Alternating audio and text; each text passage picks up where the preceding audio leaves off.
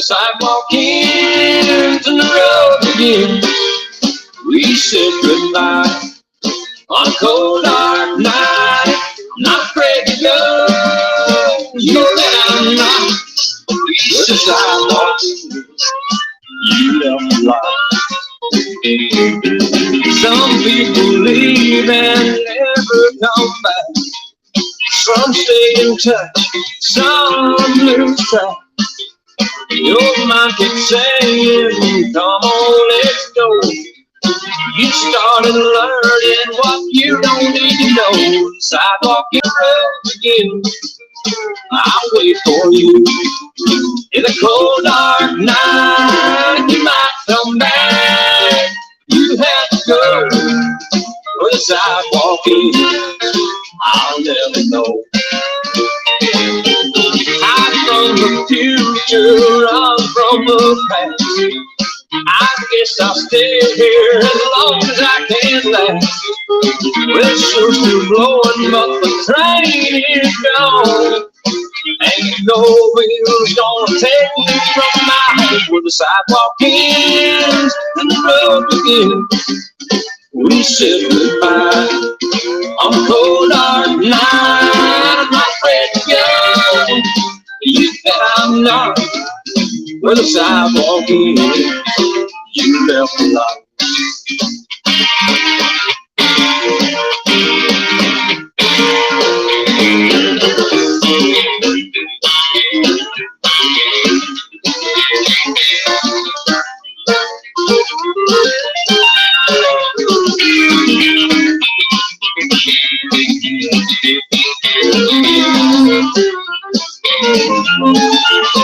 Not afraid to go.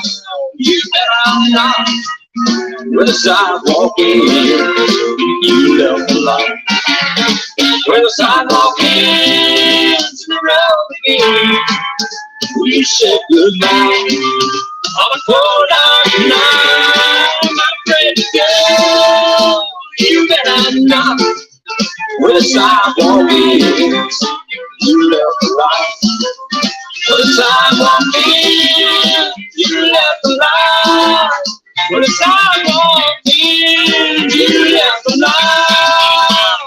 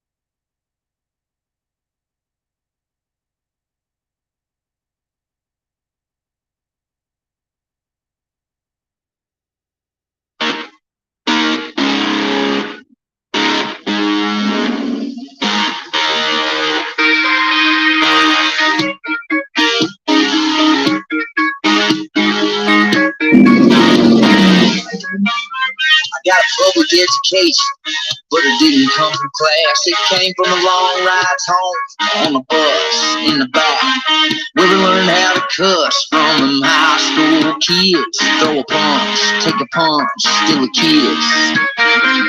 Yeah, she had 2 years on me the day I turned 16. I had a fox body Mustang, she had a body like a dream. We ran on young hood, didn't use a cheap gasoline. Found out you can still go to fall, even when the tanks on me. Here's to such a dark cold deep through the long lost others in the shadow sea. Here's to the wild.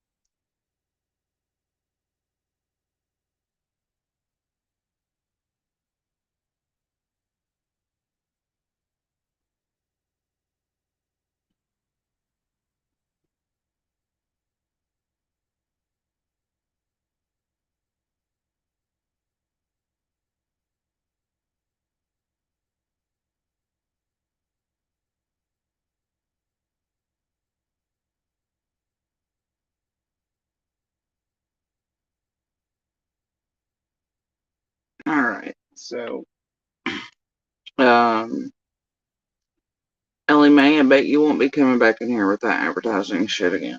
Kick fucking rocks, bitch. So anyway, cute though, under that name. Real fucking cute.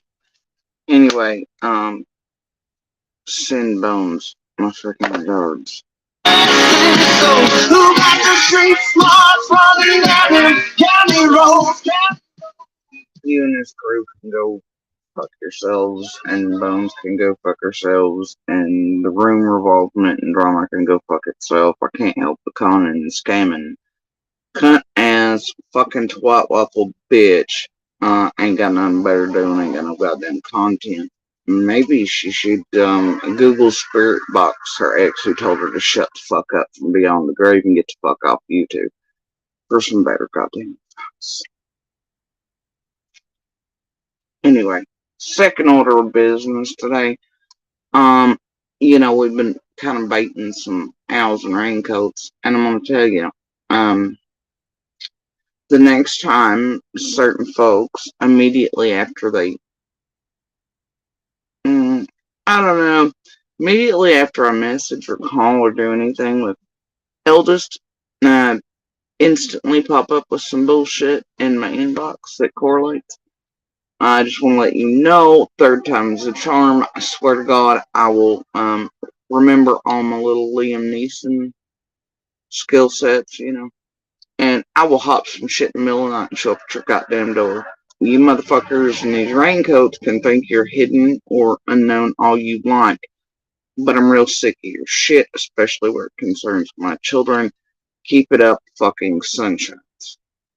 I ain't the one, and I ain't about that screaming on the panel shit. What I am about is you're not gonna fuck with me or my children anymore in real life, or otherwise or play your cutesy tricks in the fucking background. Enjoy continuing to eat the goddamn bait, though. Third time's the fucking charm. Fuck with me, find out. Anyway,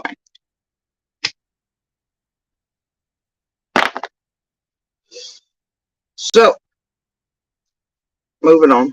Moving on. Um, let's see. So, I know what they're doing. I'm not having, uh, not playing the bullshit in the least, and I do have a point being here today. And I'm gonna get to it, come hell or high water. Um, now I don't know what goofy fucking shit, home slash or any other content craving piece of shit criminal junkie ass bitches who abuse animals are doing my shit up instantly, other than making room revolvement and drama today, because it seems to be that already starting. Y'all go miss me with it. But, that photo is one of a series and videos and stuff, but, that's one that comes from certain cams and shit. Um, in July, mind you. July. Um, but I've talked about the incident often. It's when one of the crazy piece of shit psychics and all that coming in Ben Hill and rolled by me as I was moving shit around in the middle of the night as far as cams and shit go after certain racing things. And I and others were moving stuff around so that could not be done again. And dumbass psychics were coming in there its first few days that cop had been off the end of the road. I was in my nightgown because, I lived there, it was normal. And I was eat up with poison oak and shit from searching for summer. I'd been eat up for weeks with it. So I was wearing a nightgown and covered in Ivorest. Anyway, so come to find out months later, like, my bestie was like, bitch, this psychic on YouTube, this crazy fucking, and I knew they were filming the night they passed, because they came up on me in the corner right there, as I was moving things around, and, to where shit couldn't be erased no more seen. And, anyway, it scared the shit out of them, they freaked out, they tried to turn around, it was all, they were stupid as shit. But they come back by, I could tell they were filming, but later on, Bestie finds the fucking video online on one of these psychics channels, right? And they're talking like it's a fucking ghost or something. I was like, you fucking idiots, right? Yeah, imagine that. Another conning scheming bought my cards at Spencer's, fucking Google Spirit Box X, fucking twat using a photo today to do whatever it is they're doing. I don't really care.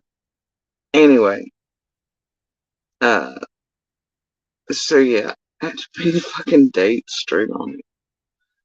Like, dumbass. So anyway, and yeah, but that won't damn near do anything for a dollar. I don't care. So whatever, she's tormented and targeted and shit. She's on the list. That's all I'm saying. As far as court shit. One of these days, that bitch ain't even gonna own that fucking recliner she sits fucking in. Promise you that. So anyway, she's done this. So anyway, I don't know what the fuck she's overdoing. I don't care. But the fucking angle today, right? I noticed the title. Another one who can't seem to find any goddamn content and just cannot lay off has a super problem. Just an attachment. It's creepy. It's real fucking creepy. Now, y'all, we're gonna do something because the stupid. Nah, it's goodness. So,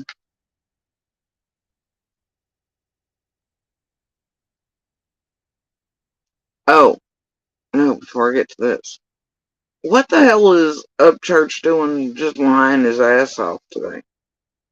Fuck's up with that?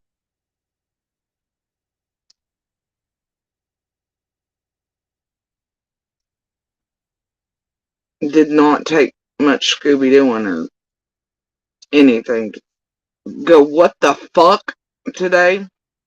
I don't know what kind of history this boy's trying to rewrite. But anyway, I'm gonna play this bit. Maybe. You see on my social media pages, I like making UTV vlogs. I like painting. I like drawing, building stuff out of clay. Well, you name it. I got 1,000 hobbies. But last year I come up on a new hobby. Oh, he likes clay. Interesting. Either way, I've still tried to do not for LV, so there's that. Anyway, carrying on. And that was watching this true crime shit that's on YouTube. And around that same time was when this missing person, Kylie Rodney, started, which you can see on my social media pages. I like making UTV vlogs. I like painting. I like drawing, building stuff out of clay. Well, you name it. I got 1,000 hobbies. But last year I come up on a new hobby, and that was watching this true crime shit that's on YouTube. And around that same time was when this missing person, Kylie Rodney, started popping up all over the internet. I never even knew about this section that was called true crime. I never knew of these true crime YouTubers. And at the time I was like, well shit, I got 3 million subscribers. I can try to help find somebody. I have a lot of people all over the world that, got eyeballs that can look around. So I start clicking and watching these videos that people were talking about this Kylie Rodney girl. And, I think this boy's done smoked himself stupid.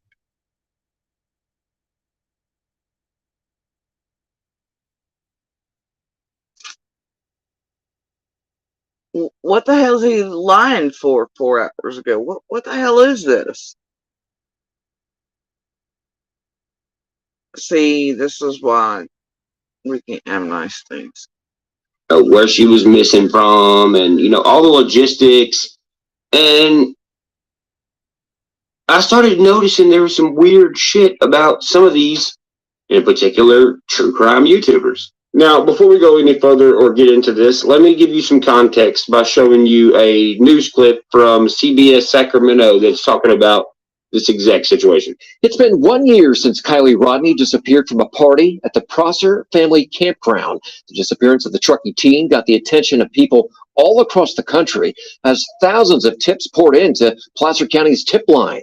Kylie was last seen at a high school party at that campground. By the way, she didn't go to high school, apparently. She was homeschooled. At the time, Placer County officials said her Honda CR-V was missing and her I'm just going to skip past this horse shit. cell phone was the first thing you're going to think is not unless somebody called and was like, in Prosser Lake. Not unless somebody called and was like, hey, I think I just seen an abduction. But 2 weeks later, and nearly 20,000 man-hours of searching in, Kylie's car was found in Prosser Lake. It was found by Adventures with Purpose, a YouTube famous dive team. They said it was about 14 feet down, close to where Kylie was last seen. Then I hear that, and I'm just like, I don't get it. 20,000 man-hours in looking. Yeah, let's not forget our sweet, wonderful Adventures with Purpose douchebaggery arc throughout these 2 years, where it's basically run like a Goodwill. Guy at the top takes all the money. He has financial charges in his background too. Uses volunteers as freebies, makes all the money, all that shit. Oh, and then this wonderful true crime arena after, all the shit comes out about Jared. Then goes and fucks up his court appearances on purpose. Yeah, I can't imagine what's floating in the background there. Anyway, but yeah, all these wonderful attached search groups with these YouTube criminals that actually end up inserted in the crime. Yeah, let's not forget those douche noses. Okay, so anyway. Where this person... Oh, or that they determined they were going to put out all the gruesome shit with Kylie being brought up out and everything behind paywalls and all that. That was wonderful. They're really helpful around here. It's definitely something real people who really care would want online to exist forever for a family to see for sure. Yeah. Adventures with purpose for sure. Carrying on. Went missing, and you can't find her around a 23,903 foot perimeter around a reservoir, especially when the town law enforcement is getting on TV holding a press conference telling you they had divers and sonars and they dragged the lake and all this shit, and then some YouTubers show up and find it in 14 minutes. Come on, Seth. And then in October, the coroner's office ruled Kylie's death accidental. Ruled as accidental, but she was found in the water. We're just gonna skip How did she this. drown? We're just Whole situation that apparently has happened. You have a girl. And then Genius Boy's all like, oh, but she's in the back of the vehicle when it's found and all this other shit. Wow. Cargo. Look, I don't know where the fuck people got their education, but you sink a car, air bubbles go to the back. You have a floating movement situation. Most end up this angle. You have the person or people or whatever ended up at the back. It's pretty well known. I don't know how many of y'all have watched a 2020 episode ever, but or whatever, but can't. They went to a party in a CRV. There's no pictures of this girl hardly on the internet. There's definitely absolutely no fucking videos. There's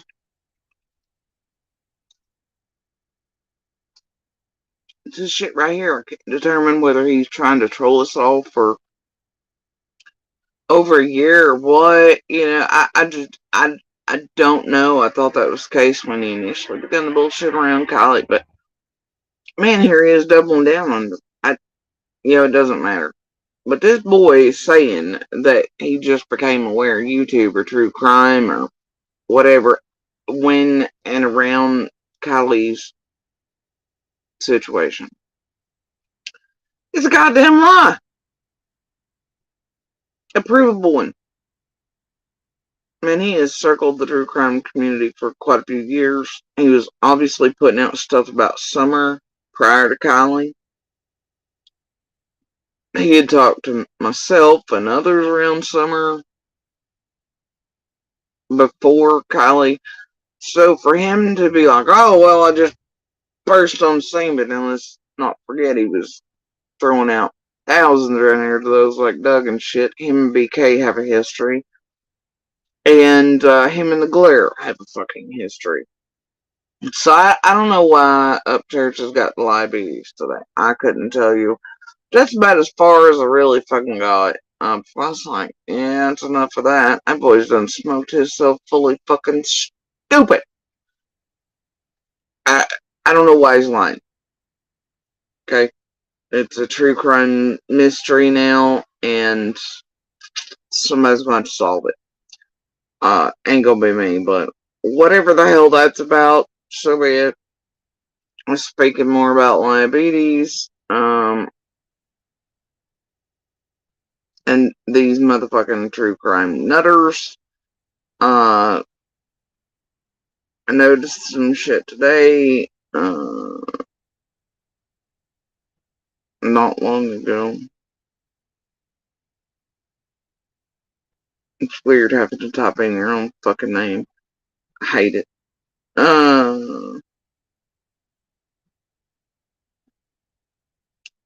It's not my favorite thing, y'all.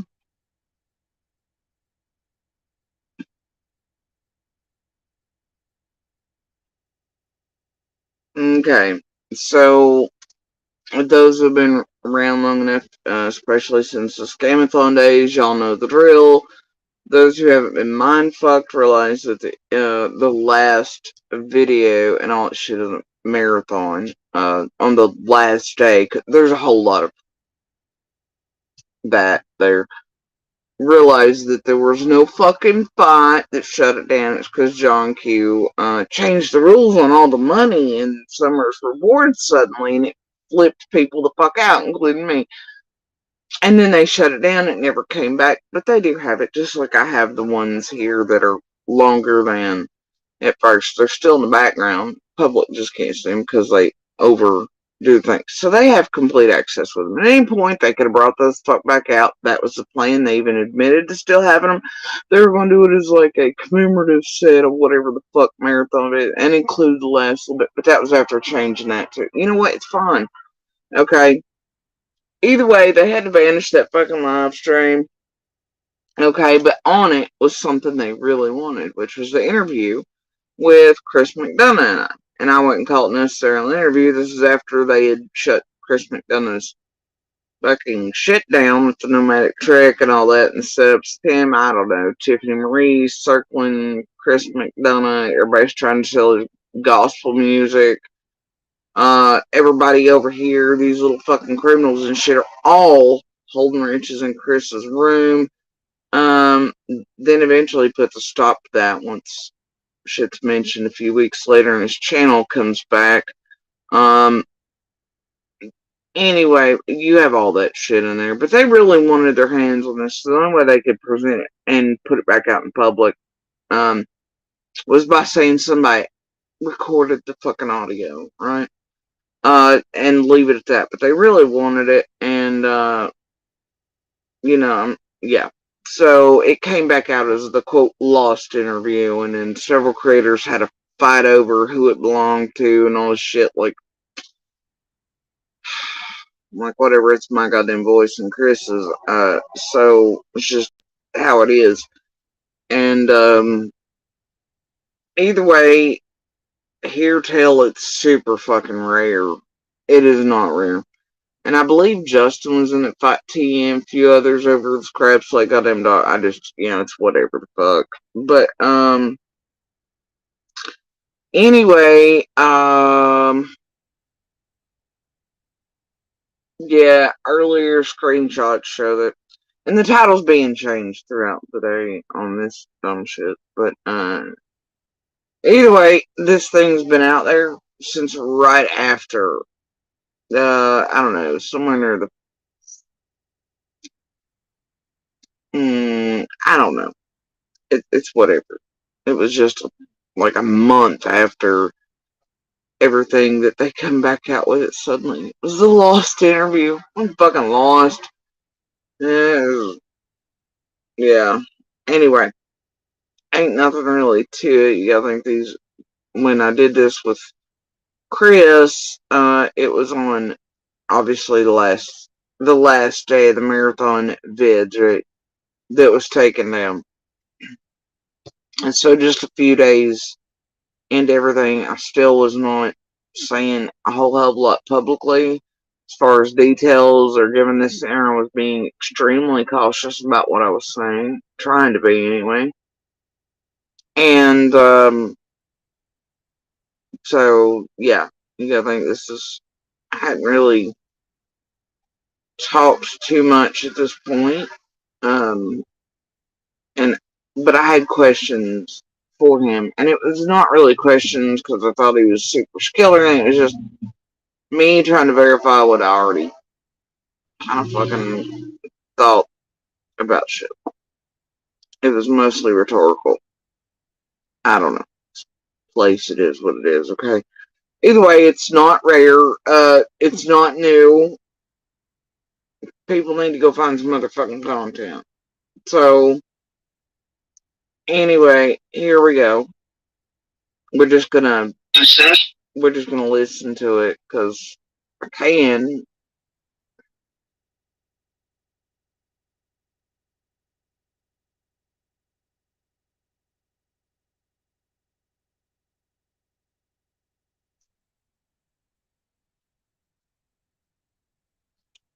You want as good as possible, right?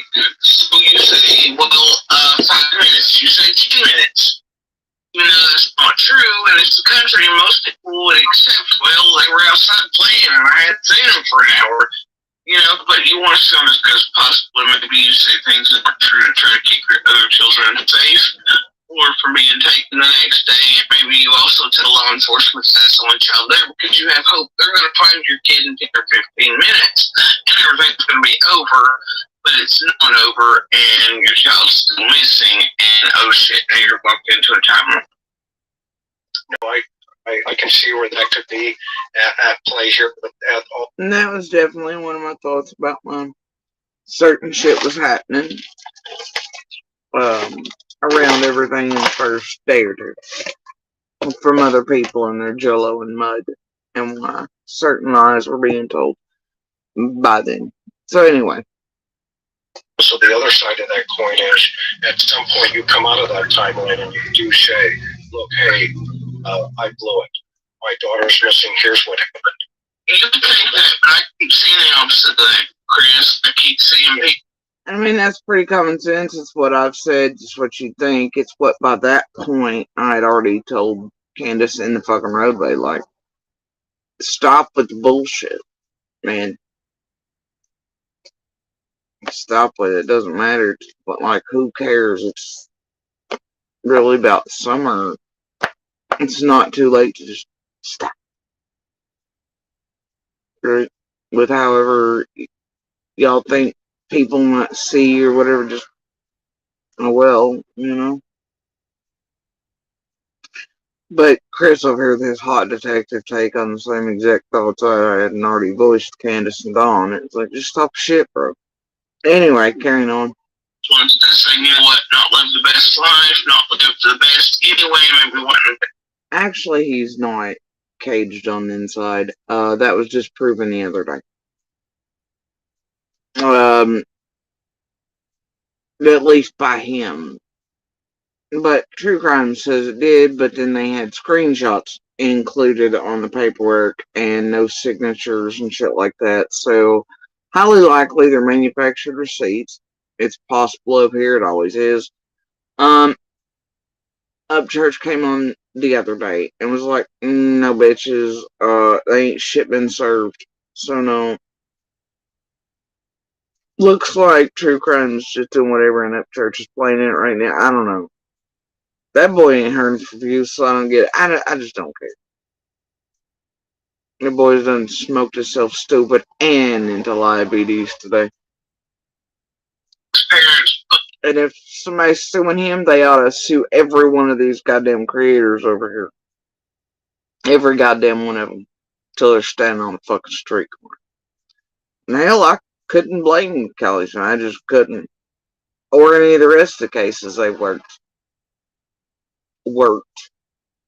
Inserted, destroyed, fucked with. Worked. We found my daughter. Instead, I keep seeing people trying to look the best they can, and I get that, but it's making it look worse.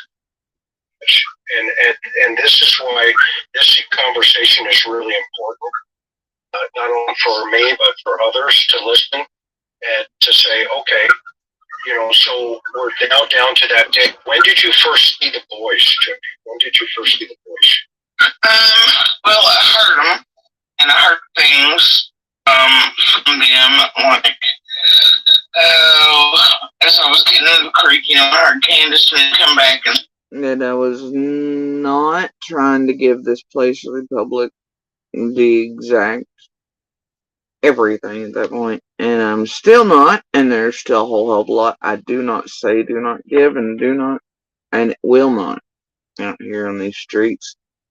So, like I said, circle around each other at the top of their hill, and I heard them talk, and, well, you know, talk whatever, each other, and then, as I get around to the main, or for like Beach Creek Road itself, I start seeing them at a certain point to the left towards Simpson Road. Not Simpson Loop, but Simpson Road. And they're back towards the creek, and they're kind of squatted down playing near the fence line that separates back there in the field. But I continued looking until I made my way to them. They weren't really paying attention. We're playing with something, and then when I finally got to them, it kind of jumped up and started on us like, hey guys, and, you know, I was like, I asked some questions like, you know, when have you finished this your last one, you know, this how long, and, you know, it's part of what I'm not really saying out loud to, you know, the public, so I think it's important, but, And at that point, I was oblivious. I did not know Lawson had already come out the first night and said things. So I was not aware for a couple months on what Lawson said. Eventually, I hear what Lawson said that. And the day I heard it, I was like, what the fuck? So I guess it's okay for me to say, what the boys told me then. And so I finally said, but, yeah, apparently the first night. Anyway, it is what it is. But at that point, I didn't know because real life in there took precedence over watching news or being online and doing any of that shit. So, and I, was never my thing. When you're living something real time, you know, you look here and there at certain things, but you don't. It is what it is. What part? Can I ask? We're here. As far as like what the boys said to me in the last place, they saw summer and how long it had been. So, and I really do hate shit like that. Well, we're here and we're talking. Yeah, it doesn't mean I'm going to give you everything about summer online in an online forum or on fucking YouTube to the fucking world, or that I owe anyone that or anyone's entitled to everything. Especially for, by that point, I knew shit was really wrong with these people, these creator, criminal, tragedy pimp pieces of shit, and I knew they were trying to use us as a prop for. And, so, But I think it's just like for cops to know, Yeah, okay. Well, I'd rather keep it from public consumption. Keep it quiet. I agree. And, I guess you're... And he'll agree. But 2 seconds before, it was, well, we're here talking. But then I'm like, in with common sense, I'm like, no. Oh, well, okay. Carrying on. Boys were playing hide and seek. Is that true? No, like when they were playing like you would, like they're spotted down at the creek there. And see, there's Chris with this whole, they're playing hide and seek shit.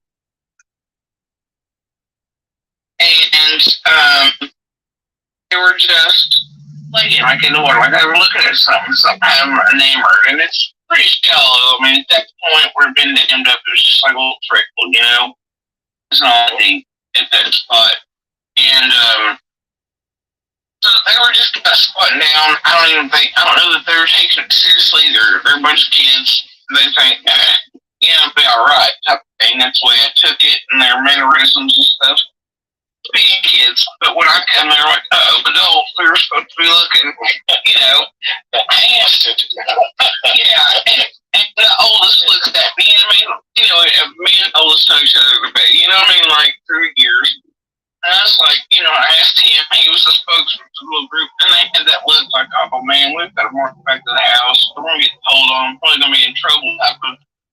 I was like, because that act's a little weird. I thought, man, they think I'm going to tell their mama, and they're going to be in deep crap for playing instead of looking for summer. And they had come to it when I was going towards the creek to get in. And I mean, it's like that interaction, man.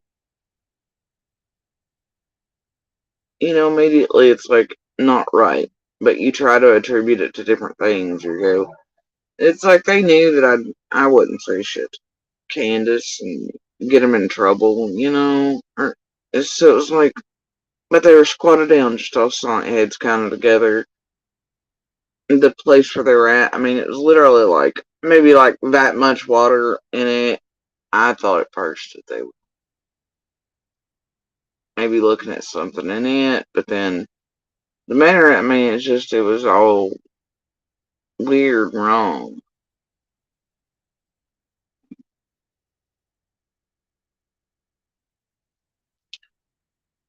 Anyway. And after I heard him talk to Candace that last time, they went down, she was staring directly, face on it, Candace's mailbox and stuff. They went downhill to the left and towards the creek that way, towards Simpson. So where they were at, everything made sense. No, when I come across them, they weren't playing hide and seek. They were We're playing in the water, like all squatted down in a little row. So y'all squatted down at the water, and what I assumed was they may be looking at it or fascinated by something in it, playing or something, but their arms actually weren't moving. They had them kind of in, they were tucked in, they were together, squatted down, side by side, very close. So,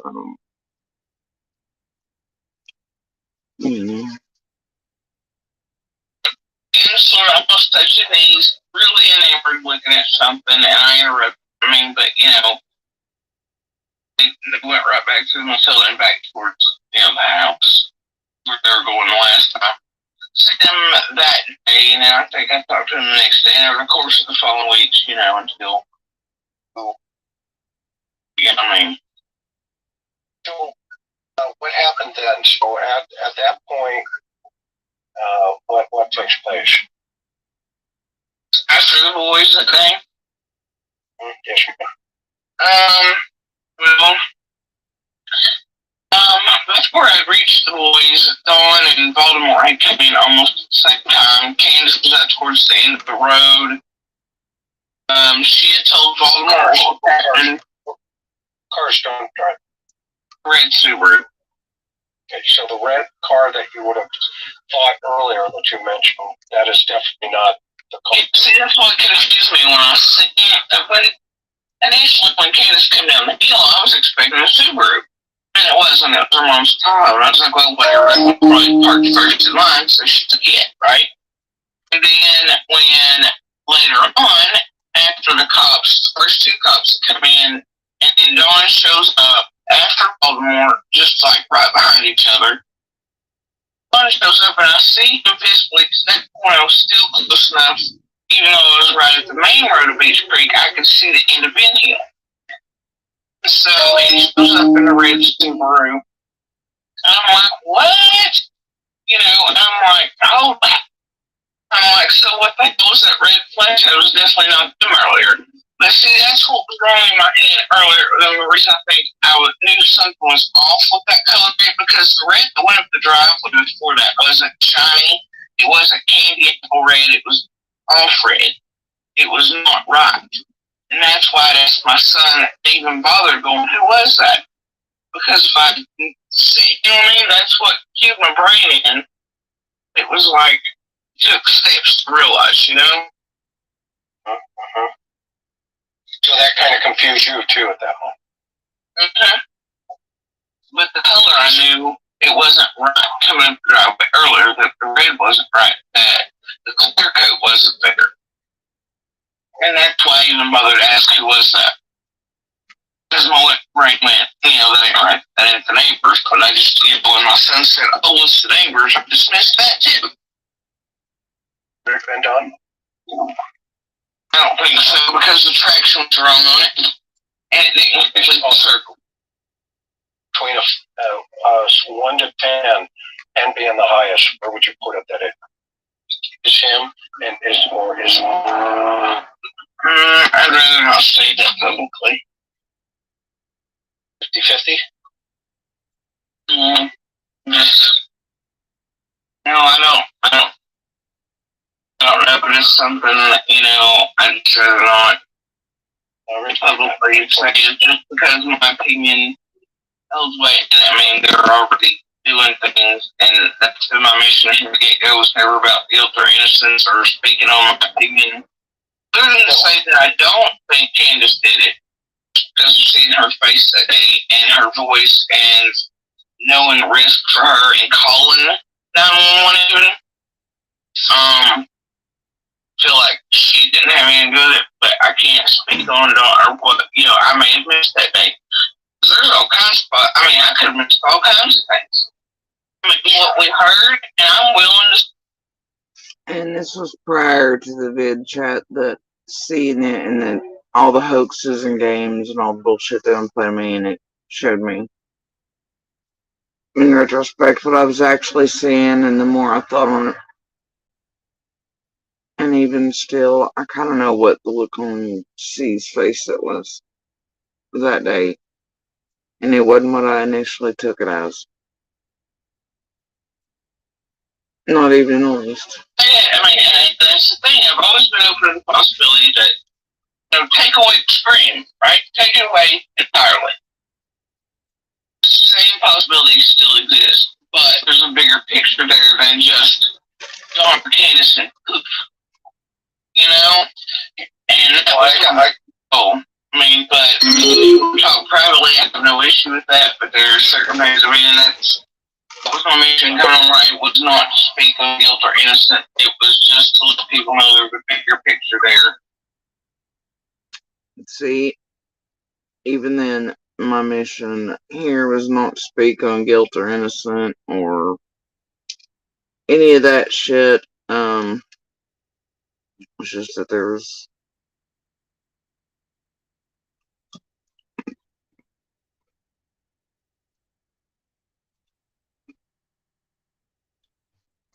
all these other things in play, plus manipulation, headhunting, fear because of fuckery down that way with fucking monster and other shit, and so much. I will definitely take you up on that. And you know what's interesting is, and I think you and I would probably agree, when I first met Candace,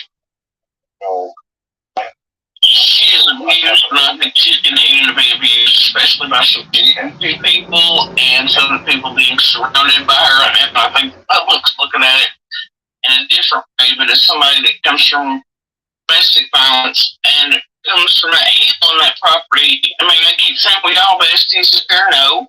And that's the truth. But, we barely talk. We talk more since this has happened than before. But your neighbors in that area is different. And, you have a good heart, Josie. You really do. And, Cody, you do. And first of all, and then the other side of that now, right? It's like, one of the things that really struck me was this idea of this red truck. Break that down a little bit more for us. For me, the red truck I witnessed it. Yeah. The one I witnessed, I don't know that is. I know. See, there were many red trucks. I was not the one that reported or seen the one they're looking for.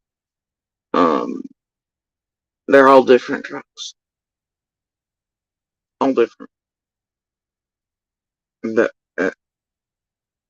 Yeah. So. Somebody else who reported the red truck, right? But there was a truck I was seeing, and I like the first few days, they were like, well, did you see? Because by that first night, summer was missing, there were rumors amongst everybody standing there. The neighbors of the red truck, but also being mixed with Jackie Dove's vehicle being there at the same time. And we were like, no, there's some things there that, but we were like, no, the only one here was the blue, Trailblazer. And there was no other vehicle. There was no red truck here. And then by the time, everything finishes, the days go on, they finally start asking about a red truck. And I was like, well, I didn't see one in here that day. Like, you know what I mean? That's what I was being asked about. And they gave me this picture, and it was like, I didn't see that day. And you know how sometimes it can be kind of short. I'm obviously not a short-winded person, but they want the question answered, and they move on. And there was a lot of things to do, a lot of agencies involved. I understand it. They're doing their job. Then we had a specialized team come out, and it was like, there was a guy that was coming in here, and, tried to expand, but there was a truck that had been coming in and out for weeks.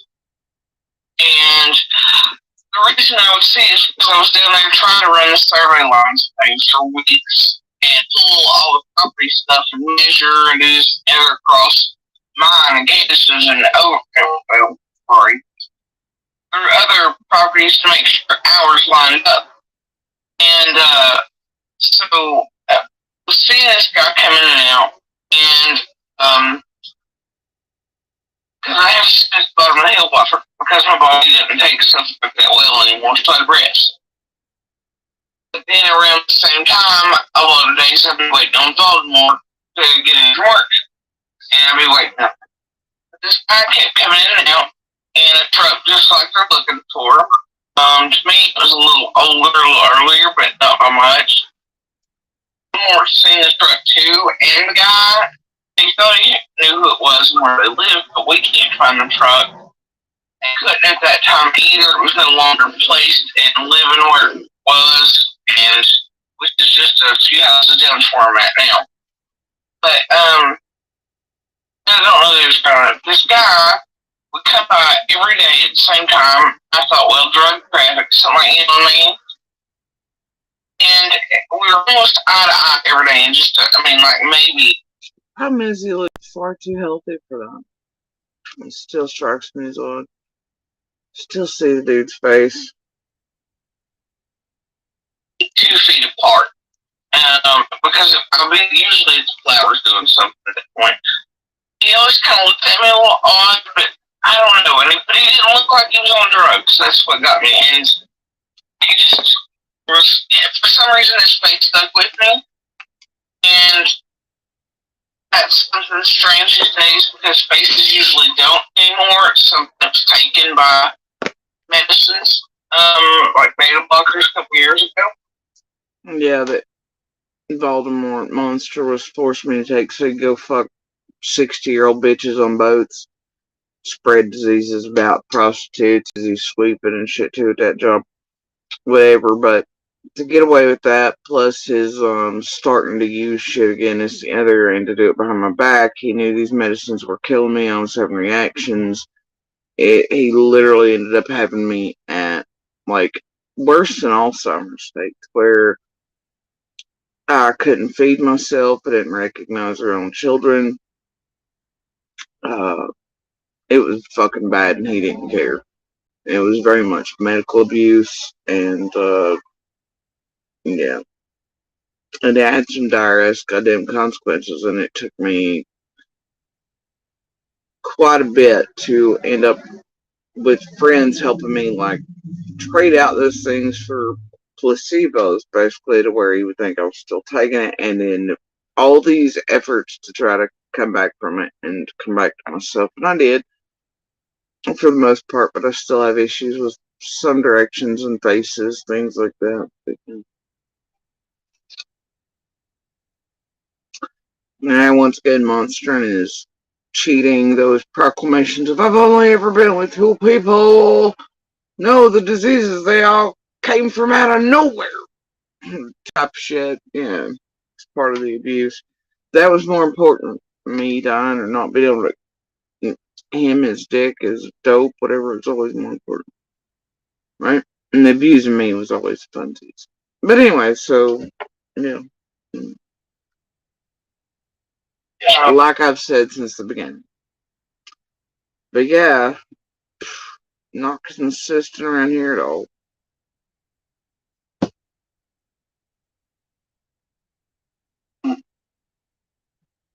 Meanwhile, he was leaving knowing there was a peeping Tom for several years and seasons in a row. But was putting me into that state, and then all this other shit, left us knowingly in danger, and like I said, monster and abuse and all that shit before anybody or anything else. Just is what it is. I don't really do faces, directions, stuff like that as well as I used to. And it depends on the day, but for some reason his face is stuck with me even before summer.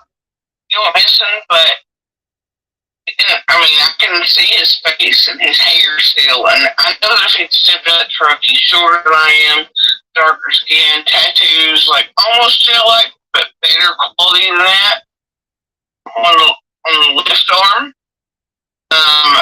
Smaller, but almost like construction, but nothing that would be super upper body. It wasn't super muscular. wasn't the stringy sort of drug addict construction you see either. The hair kind of had that silver tint to the black, but it wasn't turned silver. It's almost like or sort of like certain types of indigenous.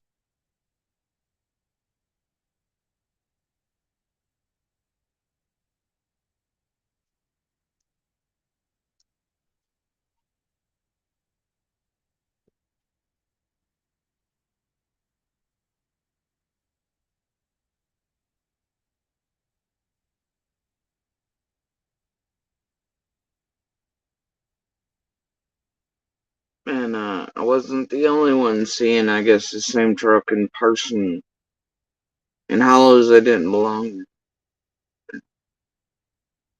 So, wasn't just Jody Sue, it was somebody else. They were clearly seeing this same person, same truck, and it's disturbing. It has something to it. It still does disturbs me that this person also vanished out of that hollow after summer vanished, and that they were seen in that hollow in Absby somewhere where Candace and the kids had went with Summer. It's a little worrisome to me even still, but whatever, it is what it is. Just makes it different. And it was flat, but it wasn't unclean. Kind of thin, but not like super thin. His nose had a different type of shape. I mean, he looked healthy. But it was super rough. There was a ladder rack on the truck that kept coming or going. And then, I mean, like I said, I talked to cops about it off and on through this, but like, and it was mostly over the truck, and I was kind of dismissed. I never even got to the guy really what it looked like or anything. And then I found this woman's post, and I've got proof on my phone that I saw this guy. I was looking for him after even being dismissed, kind of. And I wasn't dismissed. It was just like, okay, we heard you talking, But, yeah. And there are so many things in there.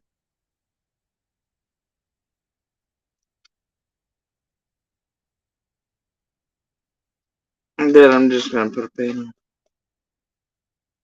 Maybe one day. Maybe one day. Speak fully about. But that day ain't today. No. I mean, he's got something there, but it's not full on big thing. You know what I mean? Like there's something there, and you can tell it nose shape, and the face, and the hair, and the skin tone. You can't really, there's something in the background of genetics there, but it's not full out or enough to teach you. And Monster had seen the same truck, and he did say that it did come and go with ladder racks, etc. So, off and on. So, once again, not just Jody Susie. But that wasn't the only red truck coming in and out of Ben Hill either. So, there's that.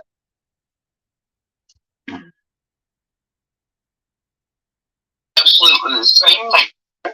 In the same truck I was in being hollow too.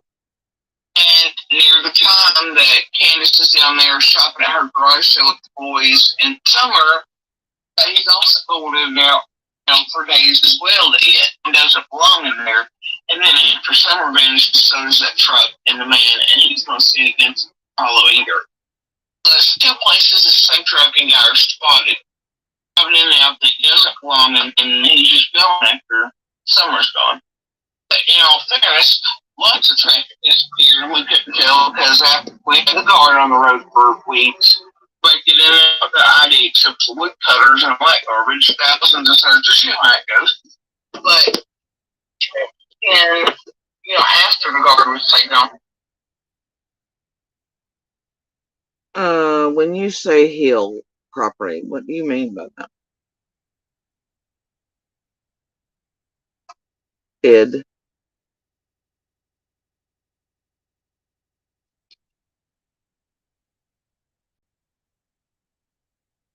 You mean Fred's? Ed? I'm not gonna.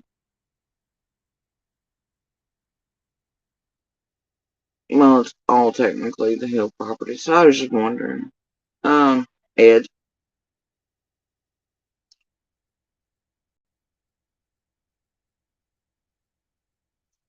Road for all those weeks. Then what you had was people in real life online. It's like at night I was at their walking banks waiting because I mean I know it's like usually predators like that revisit, especially. I don't know, man. I definitely go to like Camera Alley or one of the tragedy pits for all the information on the scents and where they're at and how they happen and when they happen and all that. But you know, they got it all down pat. They take extreme risks. But you couldn't pick out one better because of all the crazies going real life from online and all the weirdos want to look and do TikToks and I mean it's so it was and it scared off the real traffic and even dope traffic and all kinds of other things that would have been normal, So, it wouldn't have been odd either, but this truck disappeared and so did the guy. There's two places he was wrong in. So let's go back to after the boys. You communicate with the boys. What was the first couple of hours like? And the cops got there. Where was everybody? I mean, my understanding is everybody was at the top of the hill at Comanche, and then the police started, organizing. Don showed up. First he went to the shed down on the road. What do you remember?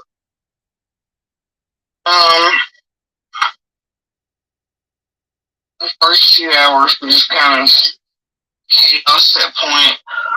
The neighbors and all of us, because by that point, I and the other neighbor, the other closest that actually knew what summer looked like, Fun fact, 2 at a time today. We're not gonna put in here. I'm not the chat. I'm not a fucking creator.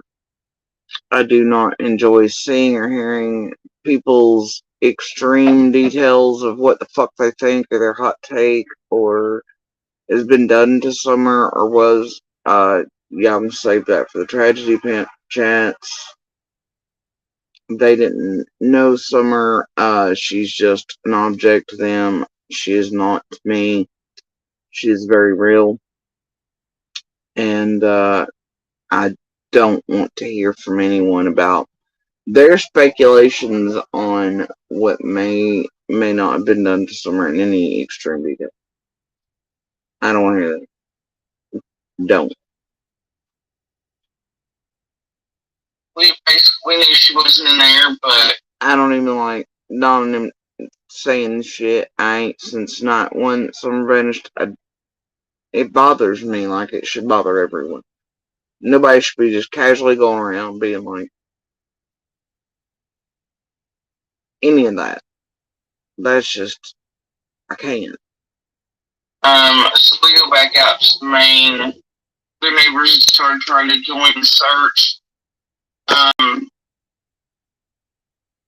I think the third copy, because there was 2 that come past, I think the third copy and told them about the screen.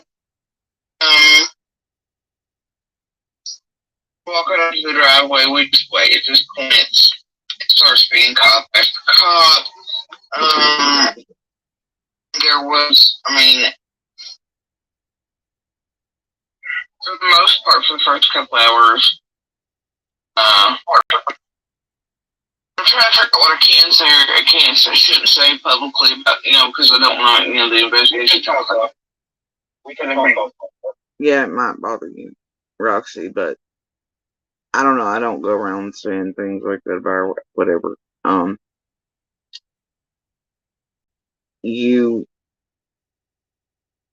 assume never met her. Don't know her from birth upwards, and if that was your neighbor or a child you knew like that, you would not want people slamming into your face every day. Oh, here's this horrendous act that was whatever, or might be or whatever on when all possibilities are already in your fucking head anyway. You don't need that. And it's very bothersome to people who really know these victims, survivors, and fighters. So, you know, I hope you can have empathy and understand how that might affect others in the world that really know these human beings and how it already bothers them enough to where they don't need strangers around the world.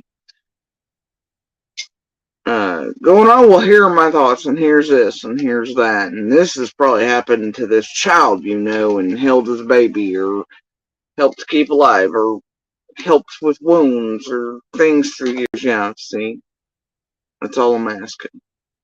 Please don't do that. And to have empathy and think outward if it were you, or someone you knew, especially a child, and how you might feel about that. You know, it's okay, I didn't expect. But the neighbors, they were on four-wheelers, we were looking, everybody had their property clear very short time, had cameras out for the cops, lining up for sprints, handed over within, well before dark. But it was chaos, as you could imagine. We were pretty well coordinated as a neighborhood unit, without a handle. So, you know. I mean, this obviously this is a huge, huge deal. You specifically, it sounds like you're the first one there, and obviously you're the first one. What was your initial fear? What came over you, not only from a mom's perspective, but from that neighborhood perspective? What hit you? When I knew that she was missing, like I knew something wrong with her calling for that moment. Sure.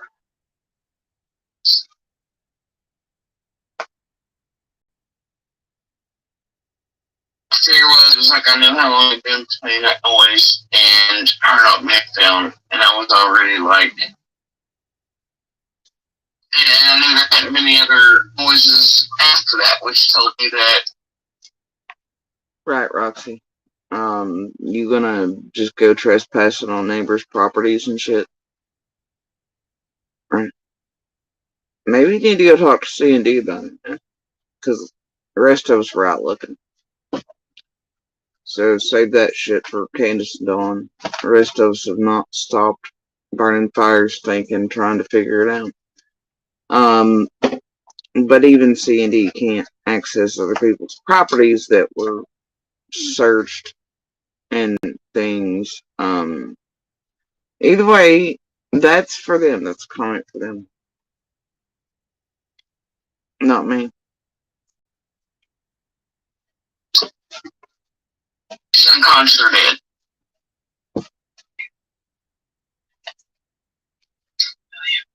And it was, is she gone? I mean, like, it was an immediate, oh shit, somebody's, something, you know what I mean? But it was, for me, it was like, you run through possibilities, like, okay, you hear the scream, and they don't want to get to the bottom by this point. I know something's wrong. My brain clicks those two things together and goes, scream, and now this long after she left behind while they were playing, she hurt. She is, there's not making noises since, so she's dead or unconscious, or she's, you know, I mean, it was a drastic oh shit for me because of the time period. It wasn't just, oh well, I mean, I knew almost, it's like, man, something's super wrong, or I would have heard her crying, or somebody would have heard something in that period. Yeah, you know, you have an amazing heart. You really do. And so let me ask you something personal. How's your health? People are health issues, so forgive me for asking on a public forum like this, but it's not good. It can be better, for sure. But, you know, I feel so. I'm trying to dig into my health, like always. Hey, fucks up this place. There's more time. You know, but yeah, not good. He's a true soldier. Yeah, you're there day one, and that's the most important source of information, like anything else. And there's going to be, there's always pluses and minuses, right? I mean, even when, I sat down with Candace, I mean, she sat down on that rock by the water, and literally, I mean, forget what people have done, right? I mean, the old saying is you don't get to choose your victims. You don't. And we're all broken. Every person that I've ever met, including myself, we're broken. We're all broken. But when something of this magnitude takes place, we all seem to sometimes have this spirit within us that comes together for a brief time, and we're fixed again. And then we try to fix things, and then we move on in our lives, kind of take over. But this situation, even what I saw in Candace, and I know her past, I know she can be scandalous and all this other stuff. And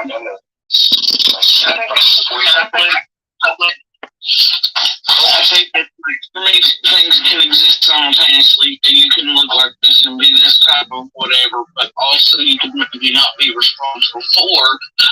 Then again, I've always been open to the possibility that any possibilities can exist, I mean, where we need to be, not proof of innocence or guilt or any of that. That's never been my intent. It's never been my intent to investigate. My intent has been, where is Summer? Well, in order to figure out where Summer's at, you'd have to investigate, look, or whatever. So I'm not sure why that nonsensical statement. I'm listening. Roxy, nobody in that community is going to let Candace and Dawn on their shit. Because that community is afraid, rightfully so, that they were going to tamper with shit or possibly plant shit. And everybody knew from day one they were up to fuck shit and blaming people that shouldn't belong on and all this other shit. And, you really think either of them are actually going to go grid search some shit or get some real searchers out there? No. Just tragedy pimps as usual. So no, neighbors aren't going to allow that. And once again, you're putting this on me instead of mentioning it to C&D. So, and YouTube ain't trying to find her. YouTube's trying to fuck up everything like they do in every goddamn case on purpose, because it behooves them if they're not fucking found, really. They can make more money off of it and keep up their criminal bullshit and make more salacious crap and terrorize communities and insert some more and pull Jerry Springer bullshit. These children, survivors, fighters, women, you name it, they don't give a flying fuck about any of them, or anything, or any type of crime. Nor do most of the chat subs and members. It's just how it is.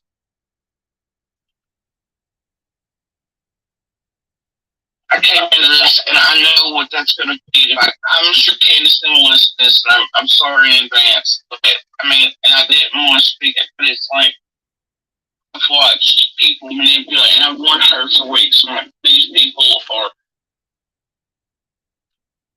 And by the way, even those with credentials have to have permission by law from the sheriff's department to search, unless given permission by private property owners.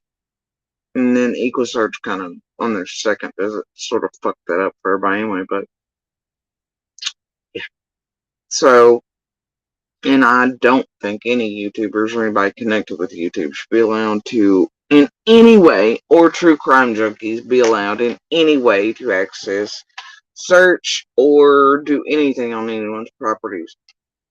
Now, feds, real searchers, real groups, real law enforcement, absolutely, he'll burn it all the fuck down, dig it up, till whatever. Absolutely. Bring out fucking big boy equipment. Fly helicopters 24 hours a day. drones, planes, all of it. Every day, all day. But not tragedy pimps, not true crime junkies, not freaks, geeks, and fucking assholes online. Not ever. Manipulating you. I'm like, before I came on YouTube or any of the thing, I let them know in advance that I was coming, I was making videos, and I was trying to, help. And, but to me, people online are super to the point where I think they're fiddling in the actual investigation and compromising. I might let out some things, right? I might seem a little crazy to people lately. There are people that are going deep and hard, and I think they're absolutely compromising the investigation. I think. I'll listen to that. And see, this is when shit got real.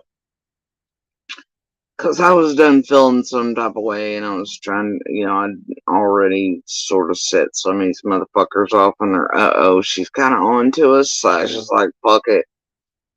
Thought Chris McDonough might get the fuck, it's fine. Let's listen to that again. In the first few days that I come into contact with these headhunting piece of shit YouTube criminal garbage bins, listen to what I tell Mr. Top Tier himself. But to me, people online are super to the point where I think they're fiddling in the actual investigation and compromising. I might let out some things, right? I might seem a little crazy to people lately.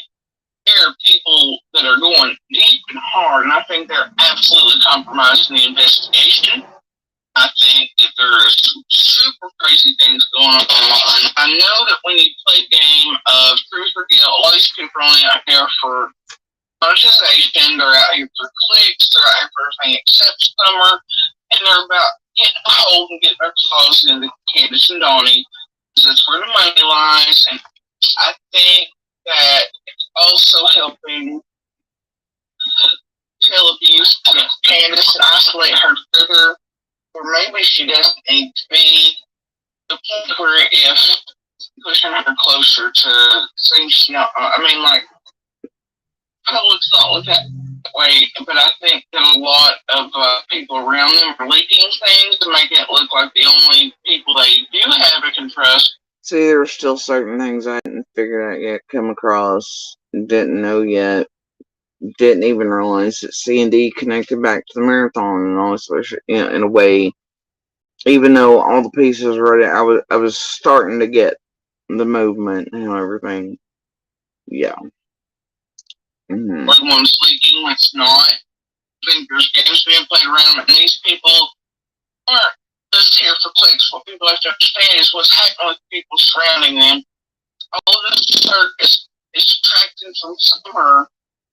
What's happening is it's costing summertime, possibly her life, precious days and moments. If somebody has her somewhere, not that her life, it's costing summer.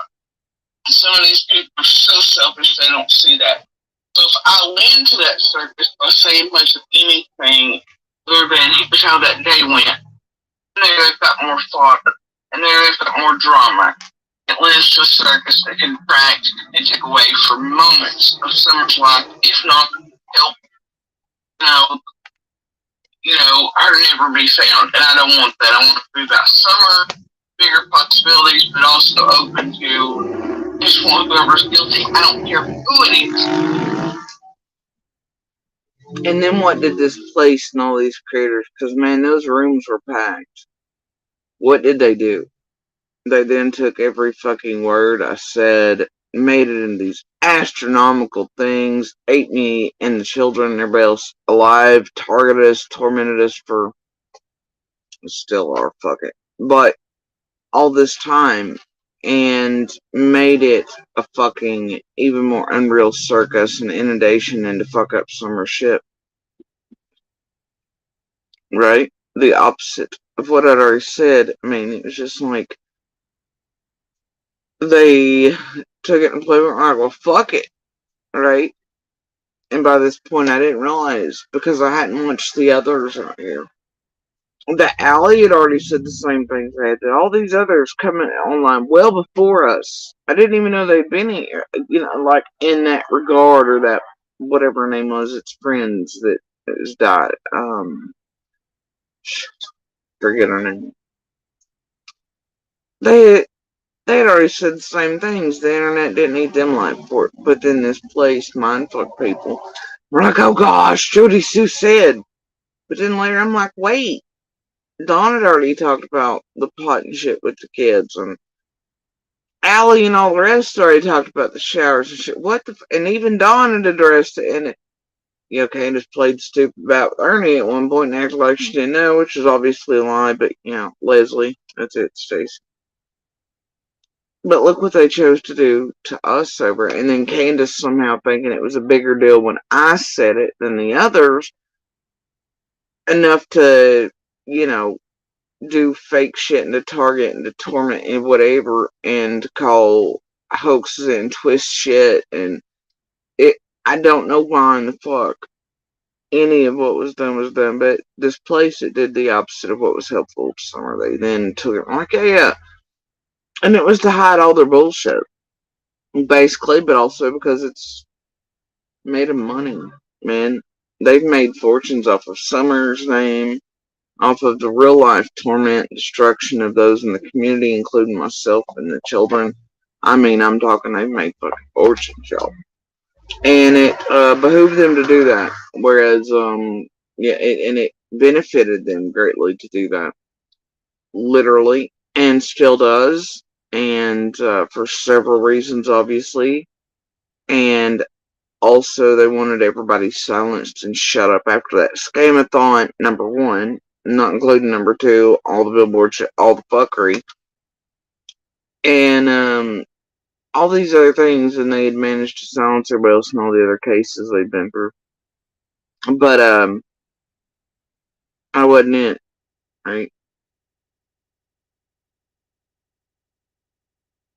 It was not the dumb fucking hillbilly they were expecting. So it is what it is. But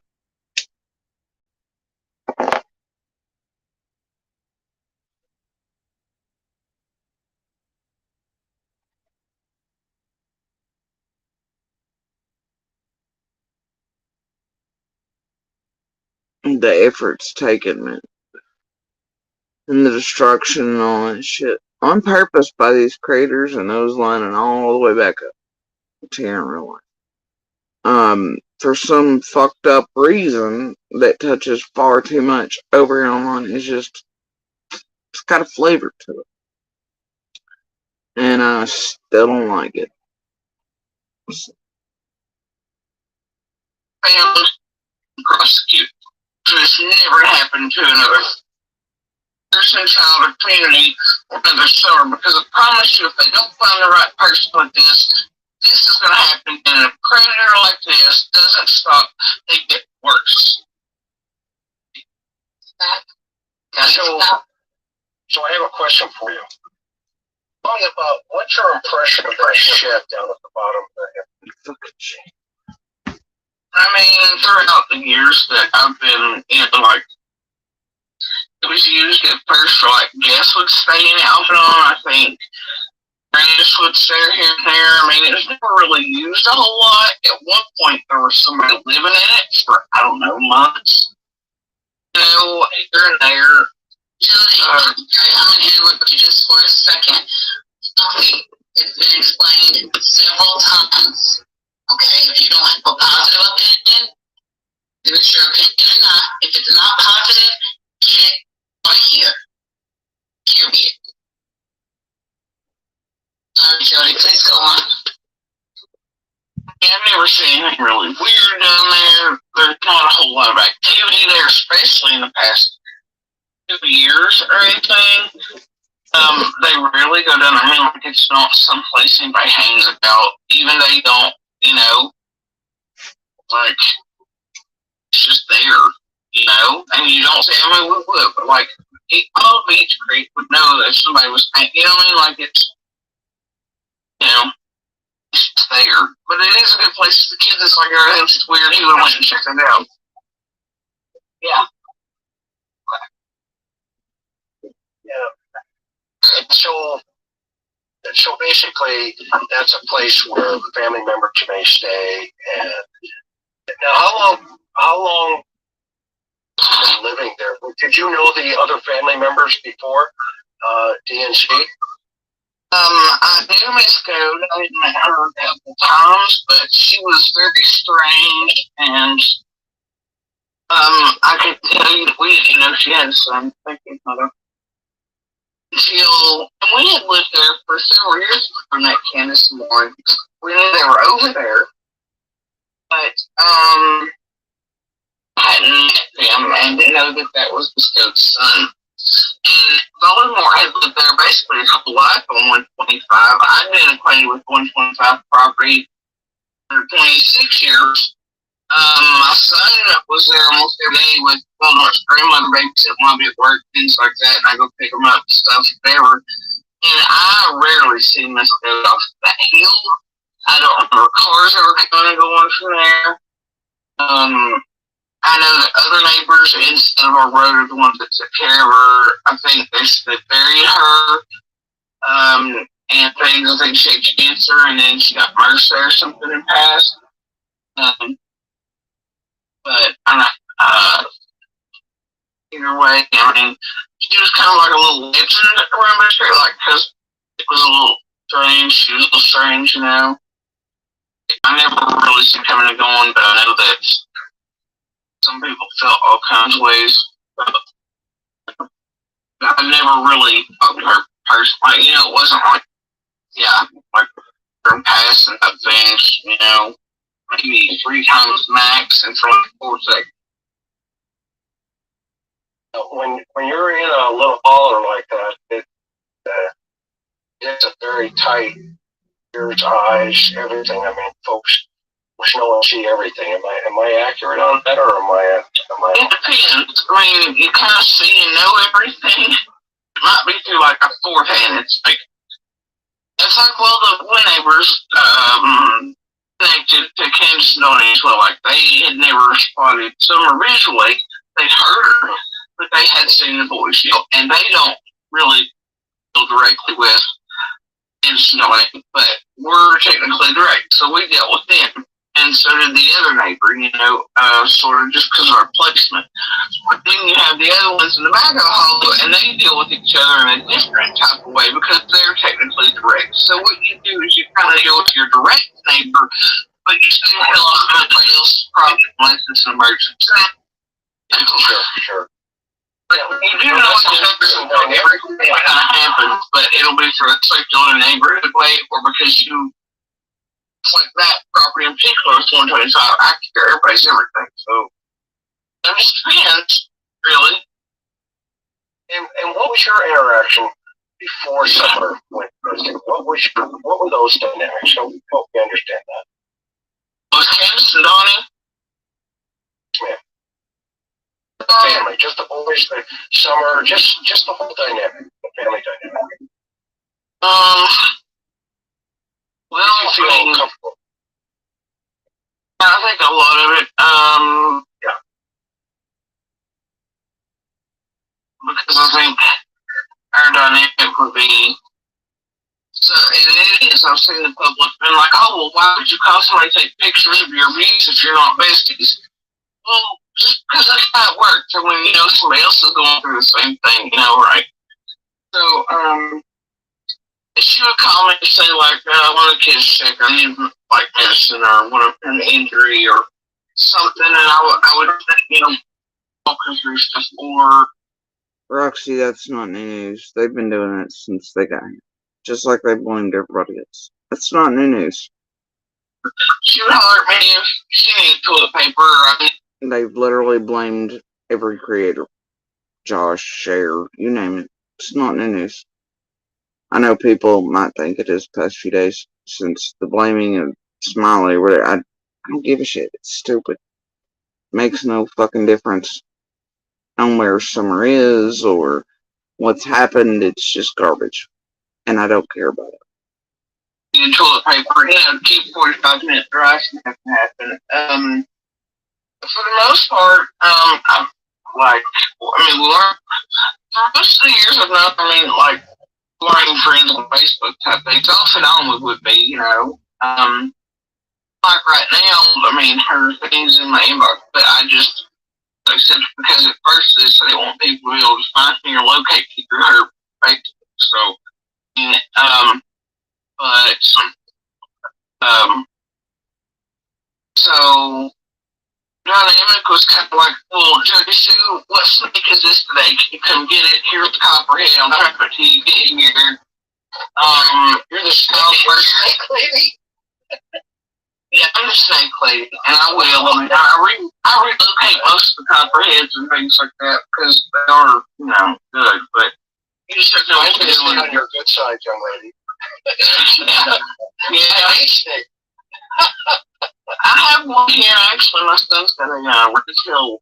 Anyway, he's 14 feet long. But yeah, if there's a critter on Earth, I've tried to touch it. Have enough rabies vaccinations to prove it. So, yeah, finish your thought. I'm sorry. When you mentioned snakes, it just threw me for a loop. Go ahead. So yeah, it was usually identify this type of critter for us today, Jody Sue, or you know, it was just like emergency or like we heard noises in the road type things, you know. There's other things I'd like to not have public just because they're gonna eat it alive and use it as fodder. But neighborly stuff that help one another and like with pictures, that was something that was like, you know, can you come here? Especially in the places I couldn't take pictures of my own, like on parts of my body, I needed help. Like get my own kids to see type thing, you know what I mean? But then that way they were kept off my property as well. But it wasn't. I mean, it wasn't strange for me because I know, like you know what I mean. But to the rest of the world, it's like, wait a minute, you're not a friend, but here's this person taking pictures for you. It's like, okay. But if she needed to ride out of there because something happened, I mean, I was there, took her to a safe spot. You know, her and the kids was not, or like, you know, it's like if something happened and Dawn needed to go to work but he needed help because all the crew hadn't showed up, I'd watch the kids or they'd hang out. The boys would play video games with my son. You know, I'd watch Summer do whatever, you know, so it wasn't that odd. And I mean, you know where somebody lives, you know, I mean, you kind of get a sense of somebody, so it's not like, you know. When your interaction with someone from a mom's perspective, what are you seeing? I'll be right back.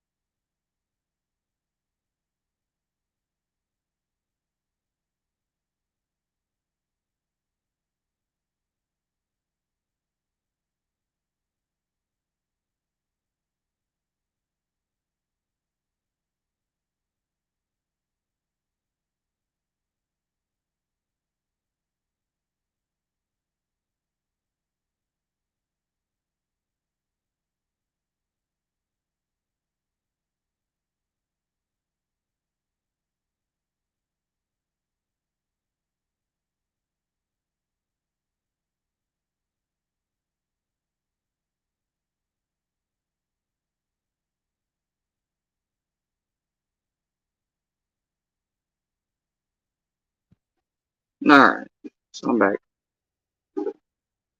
Like, you know, when your interaction with Summer from a mom's perspective, what are you seeing?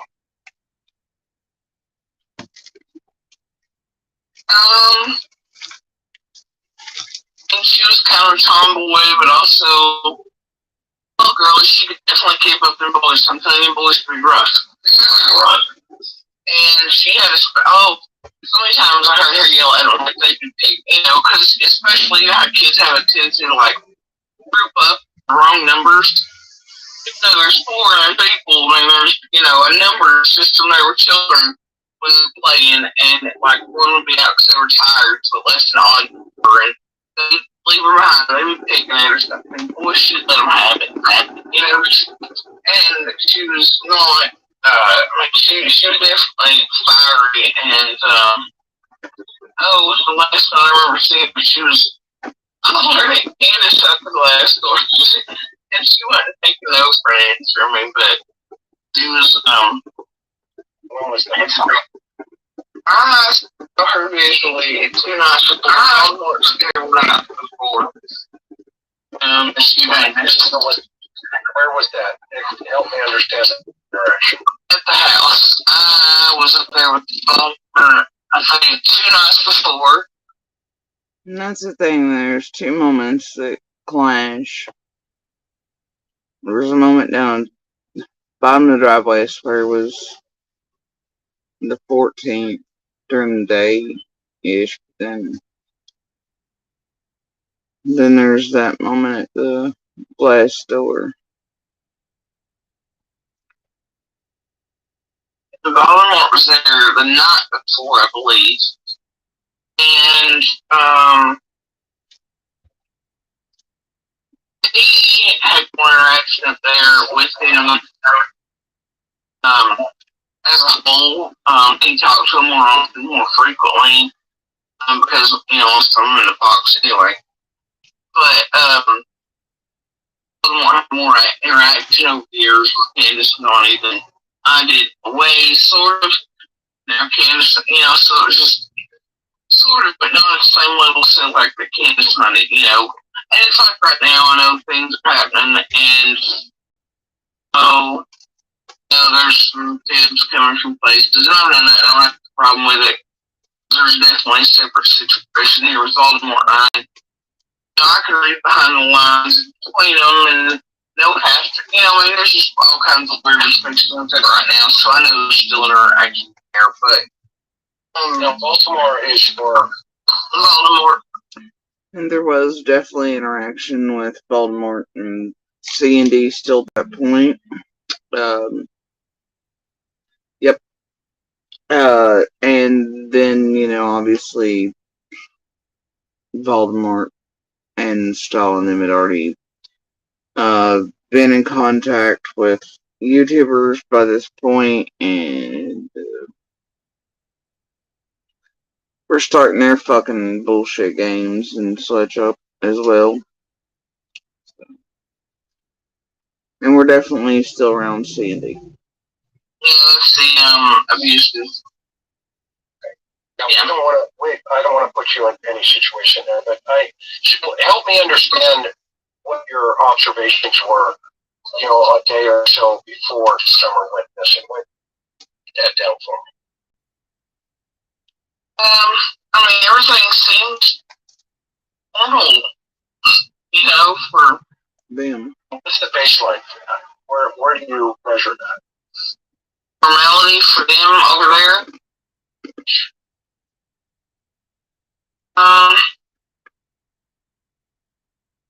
Well, I don't know, they're all in public on things. However, to me, it's like people are like, this, the boys. Honestly, as a whole, she took those kids out of the box more than I was able to take mine. And she tried, but there's different levels of things going on both hills, and different types of. And so, they came and went far more than I was able to. I I think things had definitely gotten better in the 2 year period prior to Summer vanishing, and I thought Summer had a really good effect on the family. I thought that's what it was. But I also think that it's possible that it was Grandis being over there calmed things a little. I think all kinds of things. And then you realize it's not really so, but at first, it's what you try to attribute it to, I guess, when you're asked. Because those questions are so weird, even in person very early on the first days. It's like, things did seem better, but there was definitely something fucking up for a long time. You were digging because things were so odd, but how do you explain that to people who want things on roses? You try. And initially, you attribute things to stuff, but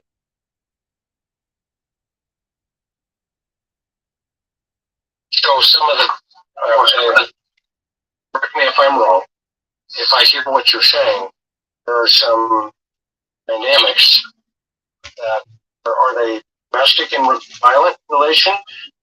Or are they alcohol related? I mean, when I talked to Don, Don obviously said every night at a certain night, Candace would, boom, hit it. Boom, she's out for the day. Okay? So that's kind of a, yeah.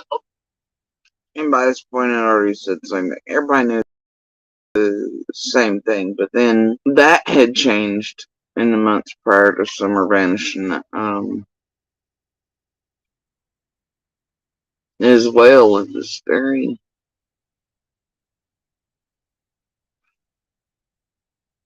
kind of a signal for me.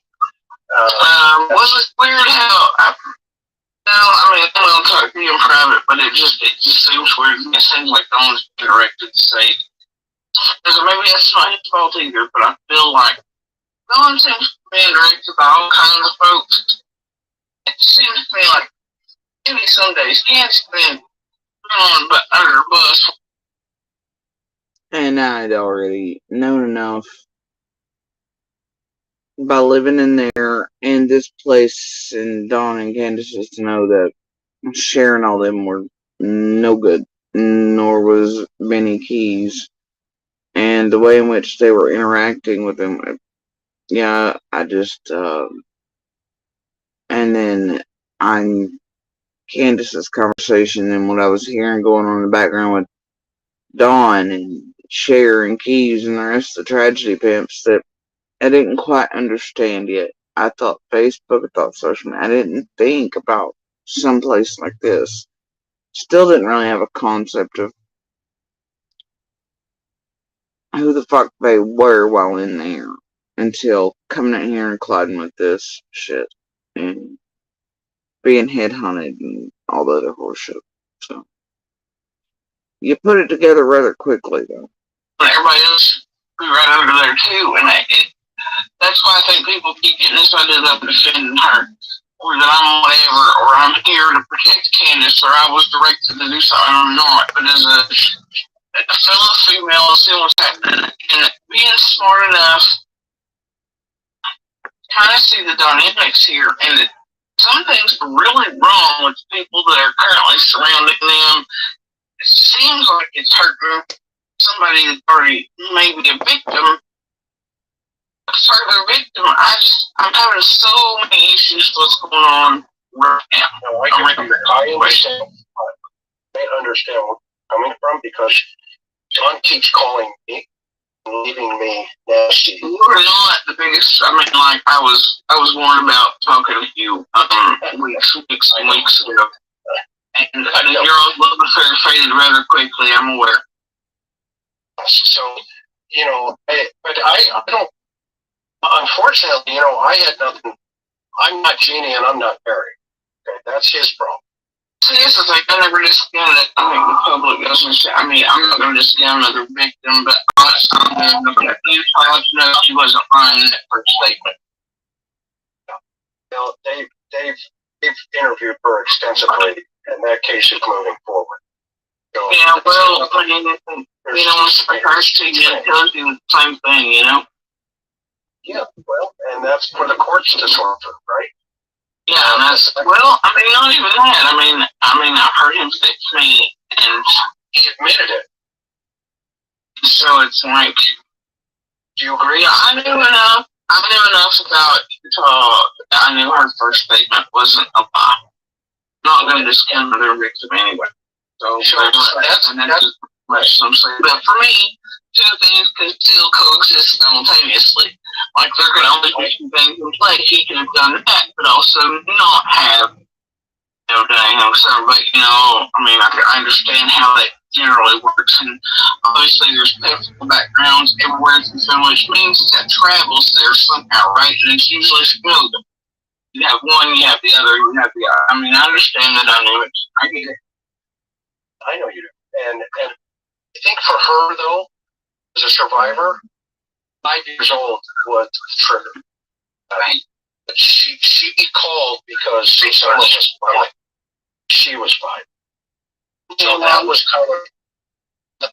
And see, the thing is, yeah, it's like she called in with her, but this group hunted the sisters down because of their posts and stuff online, and Denise's post and that type of thing, and then Tiffany Marie got them in contact with McDonough, and the rest is kind of history. But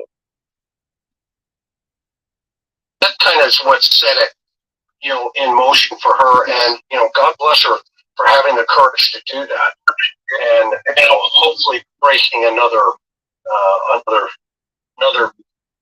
cycle. And you're living this violence now, different, but physical, and DV is a violent problem.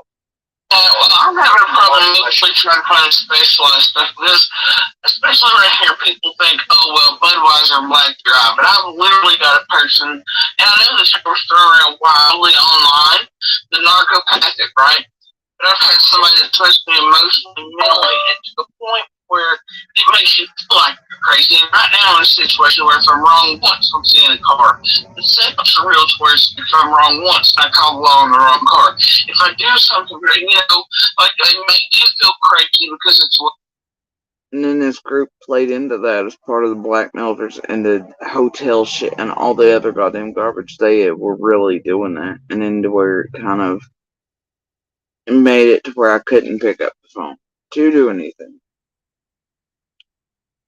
So violations were taken seriously, right? It was, and still is, worship.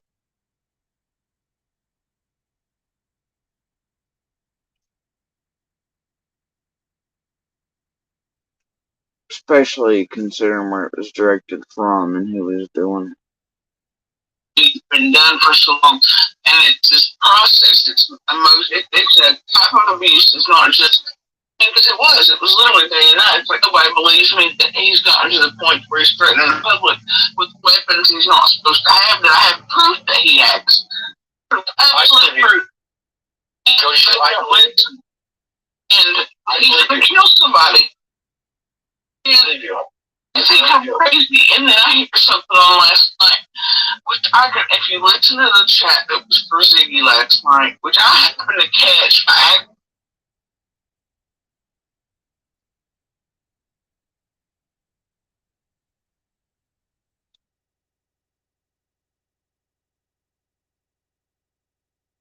Bless them for their editing. They do like those edit buttons. Boy, don't they. There's just certain shit they don't want out there. In the Lost interview. And it's still playing, seconds are still counting. Things are just tampered with.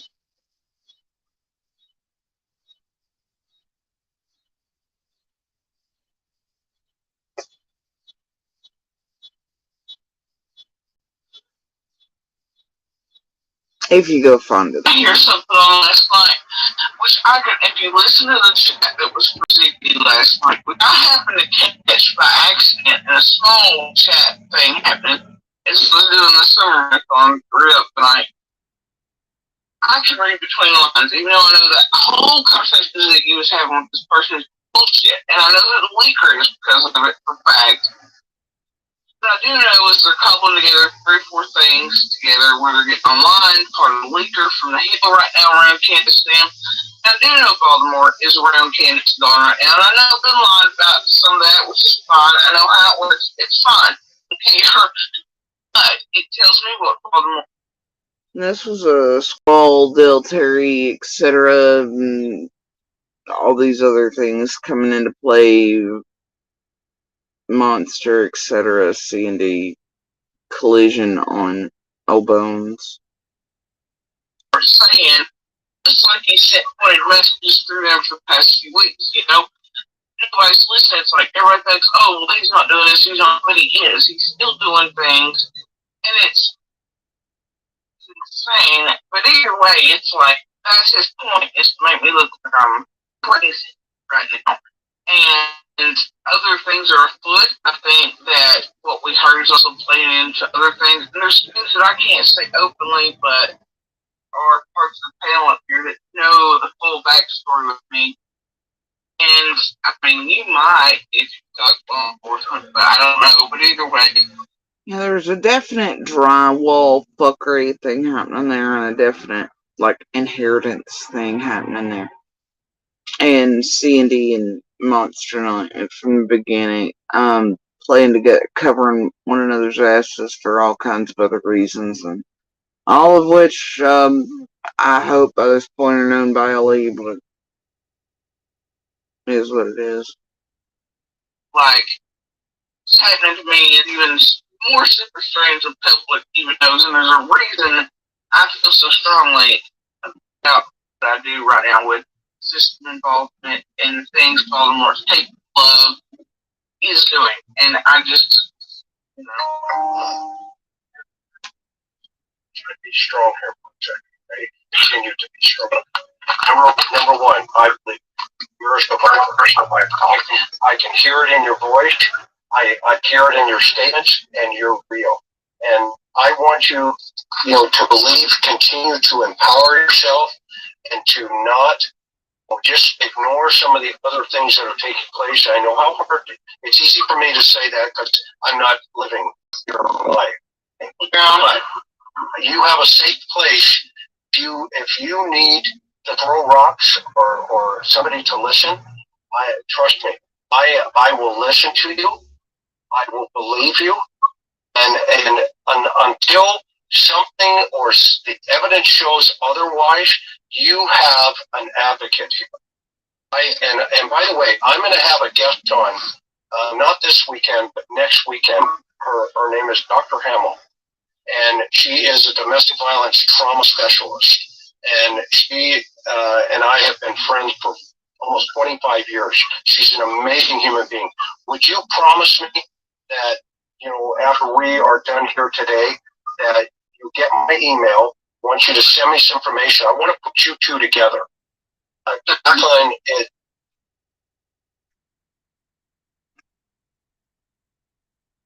Just insert that Kenny in the Discords had the accounts for Chris McDonough, and that he says are fake, right in there at that time as well. While these people had set him up for the pneumatic trick, all sort of shit, blah blah, took his channel down. Whole thing.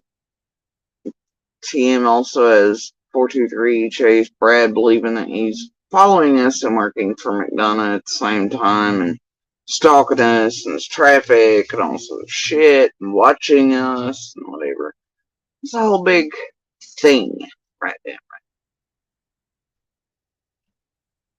She's amazing, and she's coming on the show not this Sunday but next Sunday. Talk about just this problem. So I promise you that we're going to make that link happen for you. And if at any time your people aren't believing you, you'll call. Just send me an email. Part of my issue now is I don't know, Penny, you still here? See, what is the notes in the private chat for Chris? I sometimes have this basic things I didn't used to, but that's just the way it is. I'm pretty good at selection dot station. It's odd, isn't it?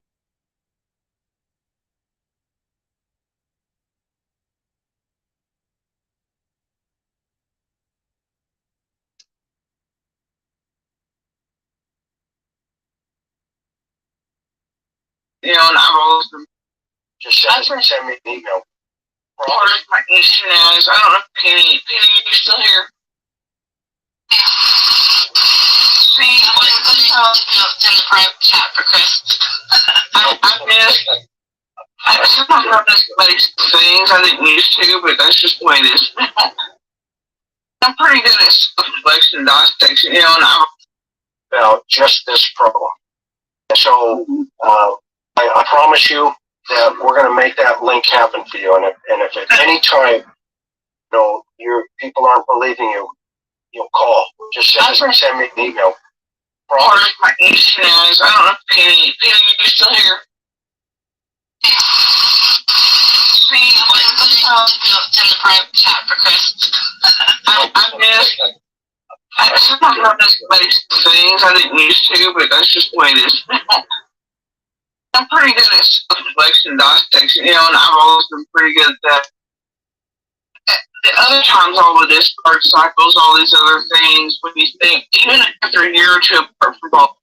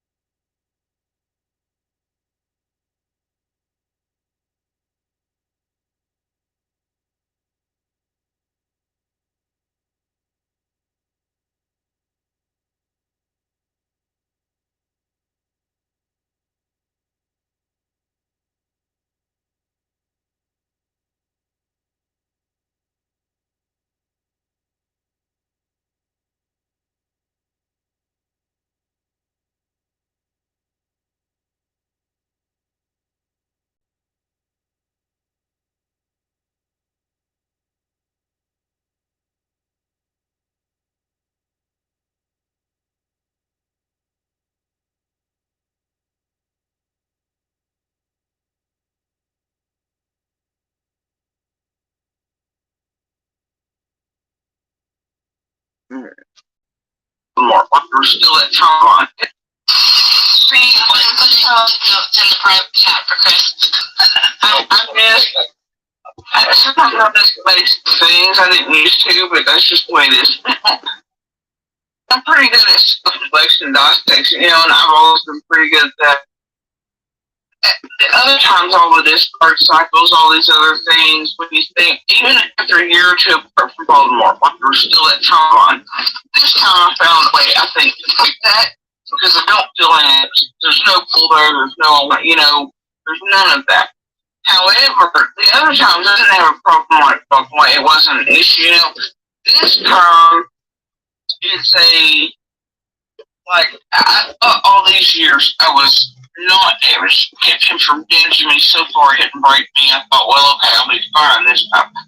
But this time I feel more like I'm like before. If it'd been a year or two ago, like I could have went out and dated, right, or something. This time I feel like the opposite. Like it's like no man around me cannot date. well, I don't, in my head, it's like, I'm never doing that again with another human being ever for any reason in my dating or getting, like, and it's like, okay, so maybe I was holding back the damage until all these years he actually had damaged me and broke me this far, and it just was waiting until the final stage, and, I could actually come down and process it. I couldn't figure out why it kept me more chaos. I think the first few weeks but it just the simple. And what was it you said, Kenny? You said this is the finality of it this time. You can finally have your starting process. Because it was a cycle for you, it was a continued cycle. And now your mind knows. Your body is expecting the cycle to continue, but your mind knows that you're done. It's over. You're not dealing with it anymore, and It's not necessarily. so you're in a state where you're Goddamn sure did not help with these motherfuckers and the shit they were doing out here to escalate and to do things and to use everything and to make me feel more in danger and more everything that they've been doing for weeks, unbeknownst to us. Right? Even before Squirrel and all the bullshit and everything else and coming in to contact these headhunting pieces of shit. What they had been doing because of knowledge they had, we didn't know they had, in order to keep me in a certain state and to fuck with us. And we didn't recognize it as being what it was. It was what was making the impact so extreme at that point. On top of what I was already going through and feeling and the last breakages, all these things, right? And my health and everything else in play, but yeah, it was done on purpose and it was really fucking sick.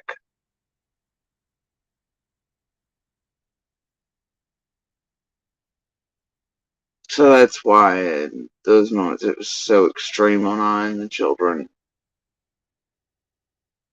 was what they were doing in real time in real life here on the ground that we didn't realize. And this shit was seeing it in the whole nine. I mean, it made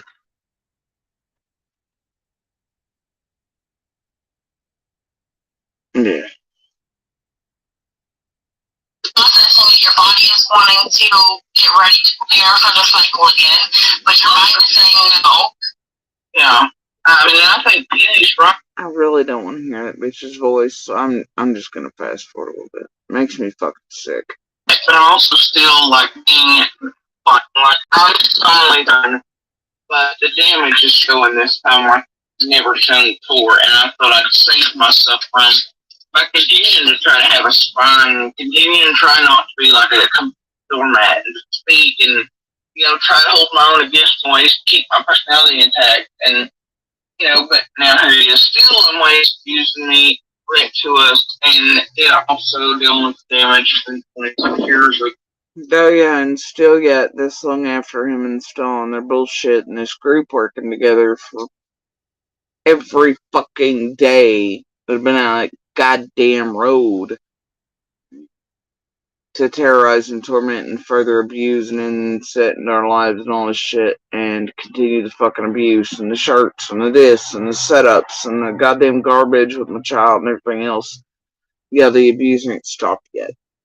So there's that. But it's fine. It's all fine. Abuse,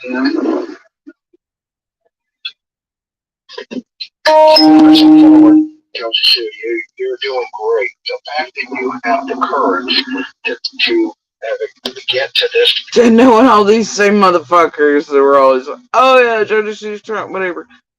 To then go, and at the same time they're already using the abuser and stall and all them, and doing what they're doing. Someone fresh out of that situation. It was still one of the most god awful goddamn things I've ever heard or known of in my life. Not just because it was done personally, but to us, but still sick as fuck.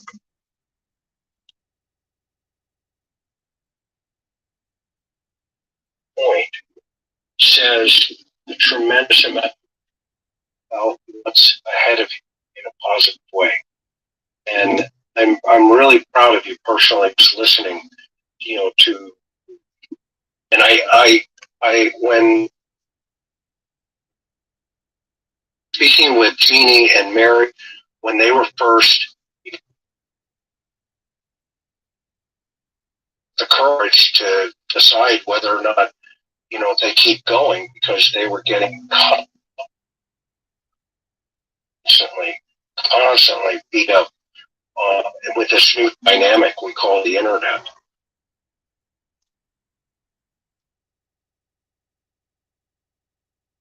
And Oh yeah. but it's unbelievable. It's unbelievable. No, this new dynamic we call tragedy pimps and true crime that torments the fuck out of inserts, hunts down and absolutely annihilates anyone and everyone in a community around, including the families, law enforcement cases, etc. around survivors, victims, fighters, missing and murdered, even children. That's the fucking dynamic. And I wouldn't call it dynamic. It's something, alright. But the internet's been around for eons. People just didn't behave this way. This shit wouldn't have been tolerated at a certain level. It shouldn't be now. So no, it's not the internet. It's this place that does this. It's the people in it. What you have to, and you're doing that. You stepped up even for summer. That's reason why dug down inside of herself and said this has to stop. And she did it her way, for her, for summer, for other women. And there's been a total of 6 women now she have come forward and that she is empowered. And you're doing the same by your voice being heard in a different way, of course, but simultaneously, it's really similar.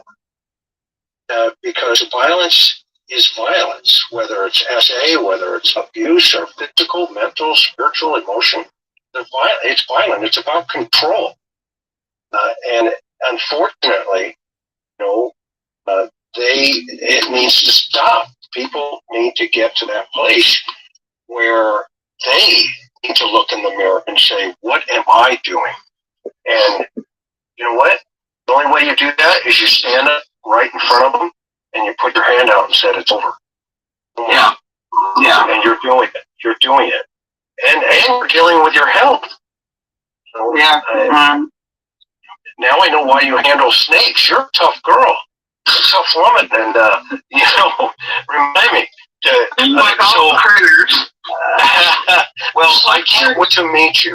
I cannot wait to meet you. And you just stay strong, though, okay? Stay strong. Don't look behind you, okay? Just keep pressing forward, whatever that means. And you empower yourself for what you feel is important. Who cares what other people think, say, or feel? That's kind of where I'm at. Everybody messages once a day going, what did you see? This on over there. How do you feel about it? I'm like, look, I don't know, because I stay with Scott and Q because, like, the audience, they have good minds, and it's the only reason I was like, hey, I'm going over here to actually speak instead of just the videos being used, because it's, with transport, like, it's an insulated bubble for me, but it's also like, I cannot emotionally deal with all the online, and I'm trying so hard not to get involved into the drama, because that does cost so much time and possibly their life. I'm trying to stay away from that, and I'm trying to stay in positive places, even if, and it's like, Candace, I told her, yeah, they sure did keep everything looking positive and cleansed to where I'd feel comfortable. Sure did. Before, I started soliciting, I was like, people don't necessarily agree with, everybody has an opinion, whatever, just like over there. But, they're actually seems like trying to help Summer, and, obviously look at what they've done for Summer, in the bill. No.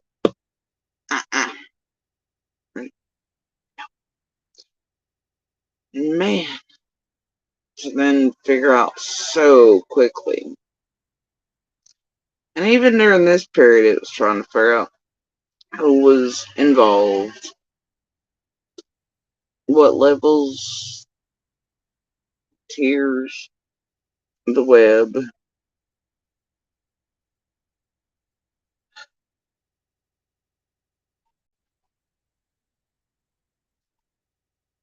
And trying not to strike off extreme alarm bells yet, but by the end of that night, well, I'd already struck a few, but then by the end of that night, and then everything, oh yeah. Yeah. Shit went sideways real quick. After this vanished live because of John Q changing what was going to happen with Summer's Civis Reward Fund.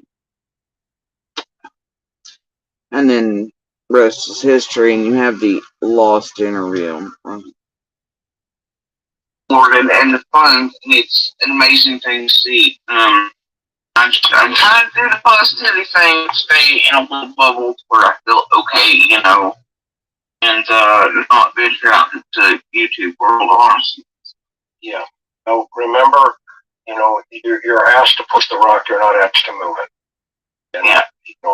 The others will move it, God will move it, and stay positive ahead. So, well, I want to say thank you so much for your courage to talk to me. And I sent my email. I'm hoping we can reconnect and continue on, some a deeper dive in another way, which if you feel comfortable.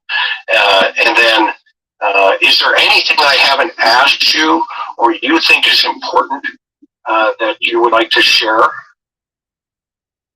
I don't think so. I'm sure like in person it'll be a little different or in public eye. Because like I said, there are things I'm still keeping myself, things I'm not willing to say publicly. Things I have no problem talking to you about, especially since I know that you can do body language and things like that. I prefer, and you can lead an interview better because what you're doing is a little different than say what a YouTuber would do. So it's easier for me to talk if I'm, directed than, you're not directed, that's the wrong word, but it's easy for me to stay linear on track if I have the right person. And, but there's so many things involved in this, and I think if I had the right person, it might help something. So, well, I did send over that link to your email for you and Jody to be able to connect through voice. I don't know when you plan on heading back, because I don't know where you are, but I know that Jody Sue, I know she's chomping at the bit to sit down and spill it all to you. And I don't want to tell, I don't like tipping where I'm at. Because, I've got other things that I'm keeping my eye on. And, but at the same time, let me tell you this, I'm close. So, that's it. I will circle back with you. And so Jody Stu, thank you for trusting the process here with everybody. And I didn't even know I was going to jump into this, to be honest with the doctor. But Dr. Amy reached out and said, hey, and John Q and Miss Q and everybody and Tiffany and just Scott, all of our friends here. I just think this is really amazing that good people collectively coming together can make a difference. And something's going to happen here for this young girl. Something will happen in a positive way. But unfortunately, there's pain and suffering that always goes in between. I was on the I think Summer has had a drastic change, and maybe if she was more widely known, the change around her and the good coming from this terribly bad situation, especially for other women and children, is beautiful. It's heartbreaking that it's Summer's expense. It seems like, or at her, I don't know what you would call it, but Summer is somehow in the middle, like, you know, and, but all these women and all of these stories, like, there's so many of us connected that aren't, you know, but have somehow, you know, all this change has come about, and it's such a dichotomy that's, you know, and that all of us want is justice for Summer. We want Summer found her water. You know, I mean, like, and this is, you know, you can't fight hate with hate. You just have to, you just got to step back and say, okay, they're looking in their mirror. I have to look in mine. And if I got to jump it. So I just. Why is there a sudden mention of you just got to fight hate with hate? What? It's just, it made no sense. It's like the pushing against rocks. And it's just this added nothingness that doesn't correlate. I don't know what's up with that. Chris does that often. I don't know. He likes sayings, man. It's his thing. I want to share a very personal story. When my son passed away in 2003, he was 20 years old. I wrote that song, Wind. And that is a song of hope. So now I guess that's when he was on TM's channels advertising his music and all that over on Google too, and I guess he did that during this as well. If anybody is using that song, go for it. If it connects for Summer, I've had people, you know, sending me things because I got to a point where there was just so much, you know, coming at us. I just said, you know what, the best way to answer them is let them listen to the music. And that's how I'm handling it from now on. So, you know, I hope it helps you. I hope it empowers you to get to a different place. And, you know, it's free. If you stream it, it's free, right? So don't worry about it. Everybody get out there, and if it helps, and let's, you know, keep moving this forward for this young lady. And, you know, let's hold on to faith, and let's hold on to the hope that we get to the next. So thank you for listening to Joey and everybody else. Thank you for the invitation, guys, John and everybody, Q. We really appreciate you guys. Love what you're doing. Love you all. Stay the course, okay? Hold on to don't worry about it. Everybody is using that here. I have to look in mine. And if or her, I don't know what you call it, but take change. You know, Miss Q, I know, sit down and feel it all deep. You know, because like I said, I don't think so. You know, I'm sure like it personally will be a little different or out of public eye. Because like I said, there are things I'm still keeping myself, things I'm not willing to say publicly. Things I have no problem talking to you about, especially since I know that you can do body language and things like that after first, you know, and you can like an interview better because what you're doing is a little different than say what a YouTuber would do. So it's easier for me to talk if I'm, you know, directed in, you know what I mean? Not directed, it's the wrong word, but it's easy for me to stay linear on track if I have the right person. And, you know, but there's so many things involved in this, and I think if I had the right person, it might help something. So, well, I did send over that link to your email for you and Jody to be able to connect through voice.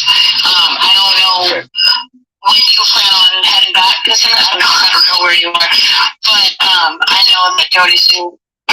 I I know she's chomping at the bit to sit down and spill it all to you. Yep.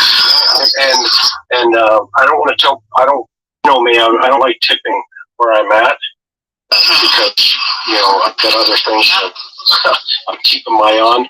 And but at the same time, let me tell you this: I'm close. So that's it. I will circle back with you, and so Jody's Duke, thank you for trusting the process here with everybody. And I didn't even know I was going to jump into this, to be honest with you. Dr. Amy reached out and said, hey, and then, John Q and Miss,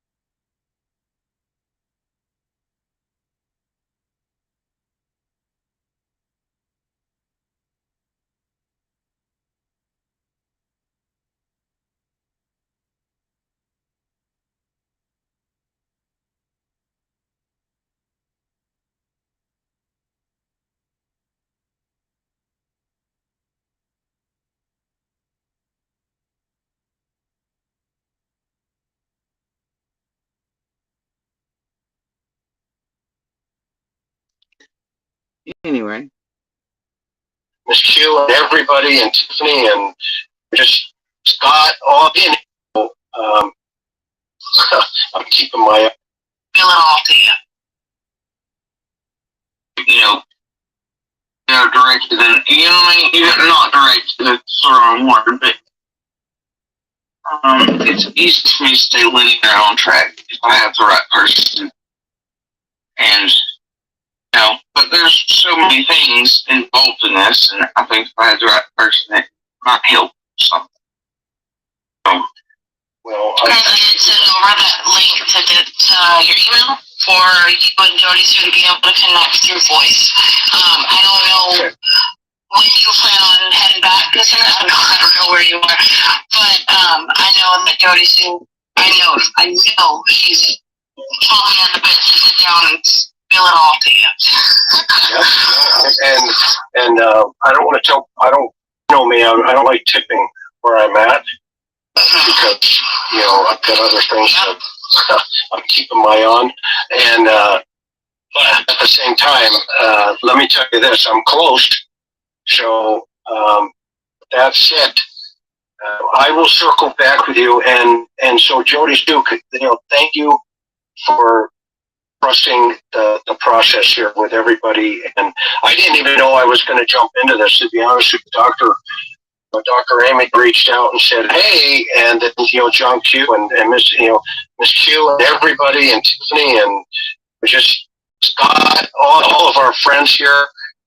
I just think this is really amazing that good people collectively coming together can make a difference, and something's going to happen here for this young girl. Something will happen in a positive way, but unfortunately, there's pain and suffering that always goes in between.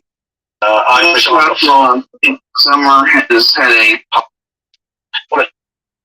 and but there's so many things involved in this, and I think if I had the right person, it might help something.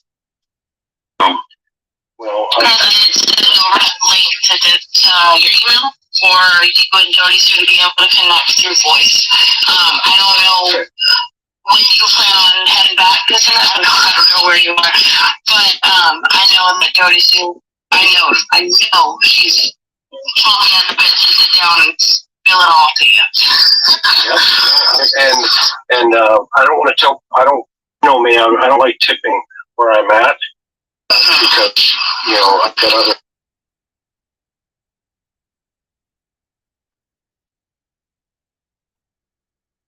things that I'm keeping my eye on, and but at the same time, let me tell you this: I'm close. So that's it. I will circle back with you, and so Jody Duke, thank you for trusting the process here with everybody, and I didn't trusting the process. Even know I was going to jump into this, to be honest with you. Dr. Amy reached out and said, "Hey," and then didn't even know he was going to be part of it, but somebody reached out to him and told him what? Because I was told to come over too that Chris was there, whatever.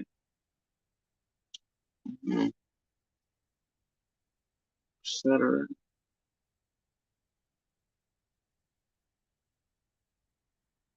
But out of all the live streams, all the panels, that one, the last day when Camille and all them, while I was not paying attention, were running that fuck email and all the shit. Tisk. John Q and Miss Q and everybody and Tiffany and just Scott, all of our friends here.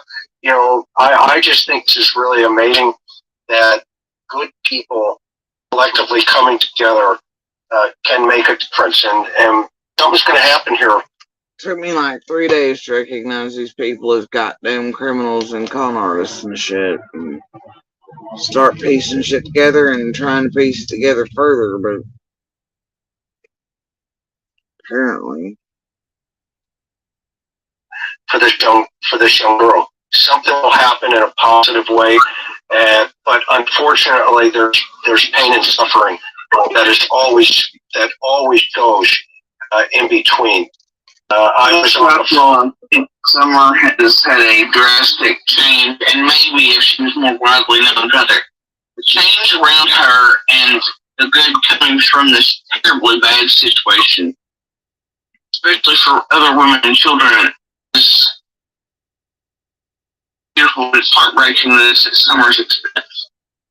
It seems like, or at her, I don't know what you would call it, but Summer is somehow in the middle, like, and like all these women and all of these stories, like there's so many of us connected that aren't, but have somehow all this change has come about, and it's such a dichotomy and that all of us want is justice for Summer. We want Summer found more.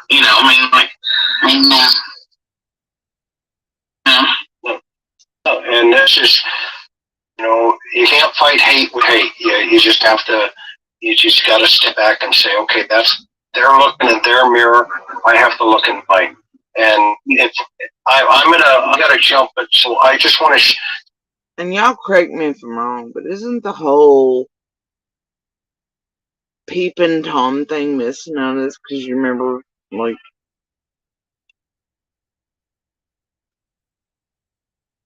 hell's up with that? Like, share a very personal story.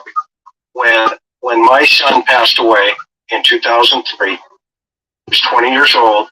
I wrote that song "Wind," and that is a song of hope.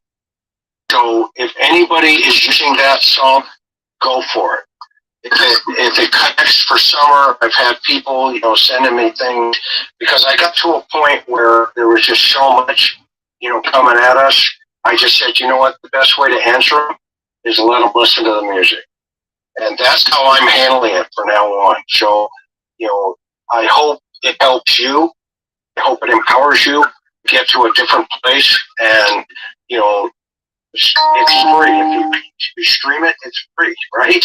So don't worry about it. Everybody get out there, and if it helps, and let's keep moving this forward for this young lady, and let's hold on to faith, and let's hold on to the hope that we get to the next. So thank you for listening, to Joey and everybody else. Thank you for the invitation, guys, John and everybody, Q. We really appreciate you guys. Love what you're doing. Love you all. Stay the course.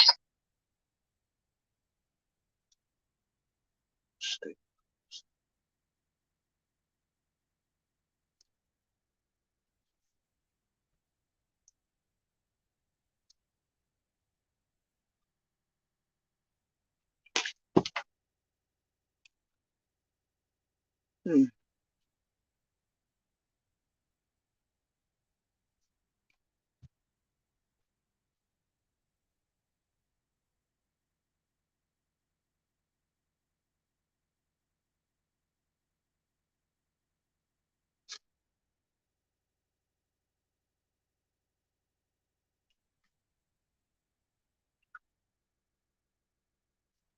Hmm. I don't know, my dudes. I don't know. Always a little weird, right?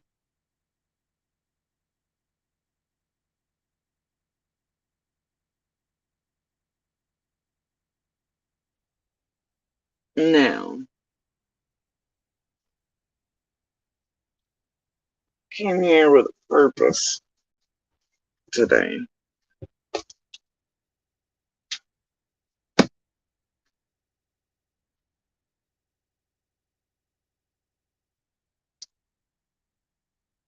Right.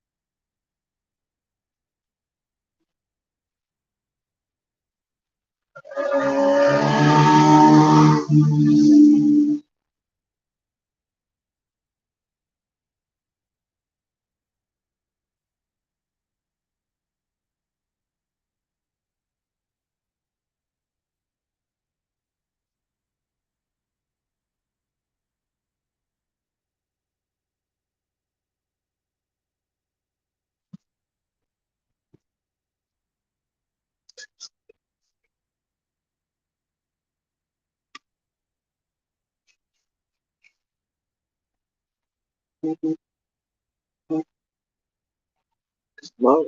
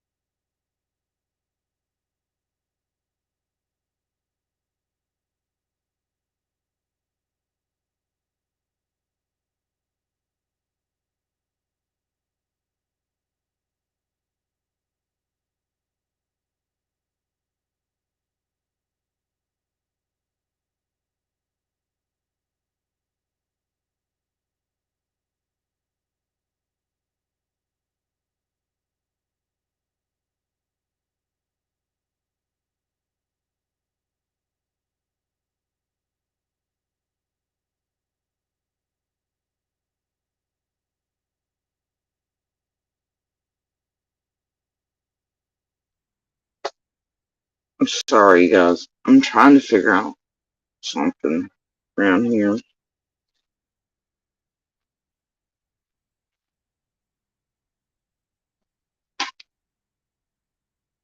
And I'm just gonna shut it because I don't give three shits about it.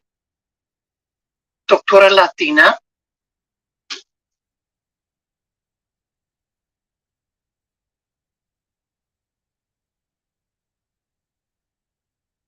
I've lost myself over here, bro. Tends to happen. Oh, there we go.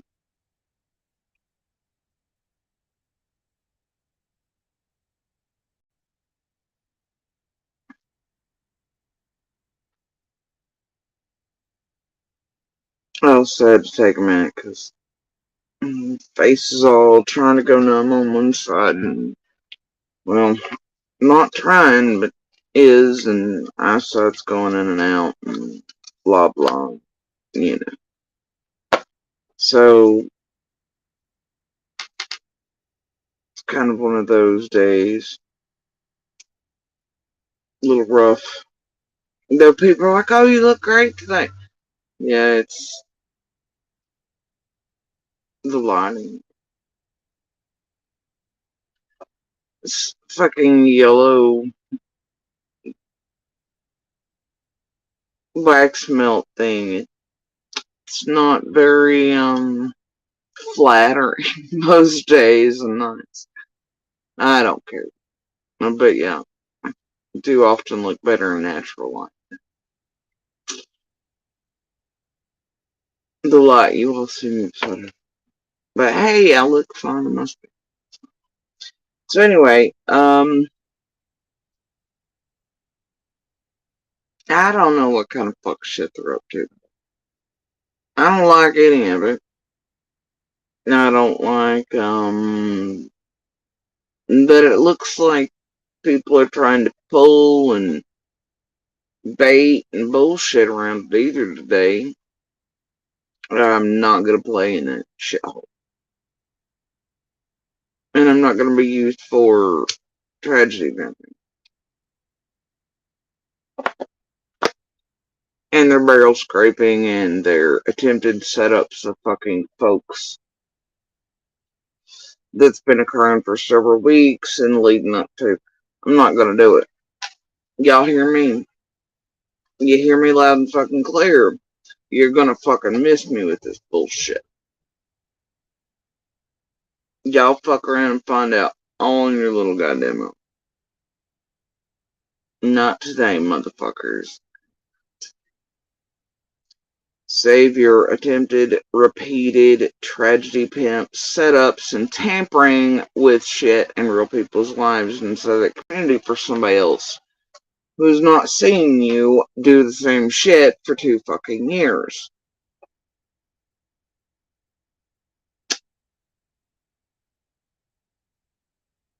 I ain't it today, bro. I ain't it.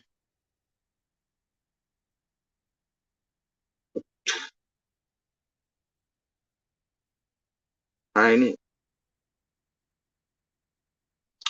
Um, Jesus. Sometimes, man.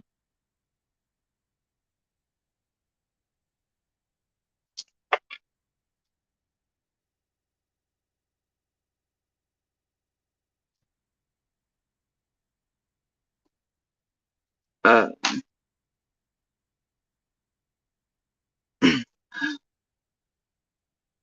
there it goes.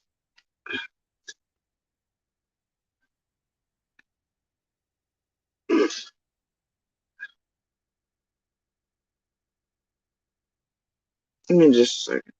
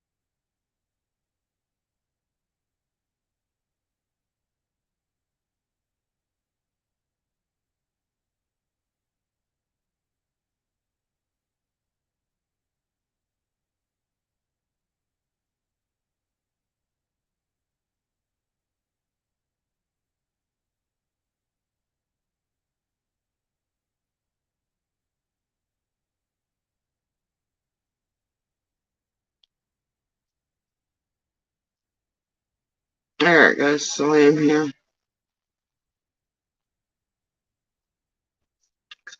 Took a minute. Took a walk about. Had some peanut butter and some water. And took a call.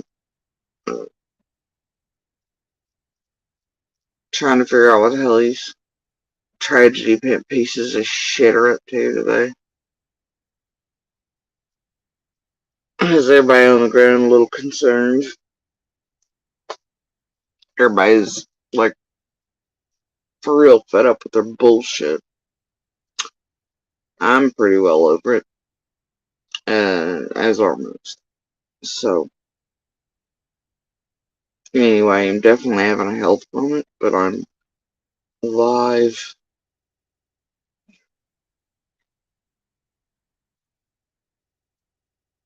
Mm, just walk it off, bro. Walk it off.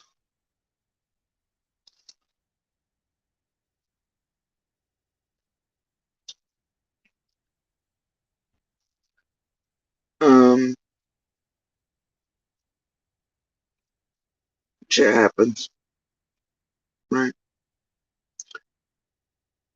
Um, anyway, I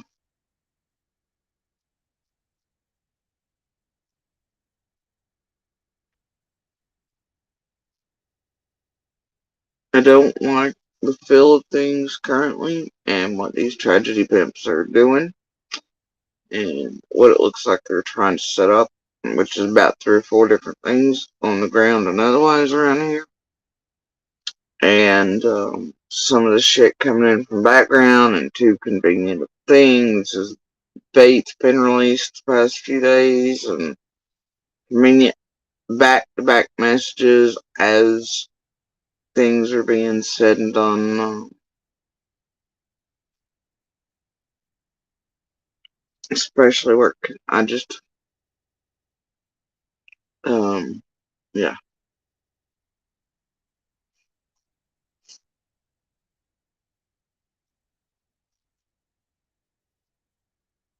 No, I don't think others are liking it.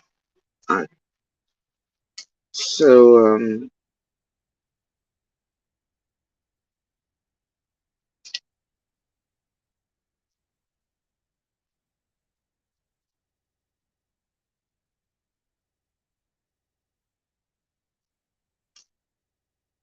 you know, if it wasn't for them and their bullshit and their games tonight, and for the past forever, but definitely in the last couple weeks, and absolutely this week,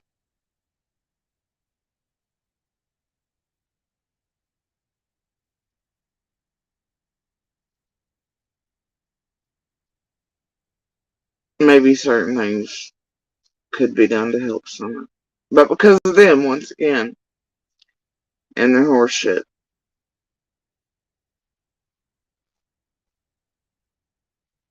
nobody can trust shit again, so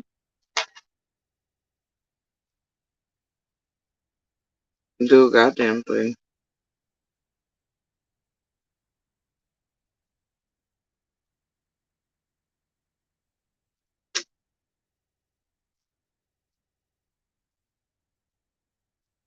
And that's what this place does.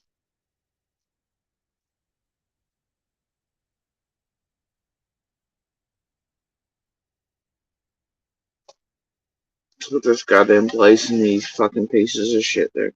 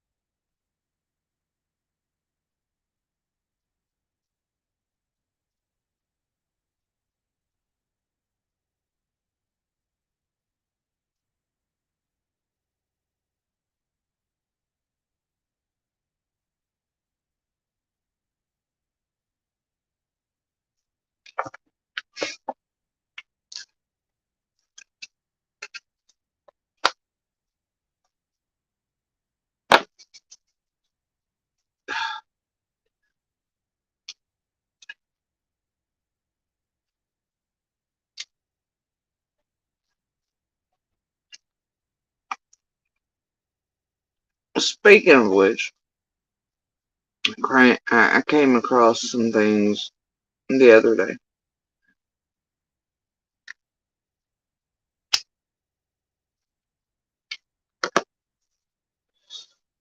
Totally by happenstance, I was doing other things and trying to figure out things.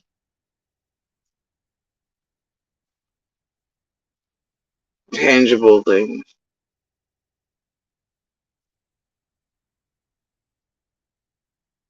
that had nothing to do with this goddamn place. But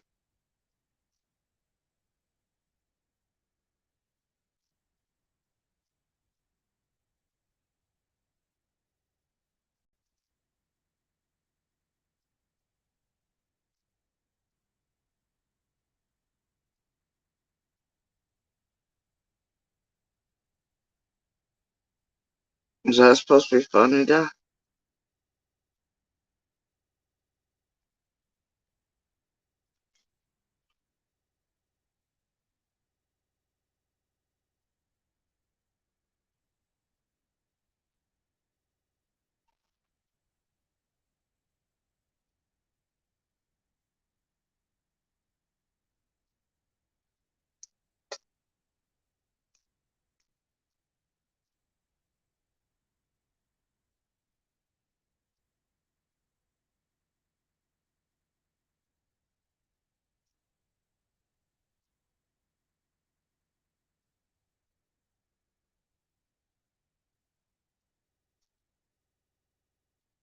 Strikes, sorry. Just strikes about the same. Yeah. Hot mercy water.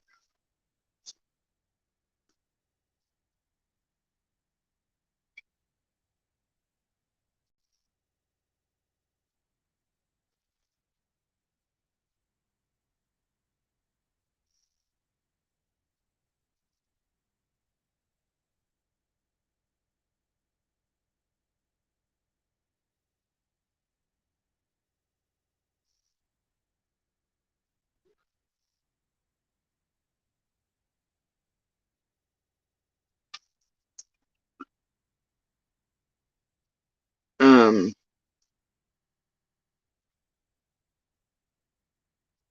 so the other day, what I come across is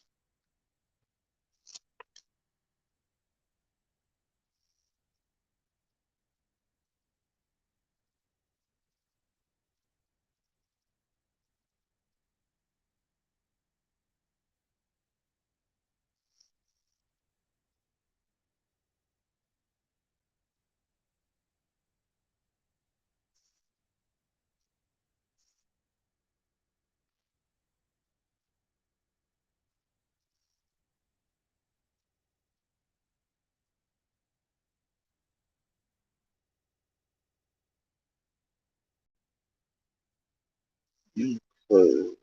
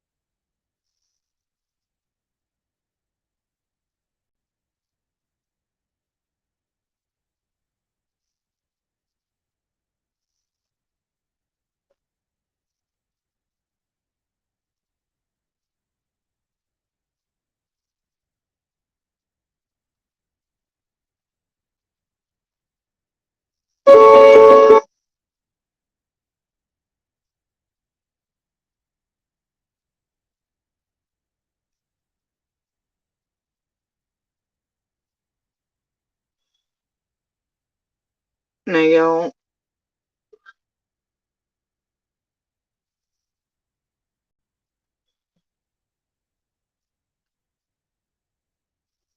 the other day I come upon this by happenstance, and I find it rather odd.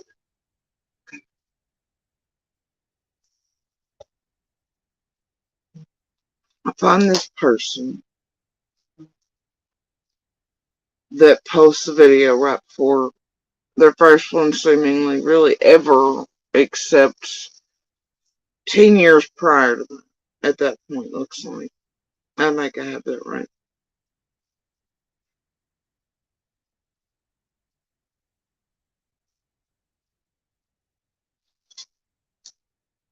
Okay.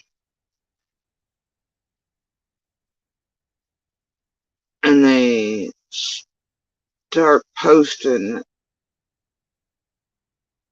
videos of their area about 2 weeks before summer vanishes. Then, but the way I found them was this video.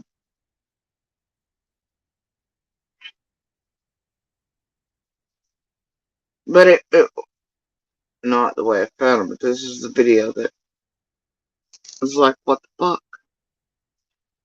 Now this video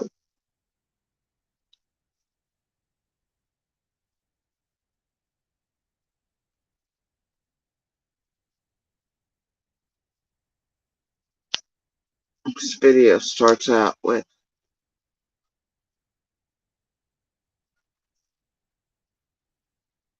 this, a TBI badge. A TBI badge. It's literally 0-second mark.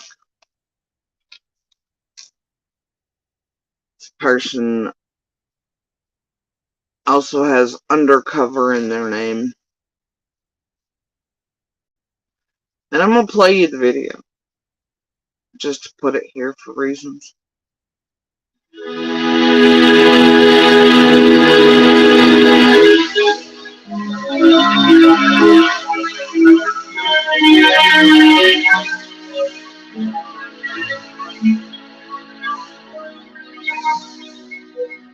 Also, as you know, this is hours after Summer's vanished. They're a supposed local, and they have undercover in their name. And in this very first video they've done hours after Summer's vanished, they are like, oh, she's literally disappeared from my backyard. Can you hear me? Tell me why you have to leave. I'm so lonely. Here with me. Waiting, I'm so close beside you.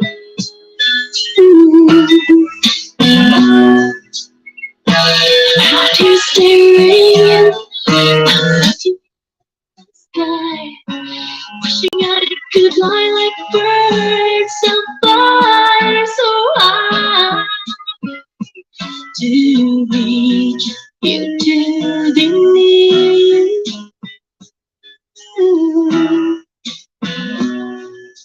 Years will pass and leaves will fall.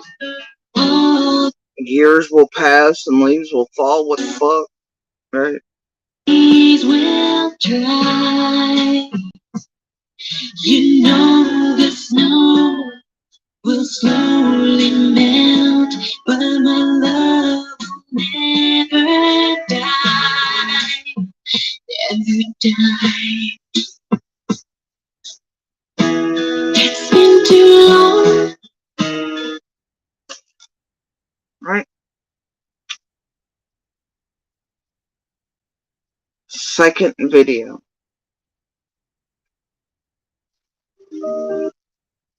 is them on June 22nd. Okay.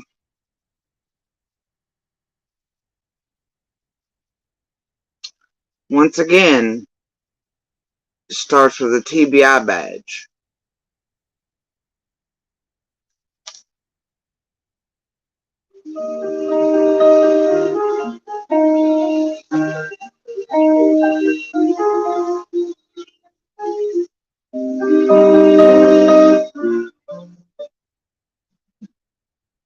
So good morning. I'm boots on the ground at Solomon's Temple Baptist Church in the summer moon. Y'all hear that? Do you hear that? Listen again.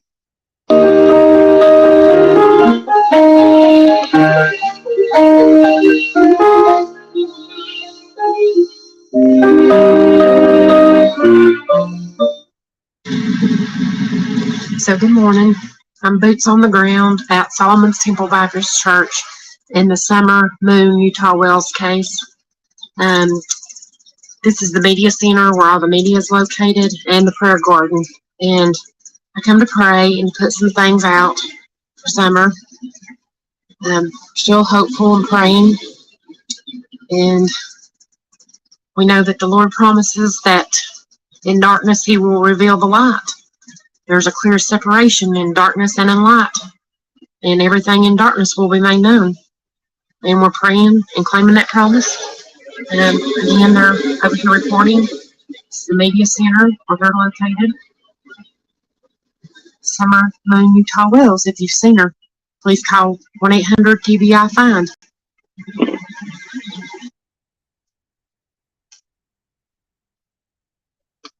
Now, as the rest of this video continues, you can clearly see the camera and what they're filming is not necessarily prayer gardens or anything like that.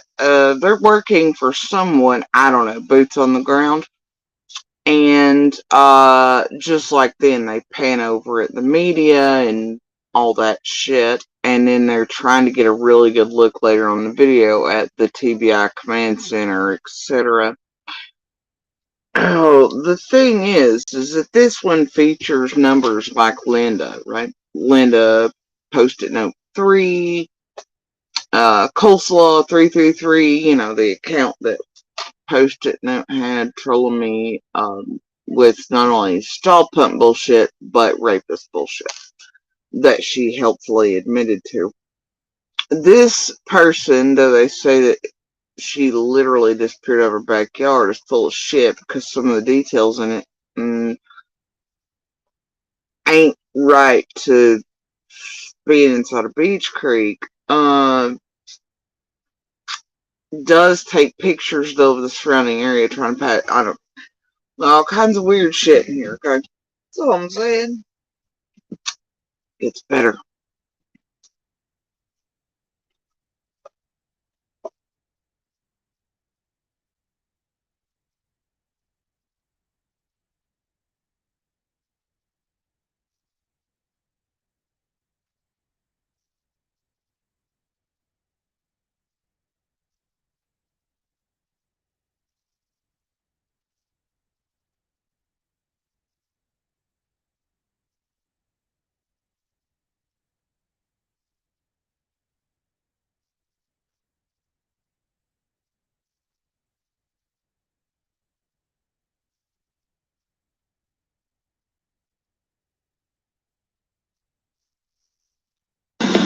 So now what I'm doing is I'm leaving the media center where they're set up, and I'm going to turn and go down Beach Creek, down by the command center for Summer Wells. Head southeast and turn right. You can't turn right. The road, they have it blocked off, but I can kind of give you an idea. Stacy, don't put that shit in here. It wasn't fucking Juanita. This was a day or two after Summer vanished. It's obviously not Juanita. Of the terrain and what the searchers are facing in this search. As of last night, they had searched like 2,400 acres. This is a week. And this person's obviously keeping up with everything. At this point, she's definitely working for, oh, I don't know, boots on the fucking ground. Right? Since she's gone missing, and absolutely no sight of her whatsoever.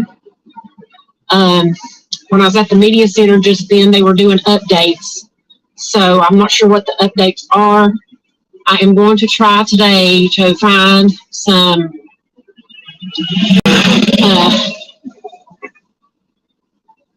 way to do flyers and banners so that I can pass those out and hang them in stores. I haven't seen anywhere here locally.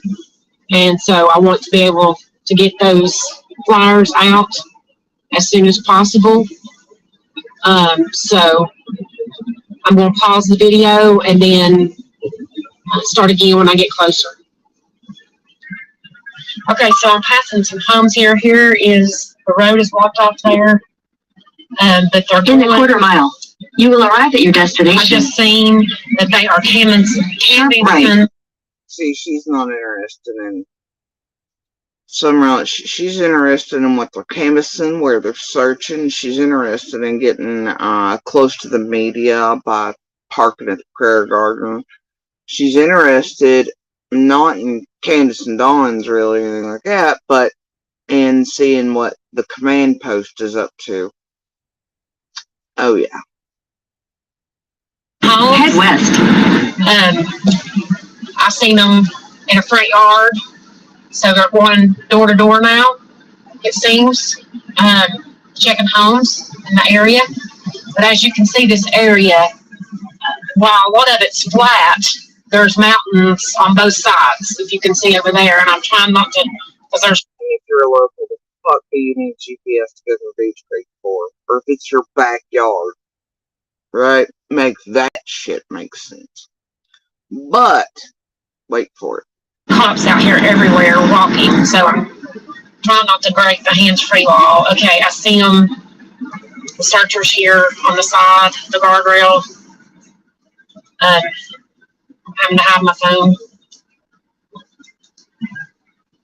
Anyway, there's cops and searchers out on guardrails where they've been searching this area. Again, they've went 24 hours a day for 7 straight days now. While they don't do the mountainous areas after dark, they are still searching some of the flatlands after dark. So, and they have a bunch of different teams, so they're switching out teams. They said. So that tells you how much these people are coming by, what they're looking at, what they're looking for, how inserted they are. Local news.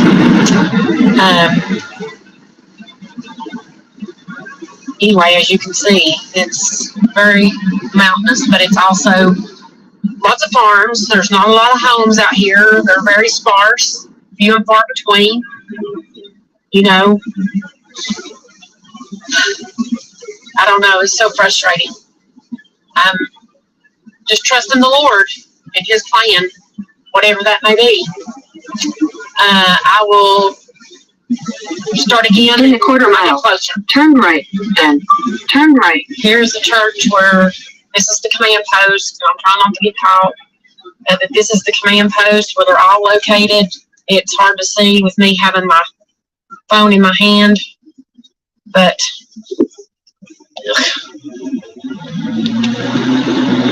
I'll turn back and go back the other way. I'm trying to go back in the other direction and hide my phone at the same time.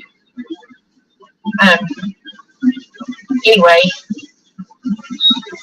I don't want to get a ticket for my both hands are on the wheel, just FYI.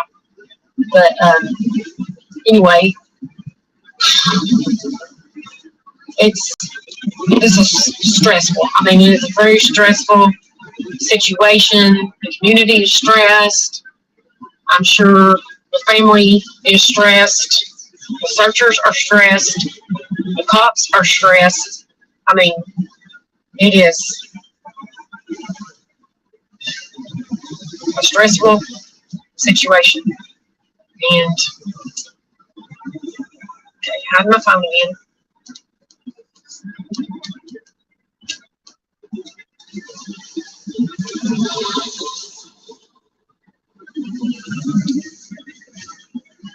Past the command post area, the entrance to her road.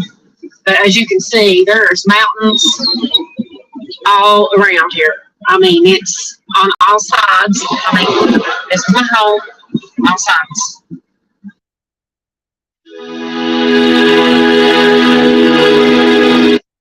And then once again, the featuring of a TBI badge.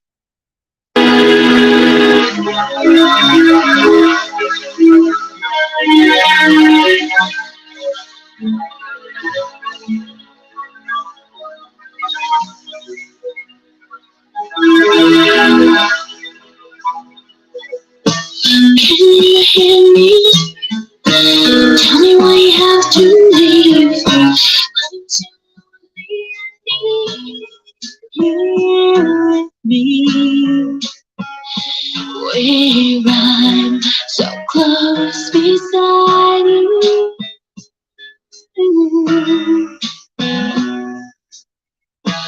Out here staring, looking out in the sky, wishing I could fly like birds and fly so high to reach you, to be near you.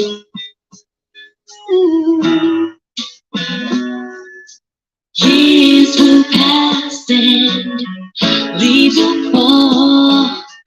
All the seas will dry.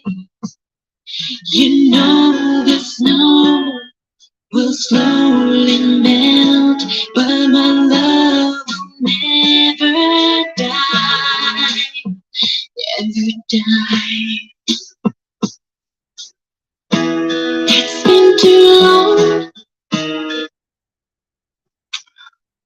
Now, what I find concerning is that this person tags Crime Wave, Matt Black Incorporated, and Q Carlock in this fucking video. Right? WJHL. Right? No shit. Q Carlock. Q fucking Carlock.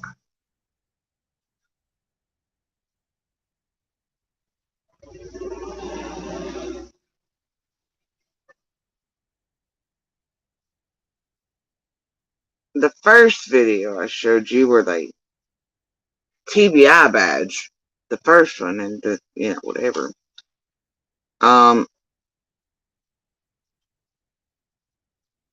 They tag Plunder, AB, Crime Stories, Emma, right? And Crime Time with Charlotte. Now, all of the, and they, you know, put their videos up in here, right? So, Michael, that's interesting. It shows this no sub, no count, no views channel, and just somebody's supposed personal one is definitely a true crime watcher. And also check out Summer's case on Gray Hughes Investigates. Big thanks to Gray for covering Summer's case.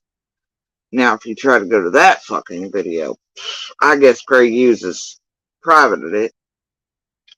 Not sure what that's about.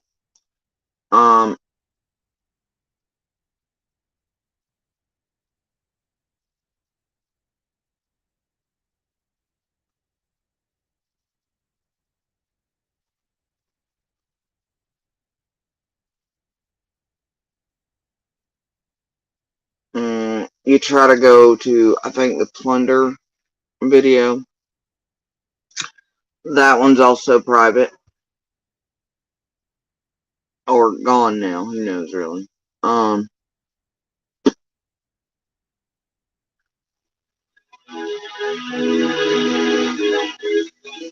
AB's video. Oh, look, that one's private too now. Okay.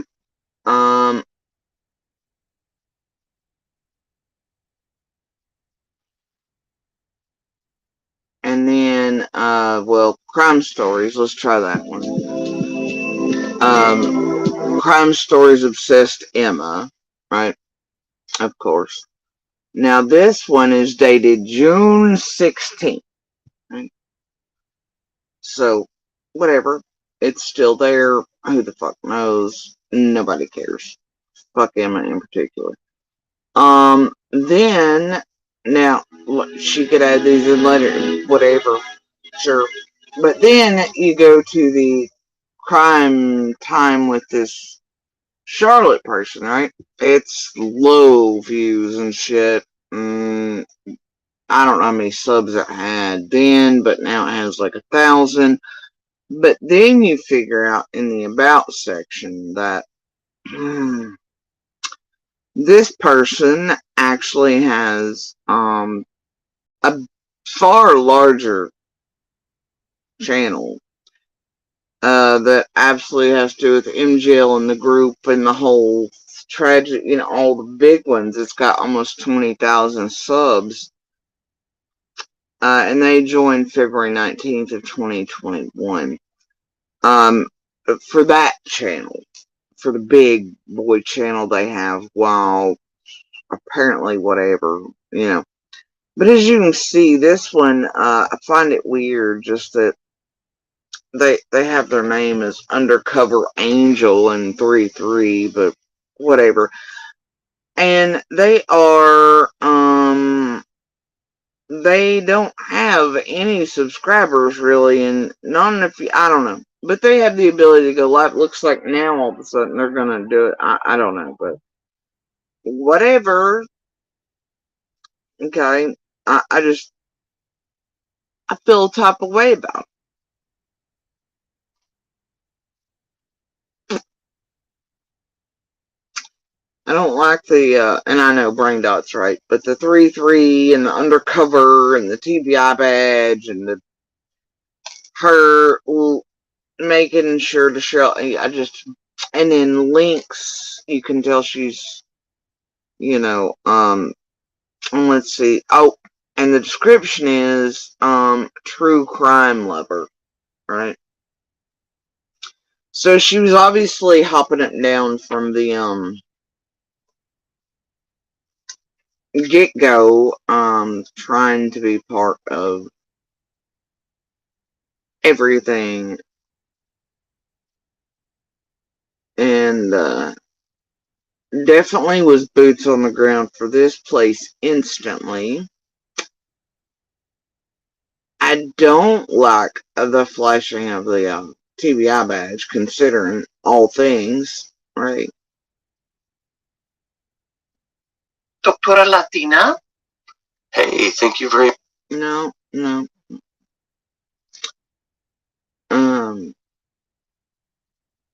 I just, there's some flavors there, and that this person does very few vids after that until recently. And throughout, there's been a few things, but I have a feeling about some shit. Look here, Alaska. You can find a channel that makes sense to you. Good luck with all that. Alright. Bye now. So anyway, guess somebody doesn't like where I'm going. Anyway, there's clear connections here.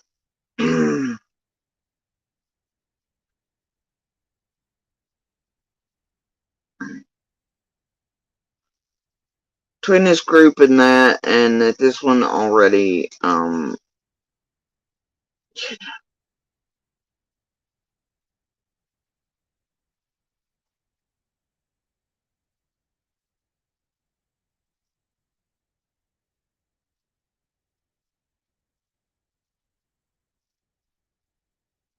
what's weird is it brings up TCCT.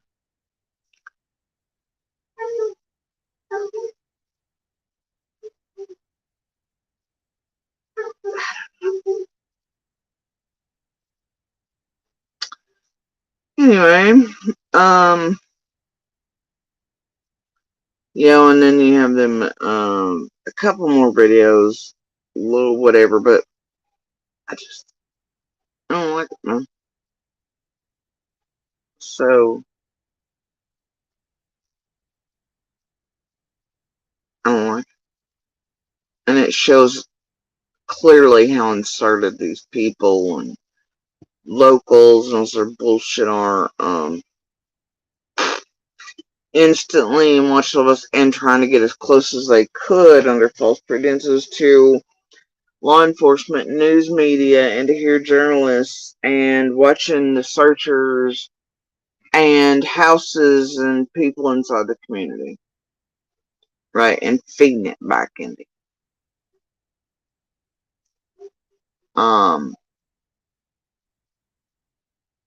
the one, it goes into Charlotte's Web ish. And in that one, boy, you should obviously check it out and see who it's connected to around these streets for quite a long time, obviously. And has obviously been around since, and then, yeah, it just is what it is. I just find it disturbing. This pick-me here was saying that Summer literally vanished out of their backyard. And they go around taking pictures of local shit, barns, properties, whatever, sort of mislead people into thinking all of those are their properties and things. That's not really the case. They do clarify at some points that no, they're just taking out. And I know where some of the barns, other things they feature are because of, yeah. So I just find the undercover thing, and then the 333s, and the flashing of the TBI badge, and the watching of the search crews, and trying to get near the journalists and the media, and near the command post. Well, that I just find that hella concerning. And then you have within days, Dawn and Candace also having like somebody falsely making them believe that they work for part of, then eventually you have Penny and them pulling the fake Fed shit on that. I don't know what the hell's going on in America. It could all be brain dots and ways, I don't fucking know, but regardless, that shows you how quick motherfuckers around here were inserted and watching and trying to get near police, journalists, etc., and the community, and watching all of us. And this person clearly watched AB, Emma, MGL, and that crew, and etc., which is, if you recall, TM and MGL and AB built the Summer Wells community. And then here till Scott and Penny and all them are in the little discords around CM and Jules, all these things, but it's ABs, whatever, which we know it's bullshit. I know a lot of them meant a long time before that. Penny's been around here for years, Tiffany has, AB has, all these other things, but 423 supposedly gets brought in according and admittedly by TM. Scott's the same as first penalty, really sort of does. He pre-doxes his set, all these other things fall into play. You have Darlatina in there, who seems like heralds from a certain area that a couple of the others were. There's so many pieces in play, And a lot of these people met well before. And, these vids even predate. Well, I mean, you also have Linda on the road by that point. Don't forget Linda Post-it note, who said she was doing drives and uploading vids and did the Meadows first. But then she also says at a certain point her and Chase were out doing that. Then you have TM saying that she found Chase because of his Meadows vids. But later on, a piece that's played, it says that Chase uploaded those for her. That would imply Scott and them were in play first. Linda was in play. The driving was taking place for these people. Just like this pick me here, who within hours of Summer vanishing was doing this. Clearly with GPS would insinuate not a local, but trying to be more than, because it's said there. Summer disappeared out of her backyard. Literally. Really? That's why you need a GPS to get to your backyard, bro? Yeah. I don't like the flavor on it.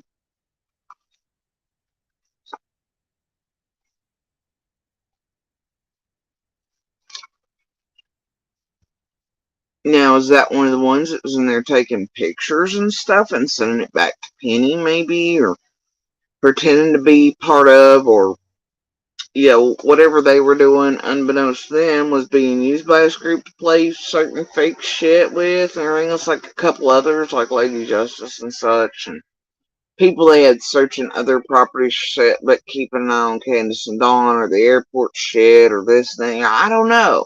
Or when they set up Dawn for the DUI and all that shit and gaslit it on phones and devices first, but then had it going. I just don't know. I guess it's fairly to figure entirely the fuck out.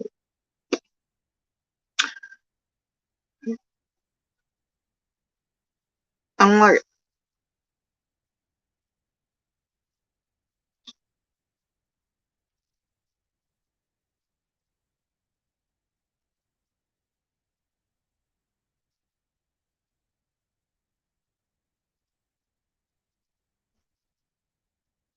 uh-uh.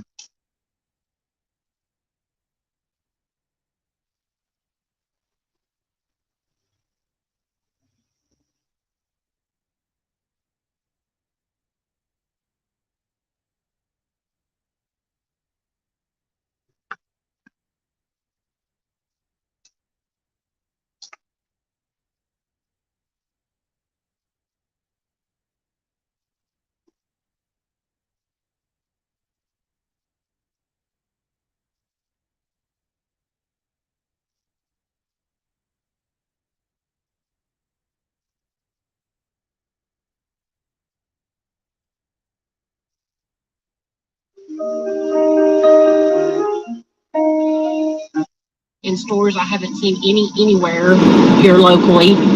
And so I want to be able to get those flyers out as soon as possible. So I'm going to pause the video and then start again when I get closer. Okay, so I'm passing some homes here. Here is the road is blocked off there, but they're in the quarter mile.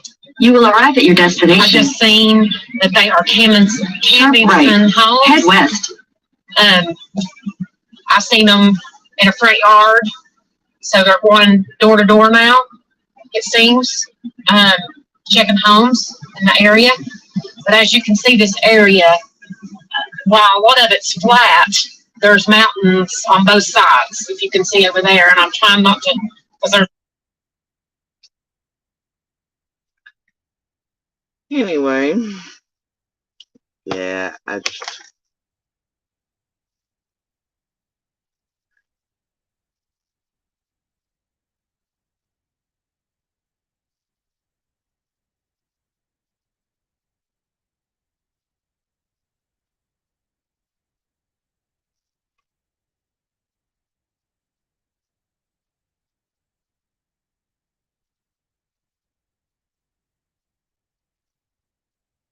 Yeah.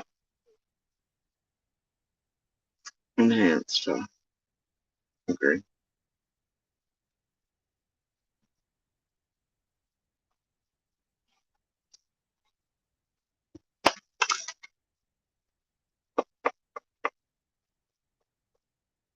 I agree.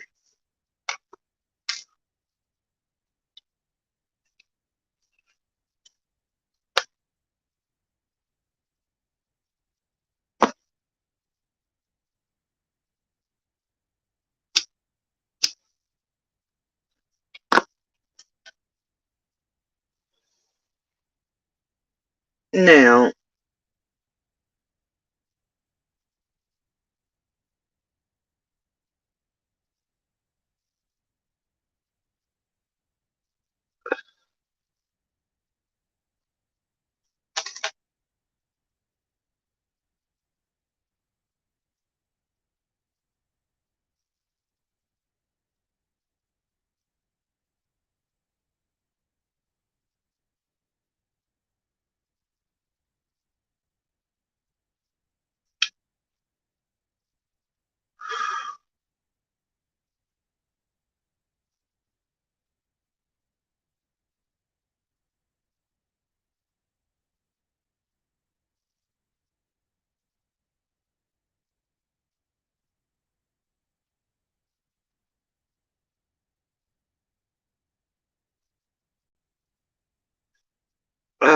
and I kind of know what that would be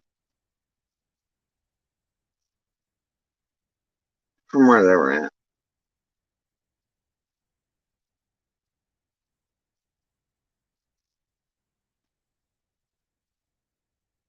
Which is why it's a little, you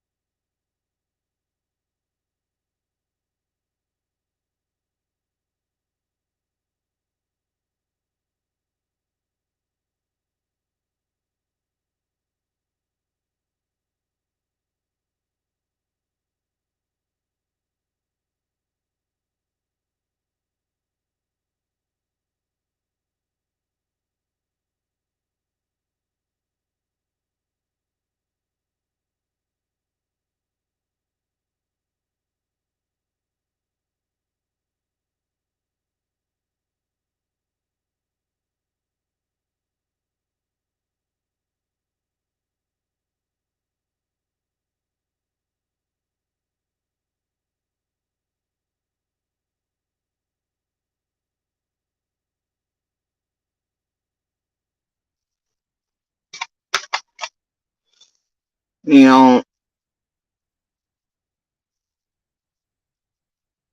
I just don't know which way to tonight.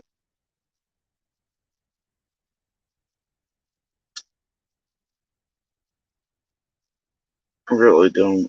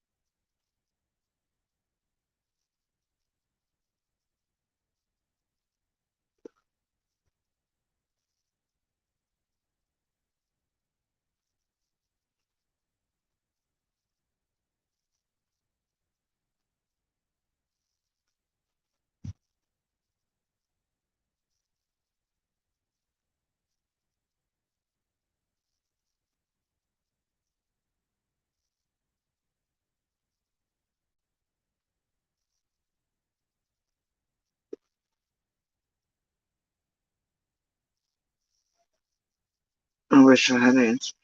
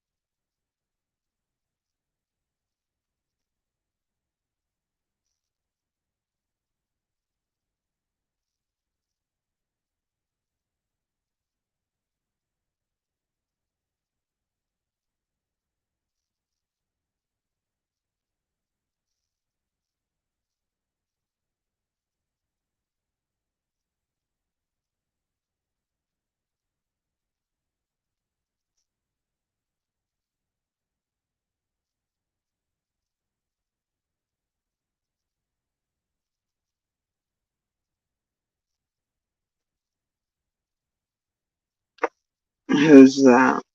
Di.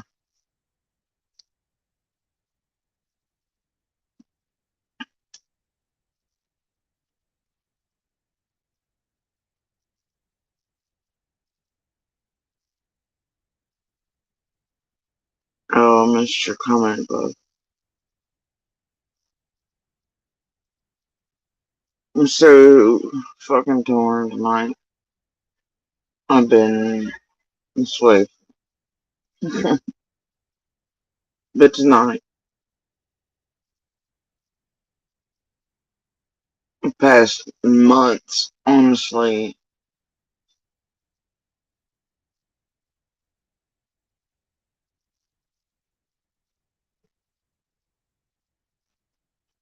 tormented absolutely hell and back by certain pieces.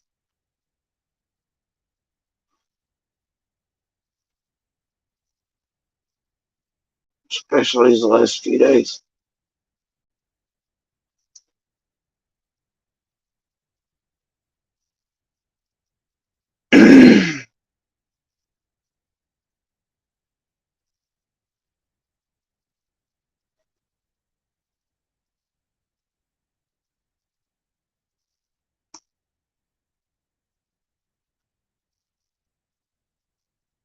Just wish sometimes that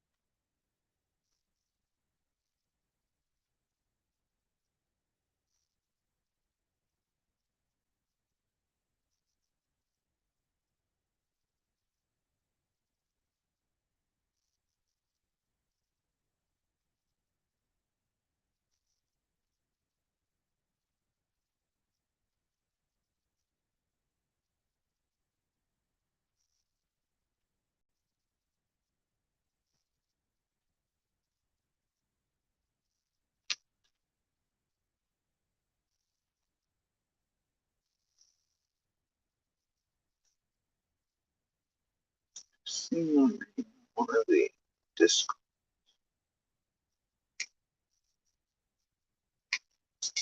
Someone else.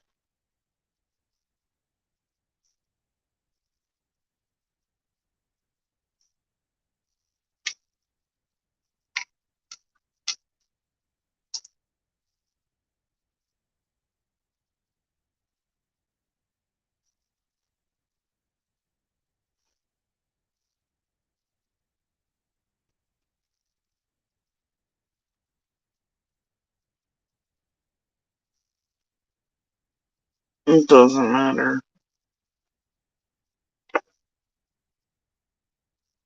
It's everything but everything that bothers me.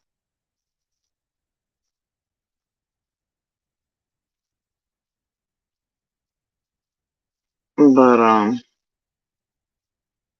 and finding some of the connections to that person too. These aren't pieces that have me tormented currently.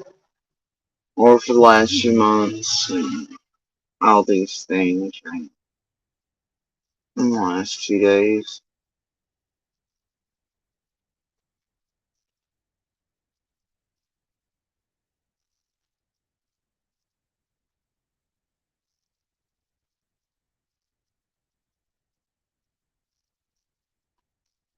What do you do? What the fuck do you do?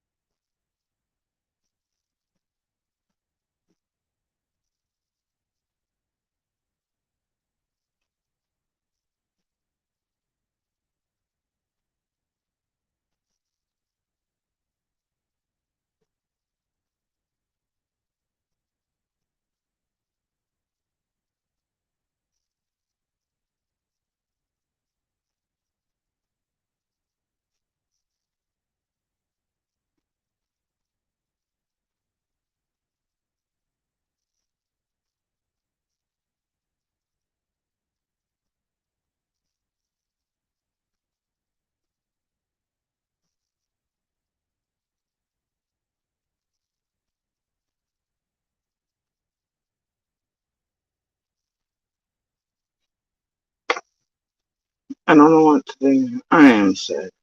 I'm everything.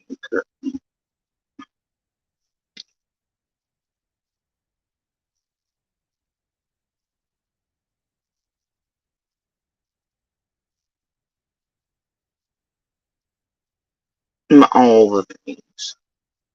And because of these tragedy pimps, man, anything that's ever said or given or anything, they turn it into something else and something devastating. And you got crazies all across the world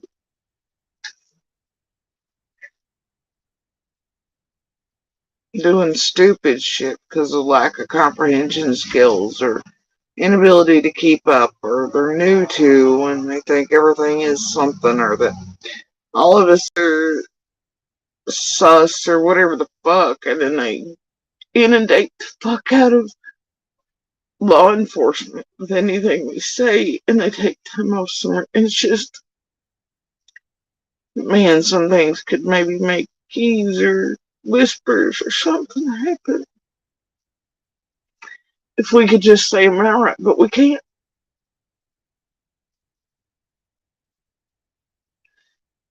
But all some of us want to do is help, but then also you don't know if it will or it's gonna.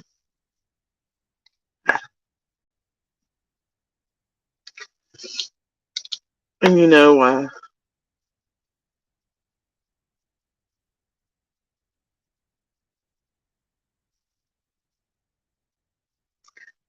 yeah,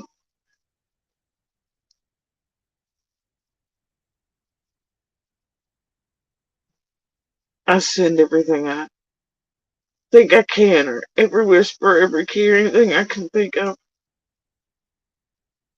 to and on to Ellie in a myriad of ways, or I pick up the phone when necessary. I always, I always, but anything I hear, man, this place takes.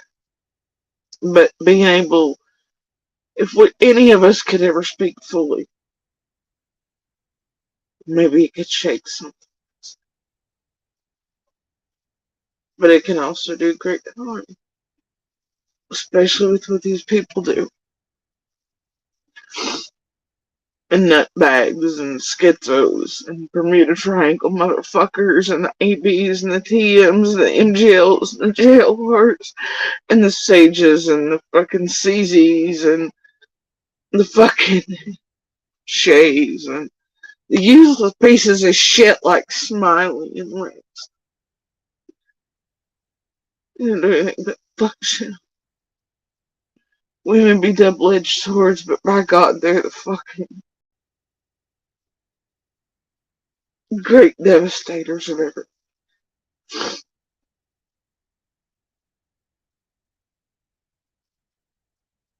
Fucking BK over fucking 2 years now telling y'all outright. And you've heard conversations with him and Mullen, like literally working to fuck up Summer's case. People are like, oh yeah, Benny's trying to fucking help fund Summer. Yeah, that's exactly what the fuck Benny is. TM of the, oh, everything's about Summer, but she's working with the motherfuckers several times now. Outright, anyway. So it is literally self-professed fucking it up and putting out false information. Yeah, it sounds legit to me, guys. Don't it you?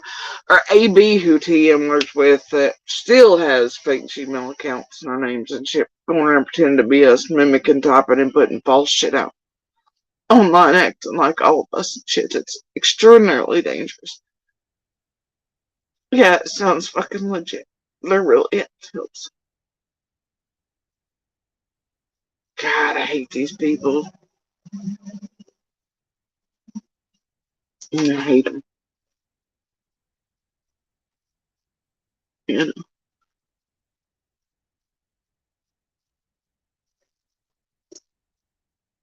And I try to, I heavily edited other thumbnails weeks ago. Because it was tormenting me then, and I try never, ever to really give anything that, other than my basic and initial statements that I've given alone. There's so much I don't say that I know Ellie knows, and we've talked to them about, that I don't give the world, right? And I won't. I won't.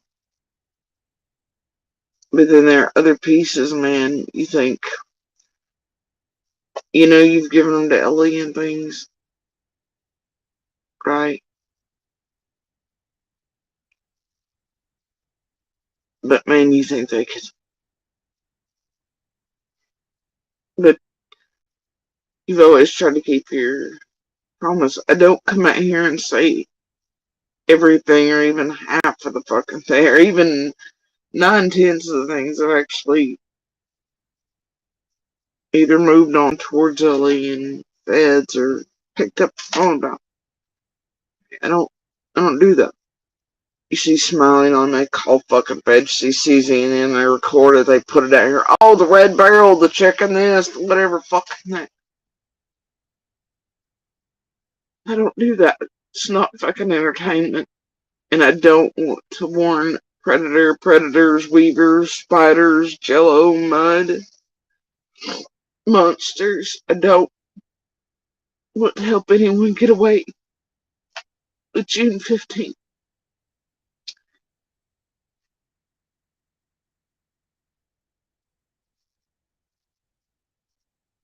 But I want Summer's truth to shine.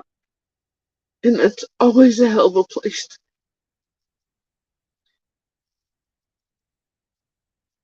But I try to keep my promise.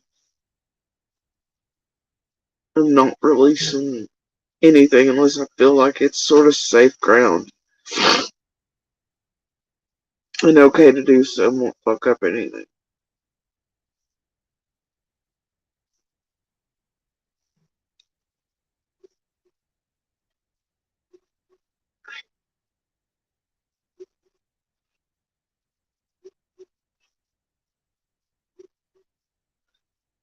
But I'm fucking tormented by this.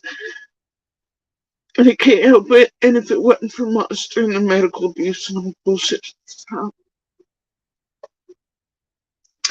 I would have remembered, and it was something I was trying so hard. If I had been able to locate it when I was digging around the shit with you, it would have been maybe enough to help save all of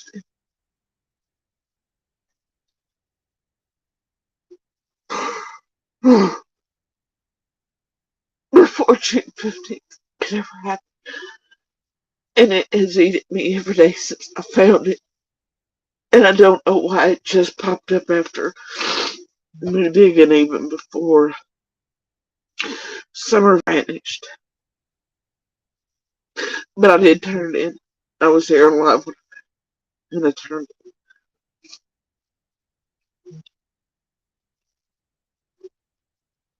it. Because it bothers. It was an instant. Oh shit.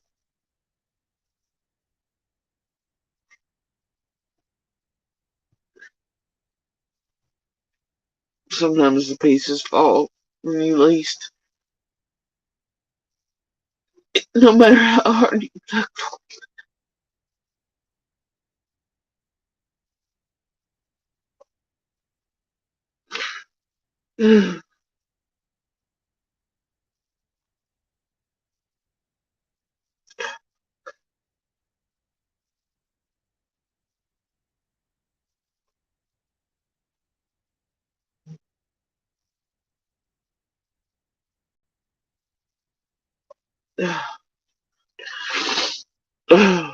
And I know some people on back, she's atheist, but she just said God. Promise you that ain't it. For me, it's an expression, but it's just.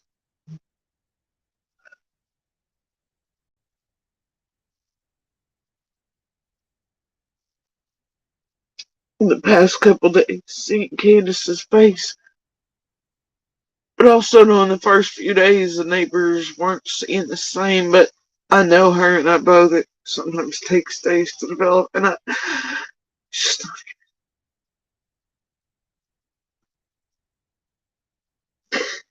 and I'm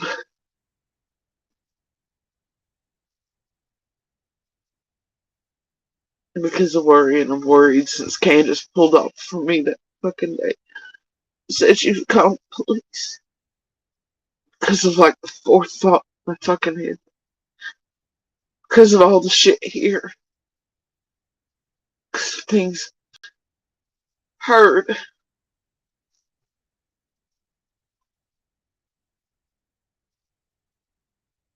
Because of what I heard out of Owen's mouth that first night. And then Fred's in between the schizo and the crazy like a fox and the tweaker Fred. As he was coming down to dig.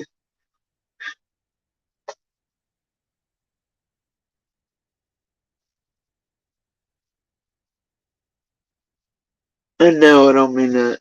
Like, I think Fred had anything to do with anything. I mean, just the shit that Donna was saying to Fred, too. That I believed Fred on. But I can kind of parse out in between the bullshit, the crazy like a fox, and the tweaker. And then eventually, after months here,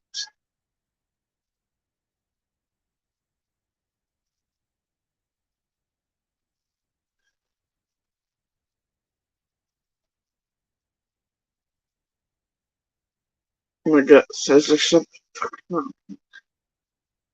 Always has been.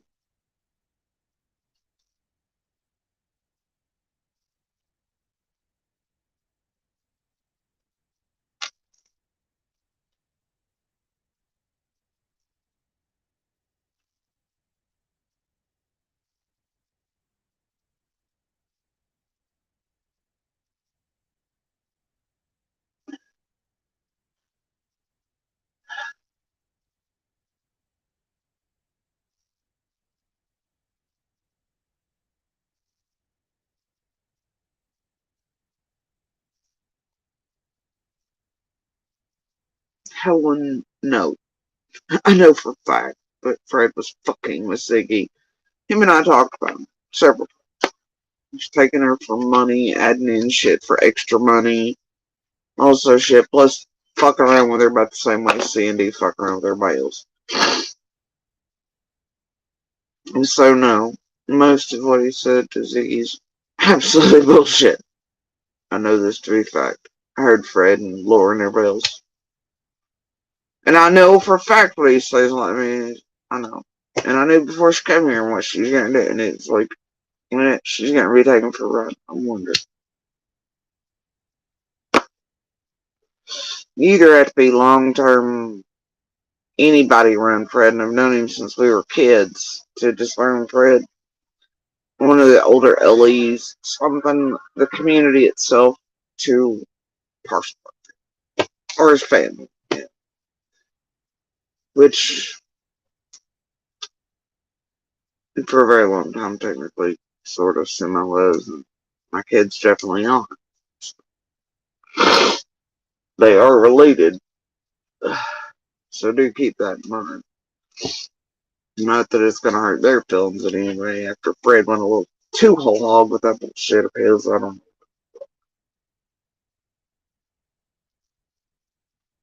Whatever.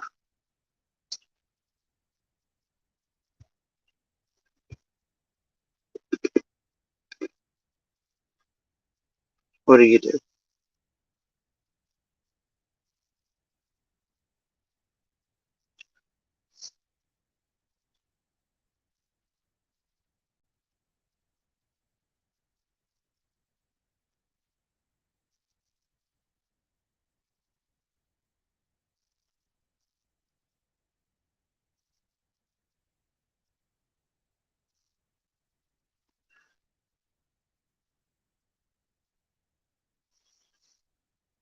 I don't.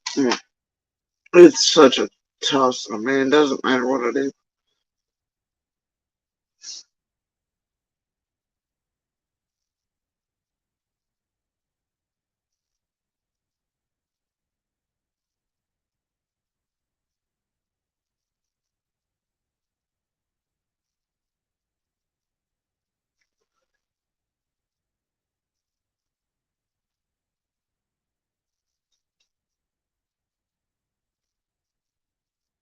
And I've said things to allude or just outright, you know what I mean?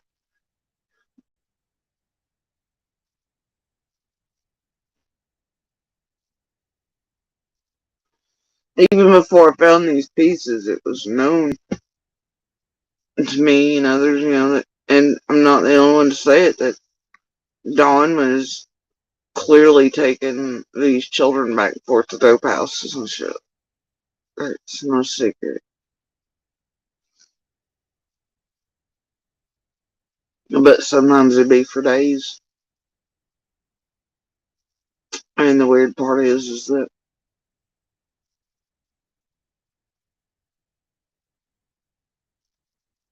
he always kept one with him as a insurance policy, mostly, 'cause, whatever. Child abusers work, well, the tenants actually because of care, whatever. Control. No, I don't know. Just find it odd that it kept occurring to each as they were Summer's age, roundabout, and they look almost identical at that age, every one of them, throughout the years. It's Summer.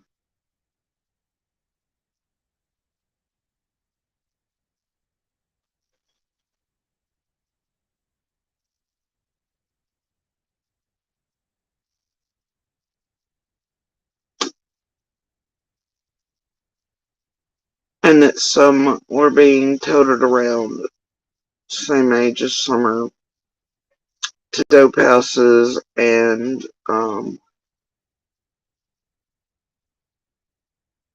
Don cracked it and whatever.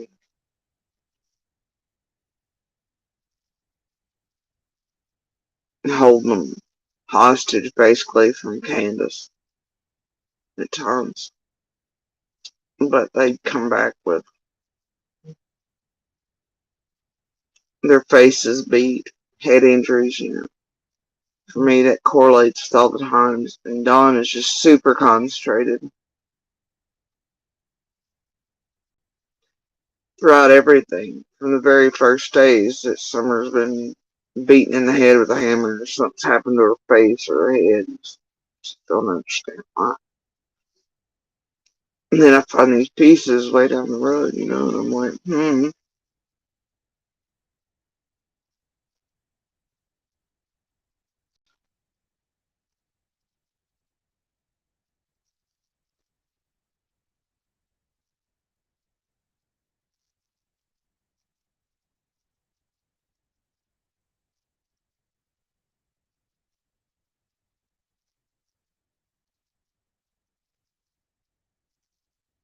And then you know that Candace knows, and you know Grandis knows, and you know that people have to essentially in the community go help rescue his child, but it's said that it's going to be reported, but then after days and certain things can fade. It's not what happens. Instead, what happens is Candace brings them right back.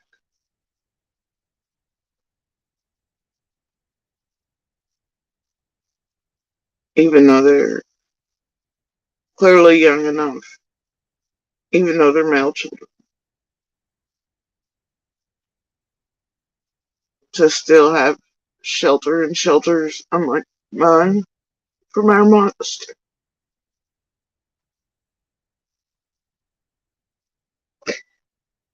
We're living our own fucking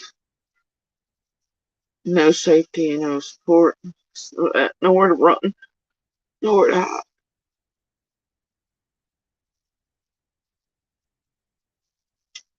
No.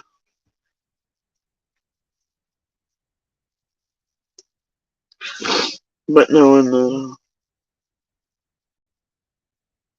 those children are being laid hands on in their fucking faces, right around being taken to crack houses, held hostage, a grown man with all the wrong friends,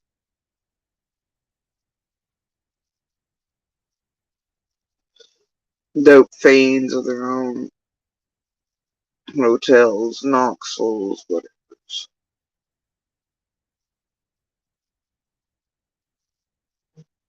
has laid their goddamn fist that may or may not have met Candace's face recently the same way. So those little pisses me straight.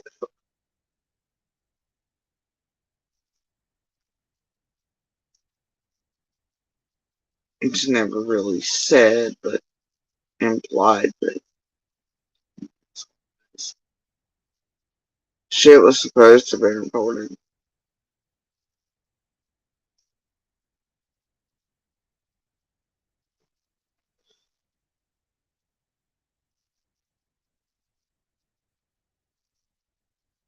Way back then, not lately. I mean, shit is obviously with Ellie now.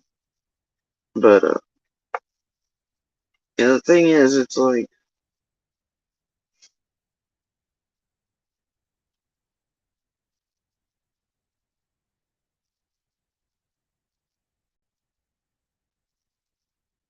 I don't know, man. We both had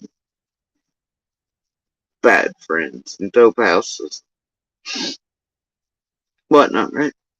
Both are told to hurt kids, just as in, like, whispers from the community, Allie, the rest. Monster knew.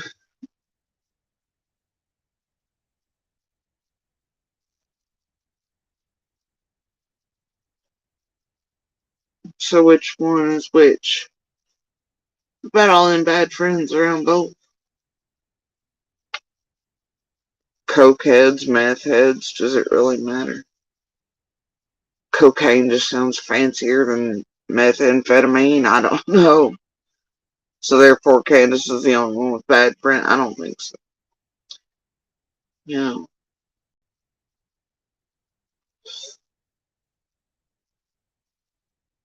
But, Dawn taking these kids to places like when they all look the same and they're all the same ages throughout the years.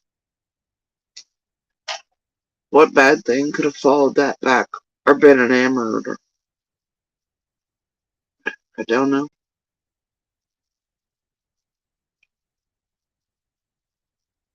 But I wonder every day it's one of the many fires.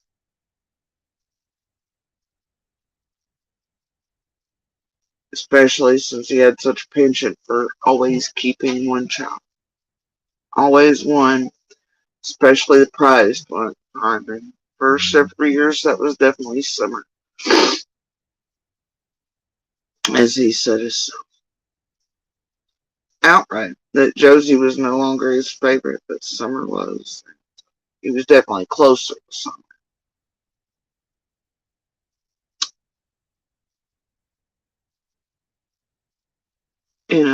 I just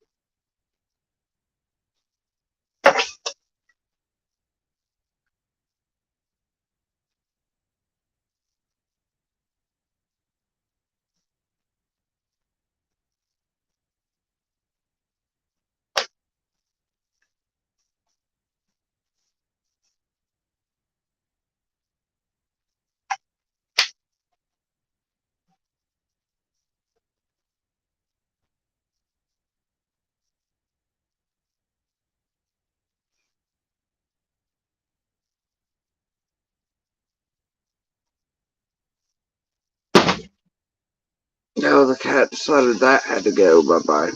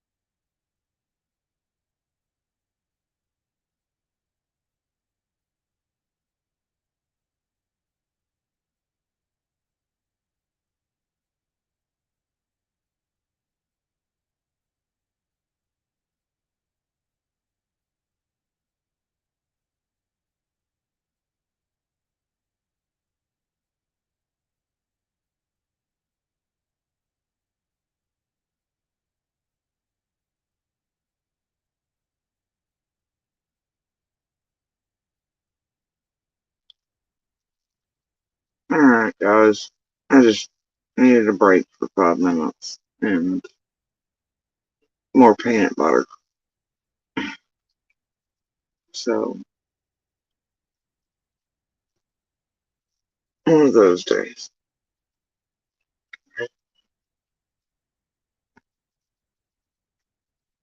But, it's like,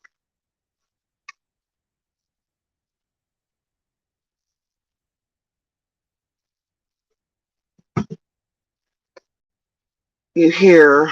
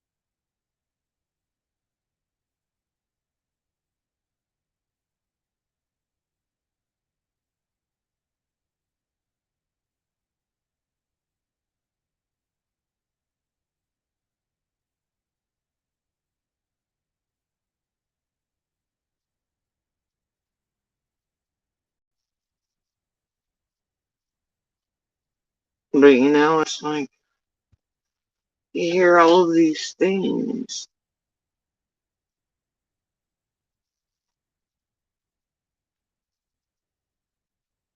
throughout the course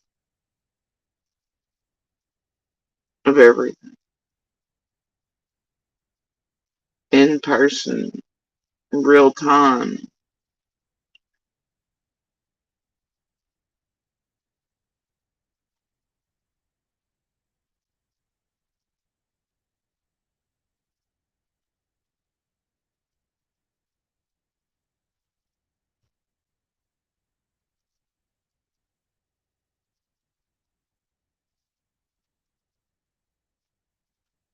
And like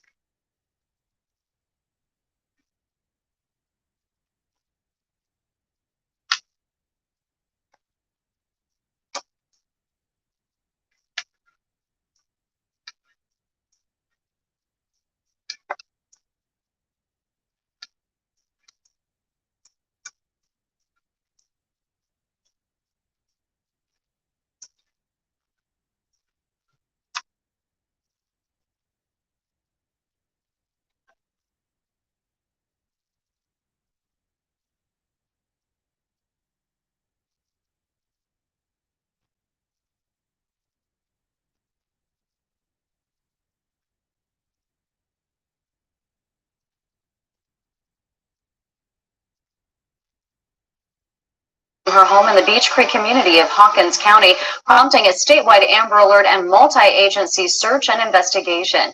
That case phone interview, Wells explained how the theories and speculation about what happened to his daughter are affecting him. They come at me and said I had somebody, either posing or said they had the inside scoop with CBI and that they knew that I sold my daughter for drugs.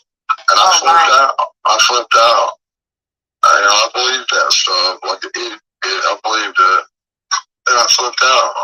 I started drinking and everything else. That's why I took our kids. Her YouTube channel has 46.5. But it's like, how in the hell does someone, and that wasn't the first or only time he said that, like, or it was the first out there, but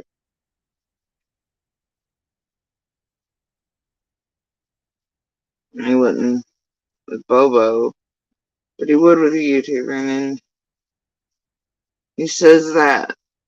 But then you gotta think the way he's phrasing it makes it sound like YouTubers have already got some sort of undercover or fake feeding them bullshit too, but regardless, how in the hell does somebody, how are they made to believe they've sold their daughter for whatever the fuck else? Especially after they've passed a polygraph.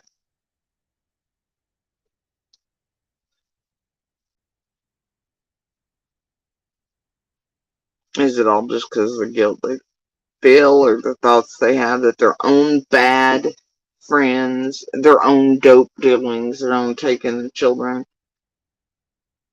to dope dens for days at a time, holding them hostage, that type of shit might have come into play, might be why someone was gone. But then they project their own cans. Oh, it's her bad friends. Oh, it's her dope. It's this. It's that, right? Cocaine's so much classier than meth, right?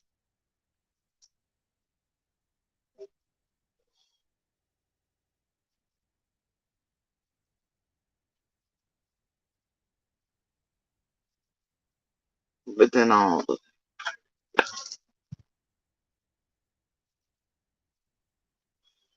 always concentrating on head injuries to Summer as the means of something.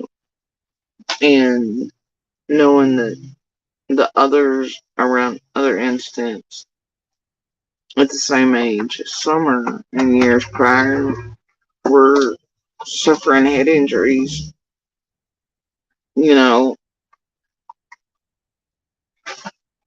I just facially, and I just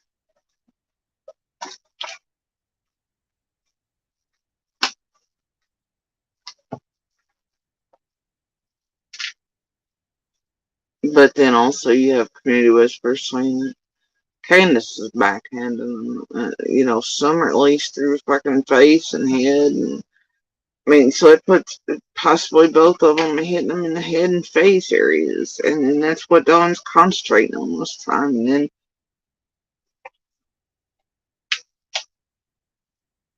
all these things.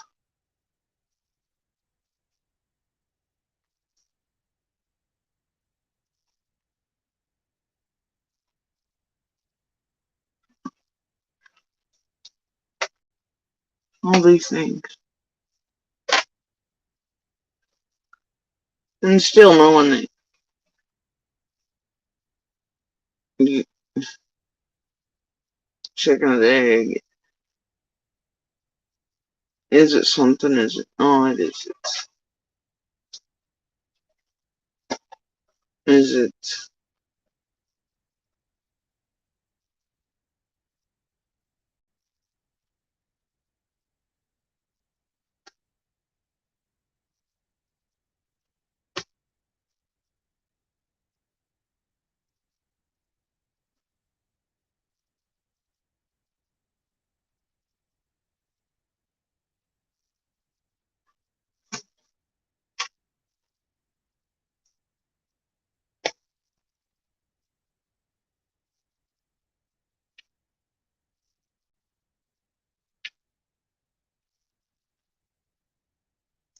Dawn always like some sick, druggy hillbilly's got her. It's drug traffic. It's drug related. It's whatever, but it's Candace's bad friend. Oh, buddy.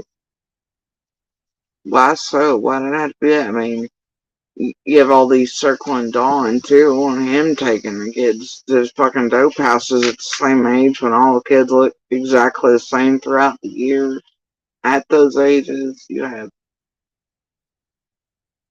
Candace leaking all over the place from the beginning about Dawn herself. I mean, she's all like, well, I'm suspicious of Dawn, and even recently that fuck shit she was trying to do to target my children once again, and Dawn B was using it, but in it she's like, yeah, I think it's somebody Dawn knows, and repeatedly you've had Candace leaking that she thinks is Dawn, but is it both of them just trying to muddy waters?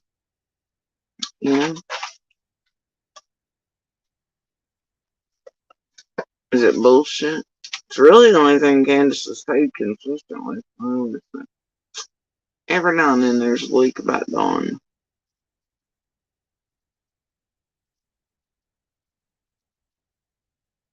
It's a hell of a thing to be saying when you know, like, I don't know. And then Dawn trying to throw her under the bus since the beginning too, and which is which and what is what, and who's bad friends. And could it not be misdirection, misgather from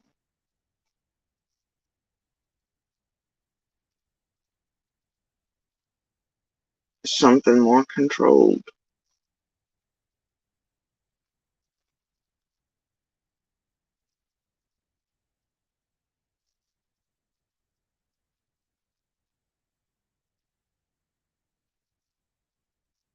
Something more controlled.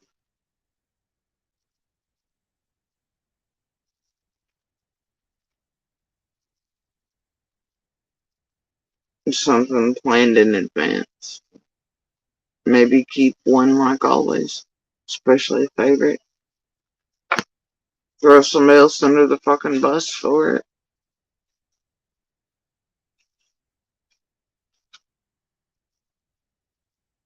Hands touching money for fucking Utah reason. I don't know.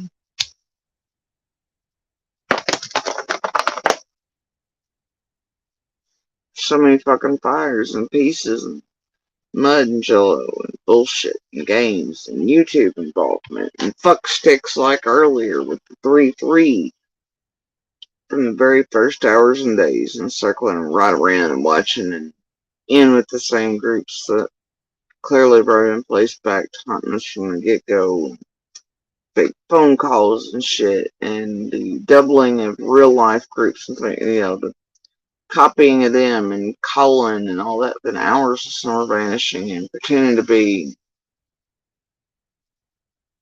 It just leads right back here. And then the rabid critters and all those, and the first ideas, and they're gone. Just where the hell does it all go? And where's summer and all of it? Really?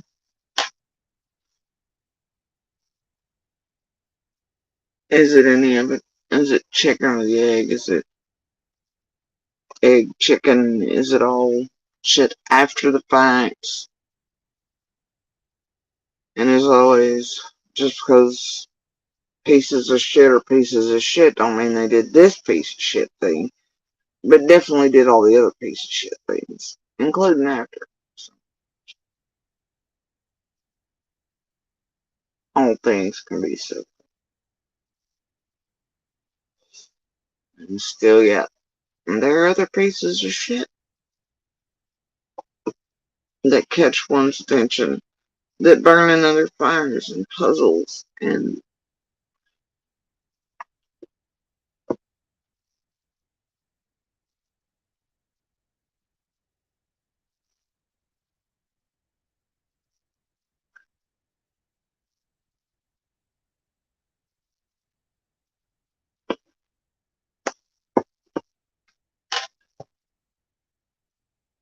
just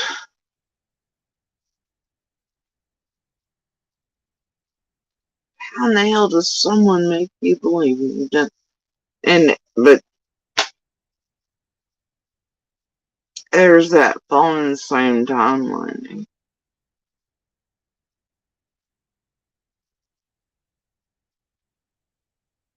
She don't know whether Dom's telling the truth or not.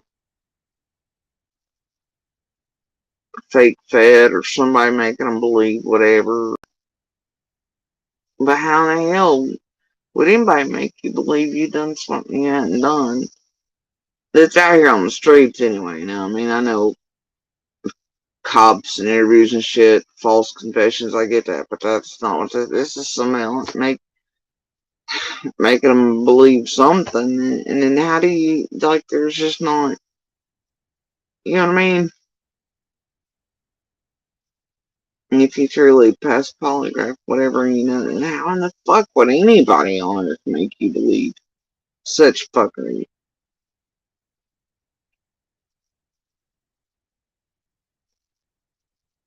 Especially it's not law enforcement that ain't got you locked in a room grilling your ass for like 9 days straight, or like false confession. This is somebody just contacts you, says or whatever, and you're like, oh, well, no, oh my god, you know, no losing shit, you know. But then you find little pieces like that 3-3 shit, and flashing him, and undercover whatever, and all these things come into play, you know. And all these people creating accounts the day before summer banishes, the day of, and right after, all these other things, man. Then you have people showing up inside of there that are YouTube crime junkies and follow missing children the day before. What the fuck? What kind of shit show? You know?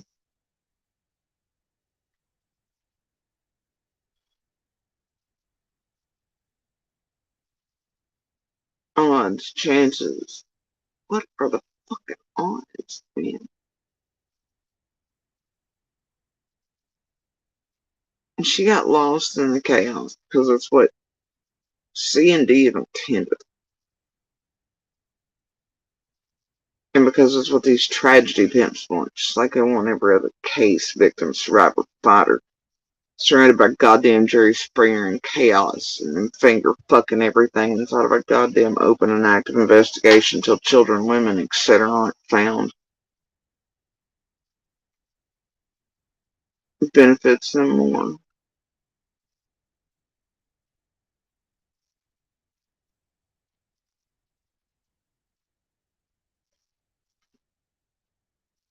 Always seems like, you know, no dear. Poor asbestos. He did it.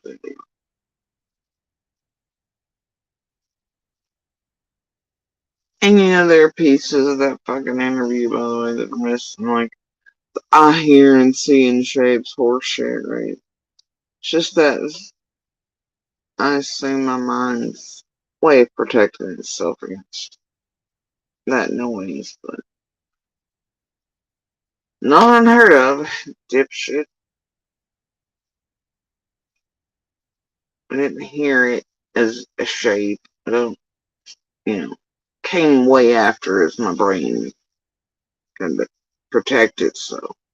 And then I just see, that's what I'm talking about. Asbestos, and I just try to make anything into whatever, make it funny. It's not funny that 3 people heard something that traumatized them, and then you want to make fun of that their brain's trying to protect themselves from it, turn it into a shape. See, that's the shit I'm talking about. Oh, but let's not forget these are the people that built Summer Wells. Right? They're so smart. It's fucking Scooby-Doos. The only way in which they're fucking smart or anything or talented at all is by being fucking criminals, con artists, silver tongues, and pieces of shit. Abusers and otherwise, and crypto kings, and trying to hide and get away with crimes online because of it being online instead of what they do out in the open, getting punished for it. I'm so sick of it, dude.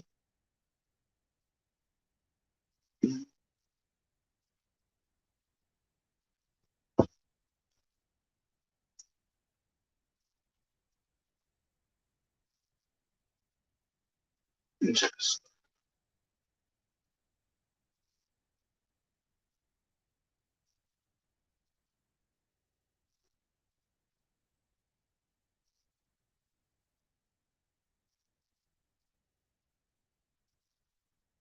nuts.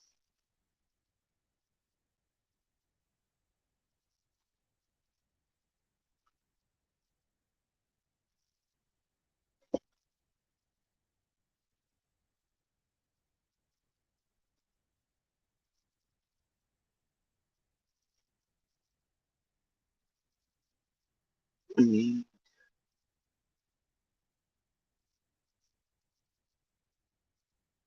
where's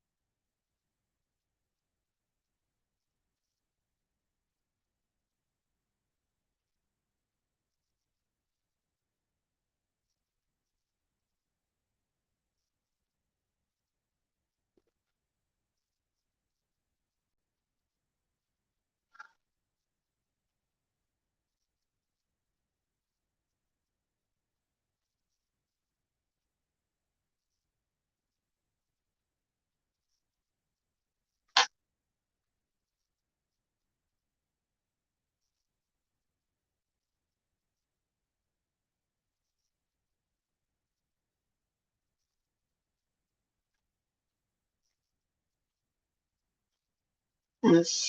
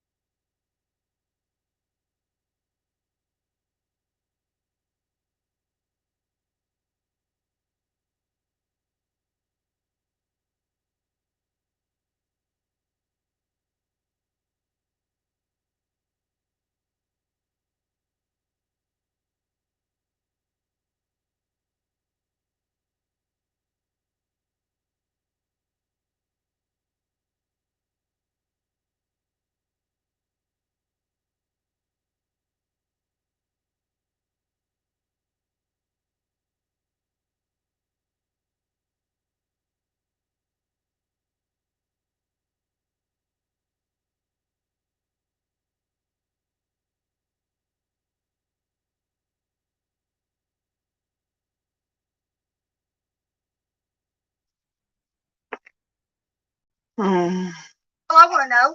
Where's Really? What'd you do with her? What'd you do with her, Smiley? Now I took Summer. Now I took No, Summer. I said it's not about Summer, Smiley. Oh, no, it's not about Summer, Miss Daisy. What the f*** is wrong with y'all? No, it's about you acting like a... And I'm sorry. But you're not going to call TDI and FBI on my fucking husband because I got a black eye, you bitch.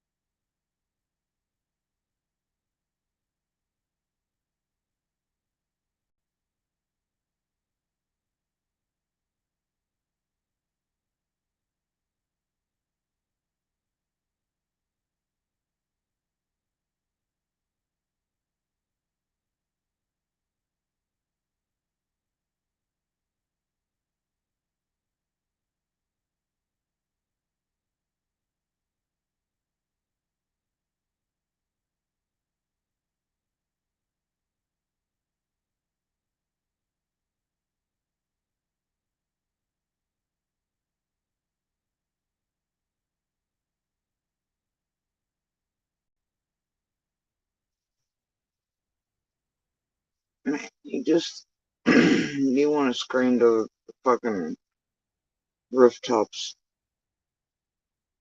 The problem is you don't want to play these people's games. Their setups, their bullshit, baiting. You can't ever tell who's playing the fucking games and with whom and at what level.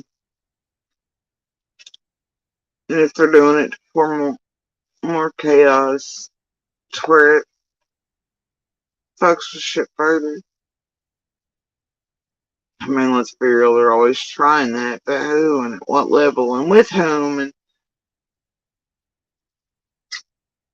certain camps using each other, but certain camps most certainly trying to set up all kinds of fuck shit with everybody.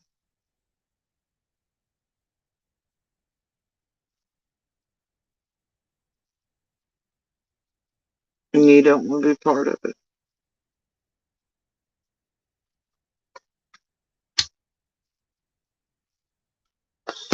Pulled into it, used for it.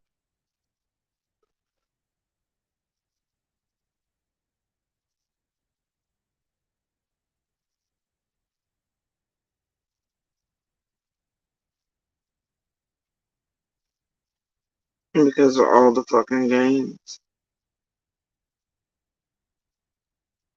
And all the bullshit since day one, man.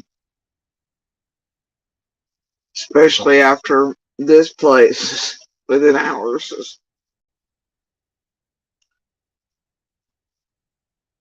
It's only got worse, man.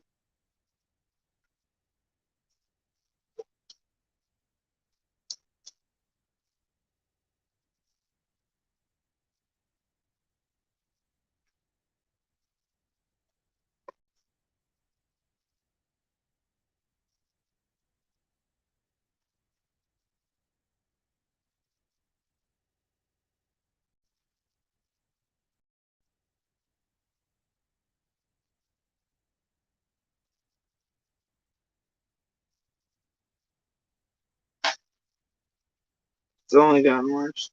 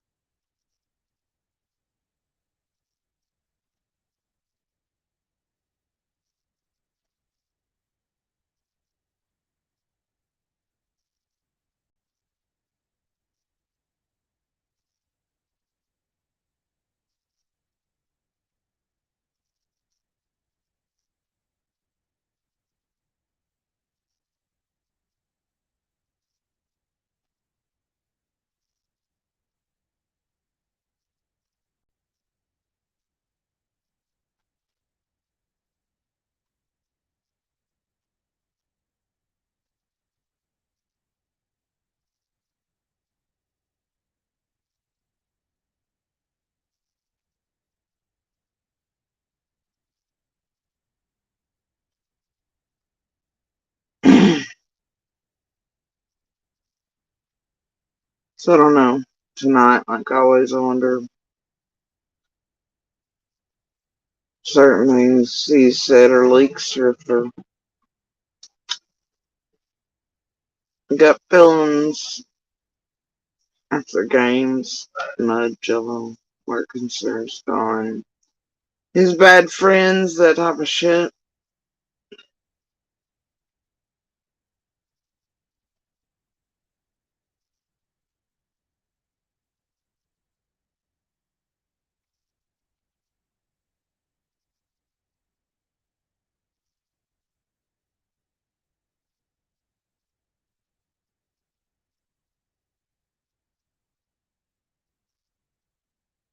And even after the boys are gone, who she cared the most for. And she clearly blamed Dawn at some degree because the look on her face. But both had a roll in. But he seemingly did shit on purpose to make sure they'd stay gone. I don't.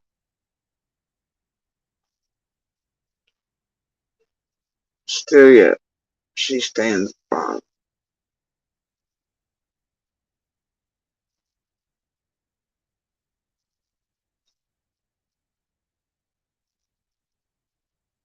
But maybe I'd love to think in a perfect world it was to figure it out on her own, but I don't think that's it either.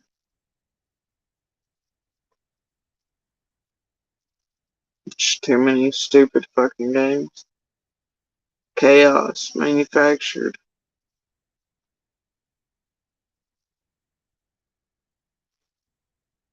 Too much. Much too much.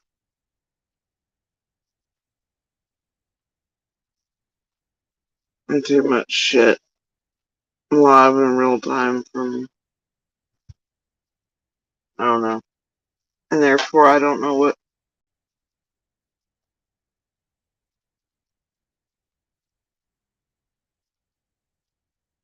Sometimes is wise to say or give. Especially knowing sometimes what this place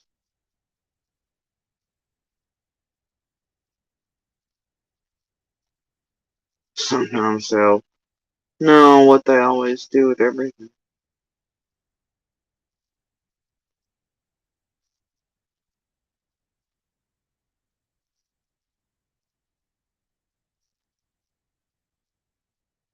And they always do with it.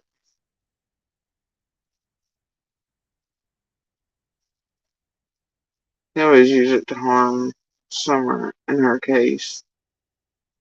Not to help. Not to shake.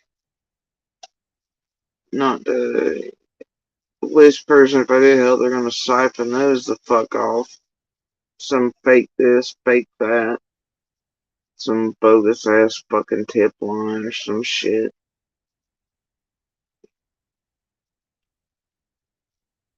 Some bogus ass fucking tip line or some shit. Hell, even Christine 555 bazillion had one of those up the other day. Trying to get people to give tips to it instead of TBI. What the fuck was that shit?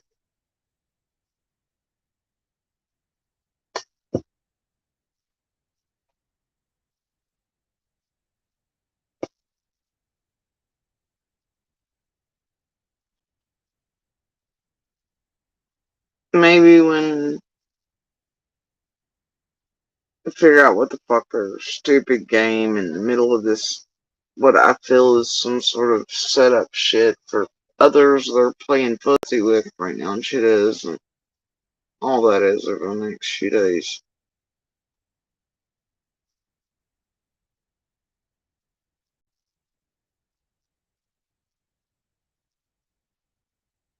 Maybe after we get signs through leaving on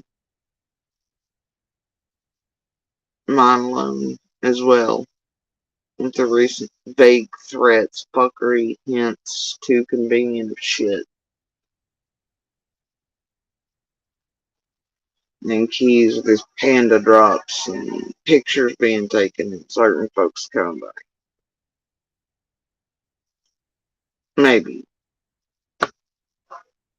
Maybe I'll be able to fucking speak. Maybe try to help it. This place always ends the same.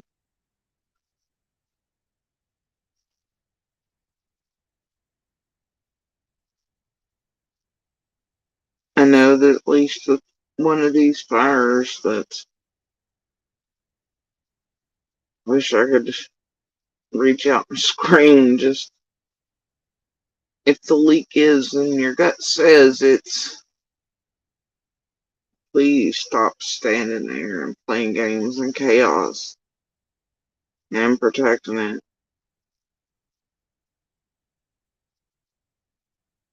please go say something, but I don't think it would get through, and I don't think it would matter.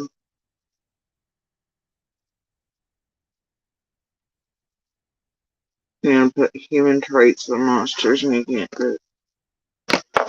Or you'll fuck up every goddamn time.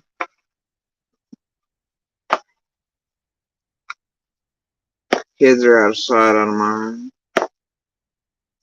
How do they matter anymore? Certain folks always seem to be more worried about themselves than kids anyway.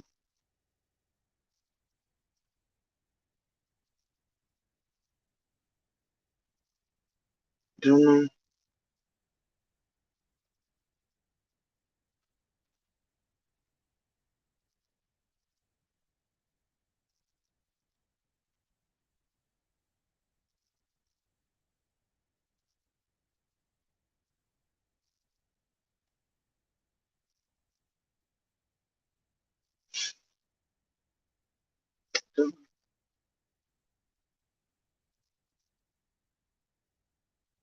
So maybe when I'll just figure out where the fuck they're going with this particular game and the bait and bullshit and chaos and all the garbage it's been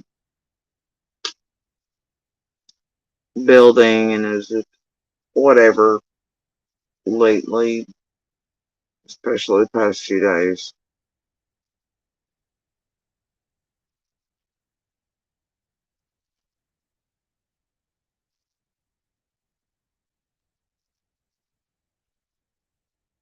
Maybe those who give a shit can speak.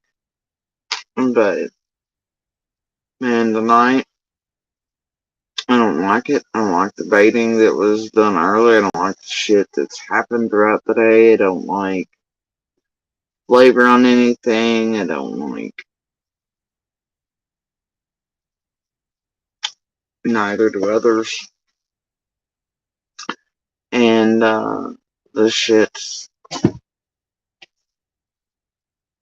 and the vague shit around my kids again and the hints and shit and the garbage going on. Like I said, all of it. I'm gonna figure out how that's gonna move and shake.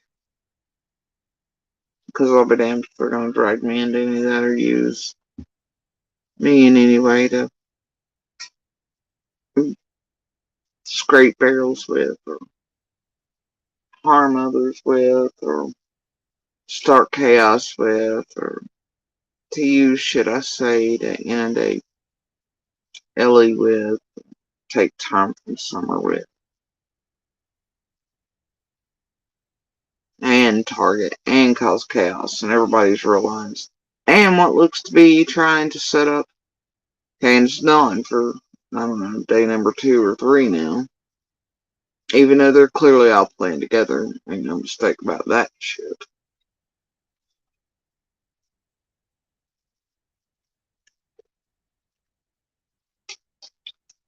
When I figured out over the course of the next few days, maybe then. Maybe then.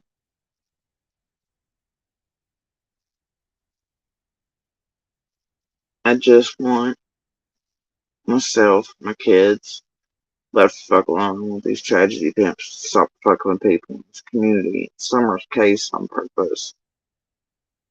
And tampering with every goddamn thing. And trying to set up fucking people for clicks, views, subs, likes, even C&D, because look, if Ellie or Feds want C&D, they'll do it their goddamn selves, y'all.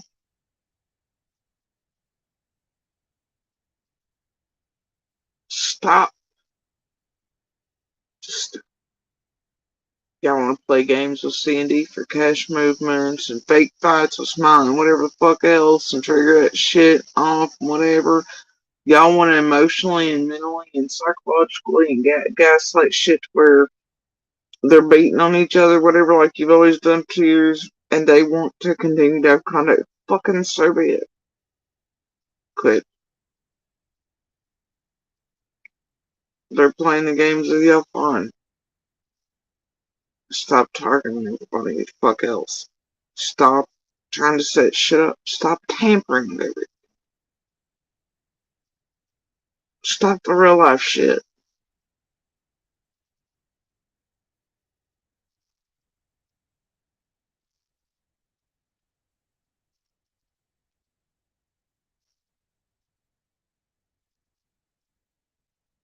Leave the entire fucking community alone. You've done enough to change it irrevocably for generations and forever. Not for tomorrow until you turn a page or hide materials that you've done for the last 2 years. Forever. There are real consequences for the shit you all have done online, and they affect a great many and always everybody else but you all. In every case. Most certainly in so much.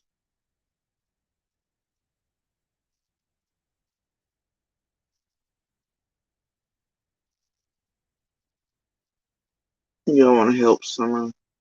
Go back to the beginning.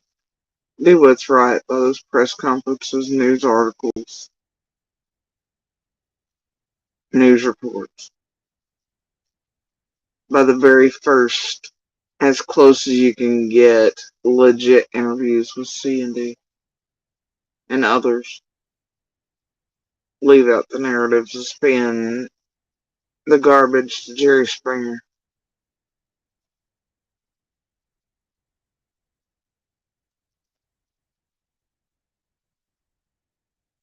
Dare any creator who wants to be legit to do that any day of the week. And to include all pieces, not what just fits whatever the fuck you want it to fit. It means not taking one piece from 8 a.m. in the morning on the news and not including all the rest throughout the day, including the main one at like 10 or 11. And formatting shit to fit whatever way you want to go with it. Let me go through each and every piece.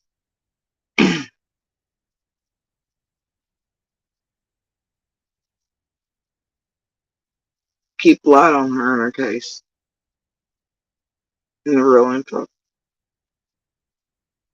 But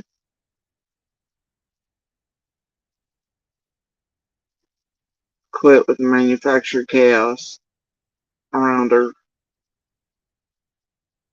that's helped hide everything for so long. And harm real people for so long.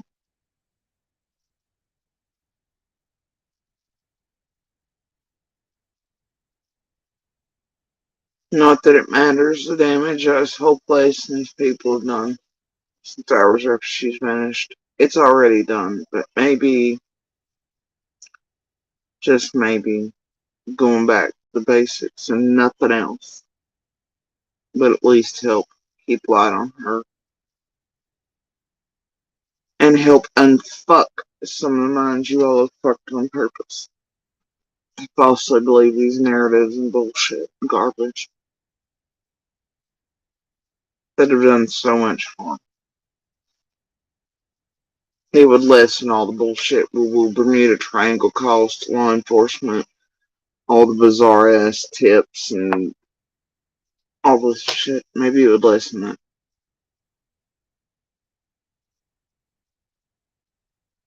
And help them lead through. I don't know.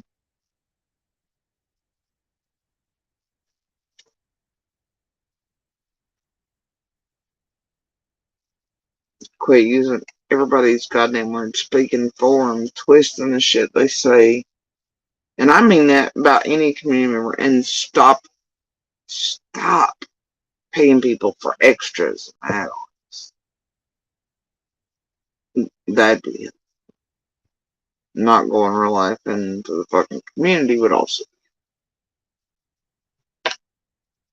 Quit with the we need the divers, we need searchers, we need the trespass, we need the virtue shit. Just stop the shit.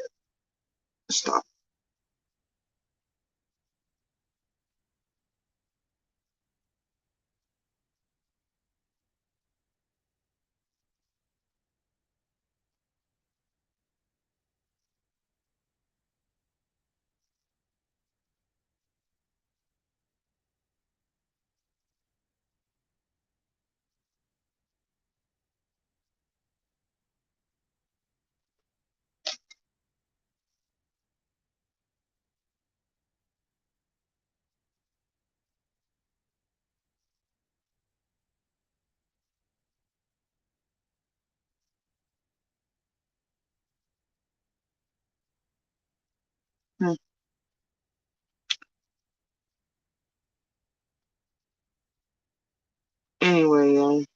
for the night?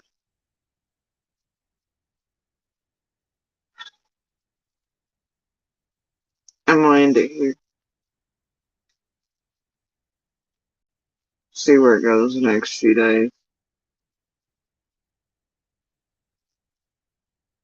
See where the hell these tragedy events, they're bullshit, and provocateurs, and their setup games, and baiting bullshit, and big fucking threats again around shit. Picks and all the crap goes.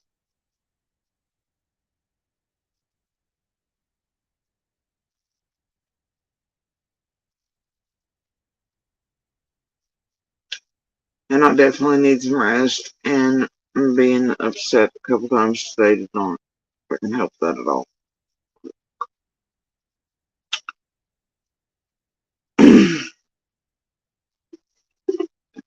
Peanut butter is definitely my friend today, and I speculate the rest of the night. But and don't judge me, I got a fucking spoon in it, okay?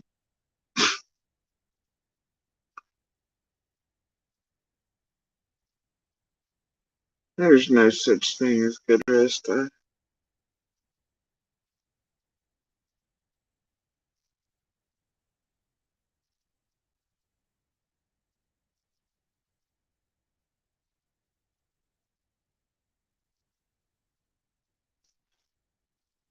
not sure there ever will be, quite frankly.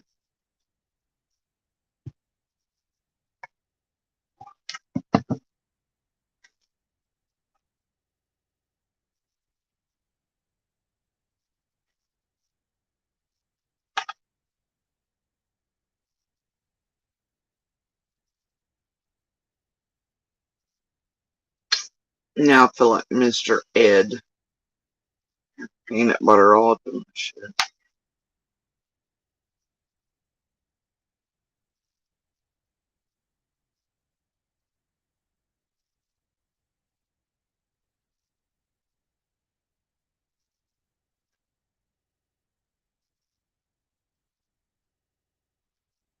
I'm gonna be over here pulling an MGL here in a second.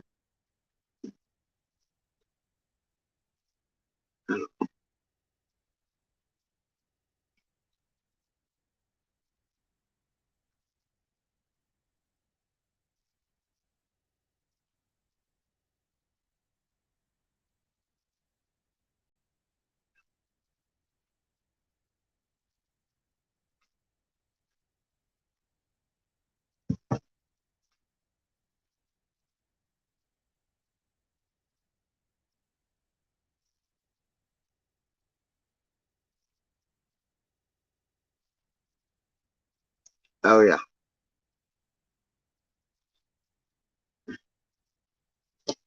My doggos are here like low growling at something.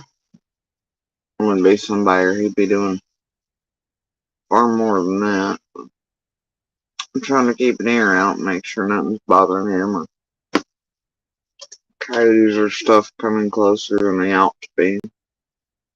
Because they've been coming in quite closely.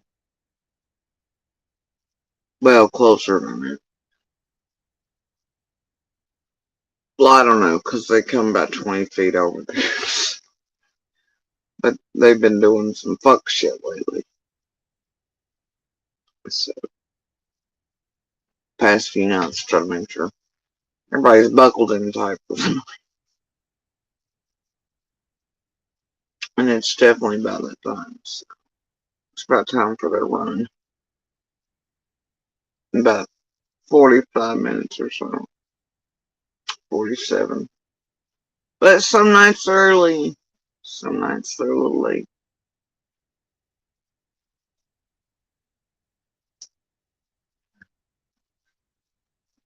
Lost my fucking up there. Like, damn, I lost my hair dye, bro.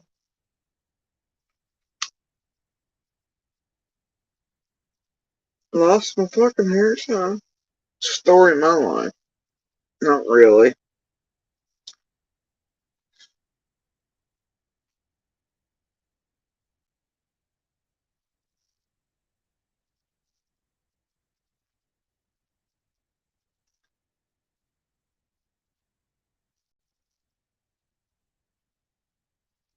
Wait a while ago when I was off here taking a break to get my stuff and my semi sort of, I don't know. I don't know what the hell's wrong with me.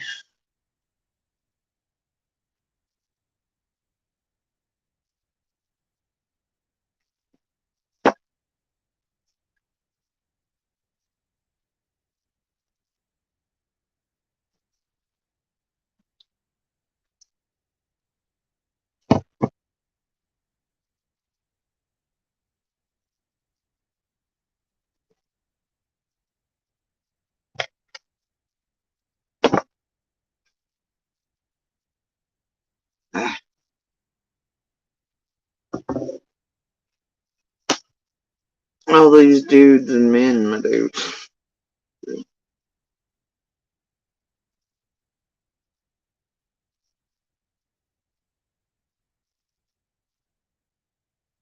All these numbers, these things, and then I find myself thinking for 2 seconds it's a good idea. I'm like, nah, and then I throw fucking numbers out. Miss me.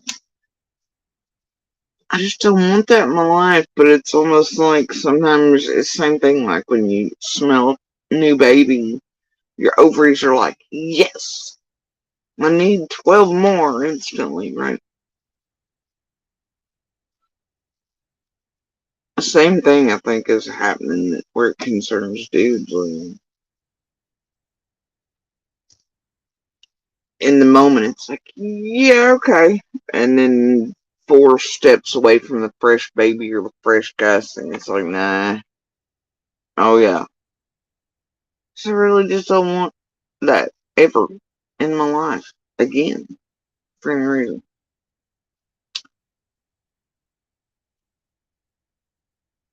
Not even a little.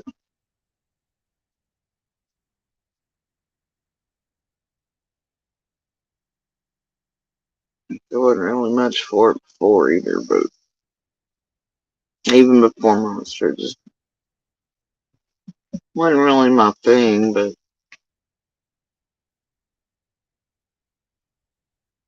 after damn sure not. I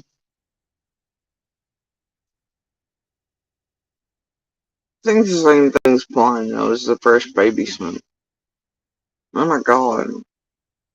Sometimes they smell so nice. The babies and the man. No. Yeah. I don't know, man.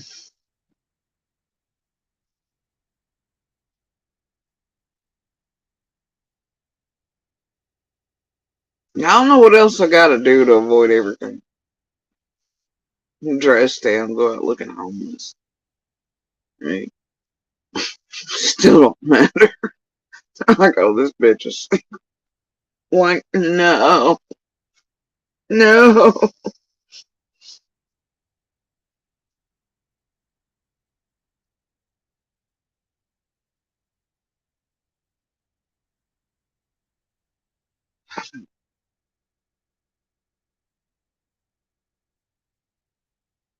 I just really don't have time for it. Like, and it's so much to explain to a human being. Unless it's those who've been around for eons anyway and longer than Monster that get me, know me, are cool with situations. Um,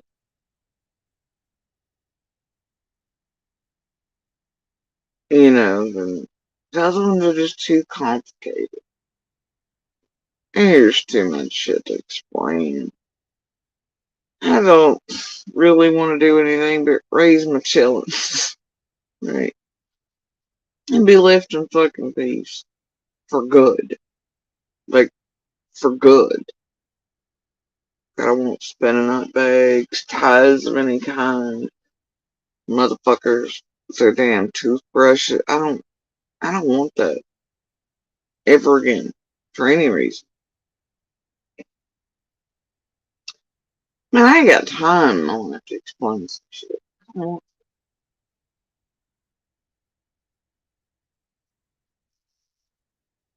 I just want my energy to be focused on my children and the fires, summer and getting changed for DV and tragedy pimps. And it's a life better spent.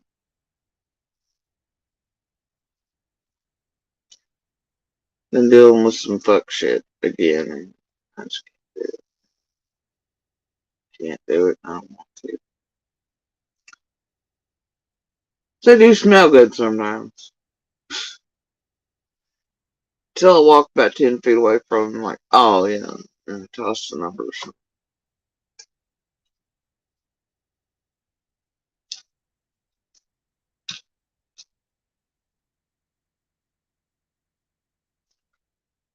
Anyway, it's definitely more trouble than it's worth. I'm definitely having a fucking 6 heart attacks and I'm like, no. Stressing the bitch out these days, my god. And you know how these men are, like, I'd be straight dead day 4. I'll stick with my fires and puzzles and racing a little. All the good things in my doggo and hopefully beach at some point soon. Freedom and flying.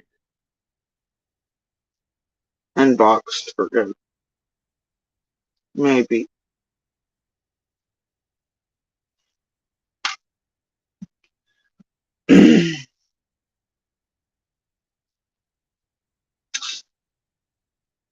Anyway, y'all, just a random ass thought that just decided to come out of my peanut butter pie hole tonight.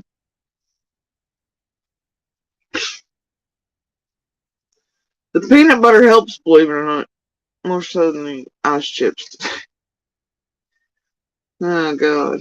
Anyway.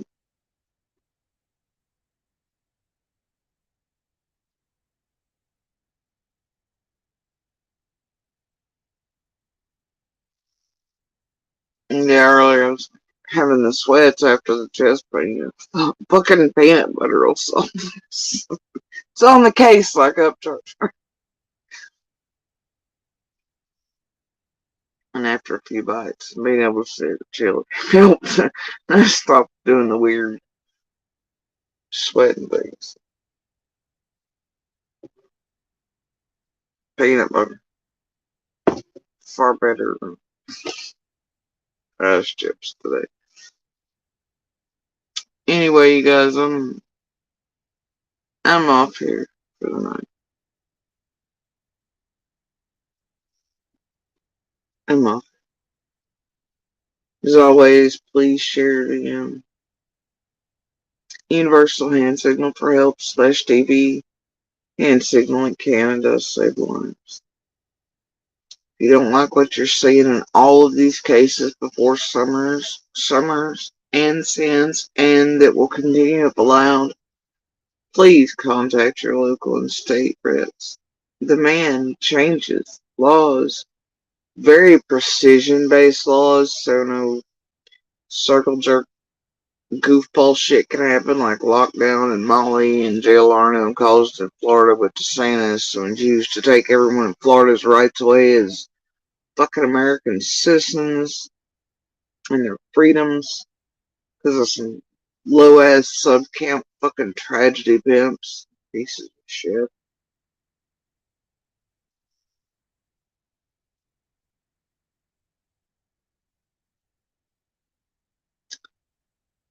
Make sure it helps these victims, survivors, fighters, their families, and law enforcement, and their communities. Precision-based. And leaves freedoms intact for all. Do reach out. These platforms and keep hammering down asking for small changes. You know, like only so many clothing changes, only so many accounts connected to certain devices, ban evading straight no-nos and easily proven and taken and caught in other people's names, and those people can't hold creator accounts any longer either. And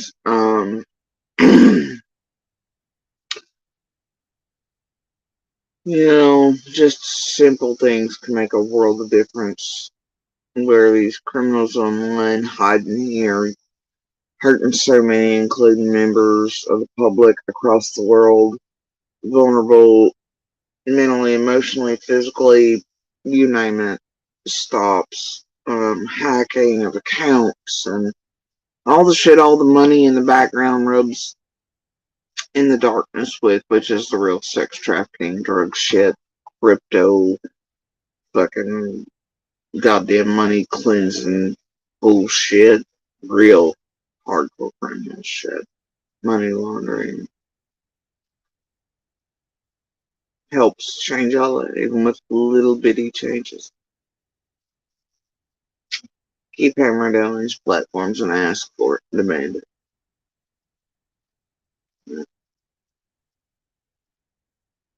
And as always, please do share Summer's picture, information, call her by her name. It is a very real and tangible way to help her, to help find her, bring her back to her community and her brothers. And I know it sounds bizarre, but it can even help find the perpetrator or perpetrators. Those responsible for June 15th and obviously 2+ years, every day of it. Every goddamn day they're responsible for. She's out here somewhere, folks. So is the person or persons that have done everything from June 15th forward. Maybe one day they'll see her face enough, read her name enough, know they're never going to escape. They'll always be found at some point. And they'll just stop already. And they'll pick up the phone themselves or walk into the local courthouse or up the police steps and do the right goddamn thing already. Maybe they'll eventually feel the brunt, the impact of the totality of what they've done. Not just to Summer, but to her family, her brothers, community, her church families.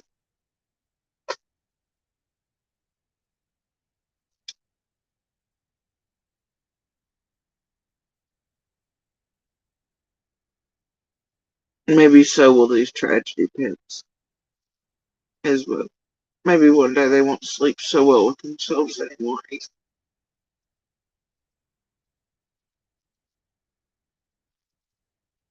We can only hope. But also sharing our picture information on it. Maybe it makes somebody slip up around somebody they know and that person has an aha or a key drop or a moment. And they pick up the phone and turn them in.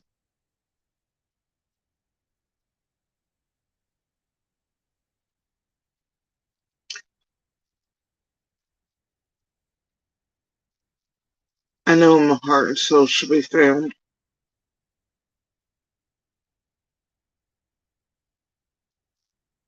And I wake up every day hoping that somewhere during the day, the news will come. I hope every day that day is this day. I burn from daylight till dark. And in between. And I hope. I also dread. Because I don't know how that day will feel.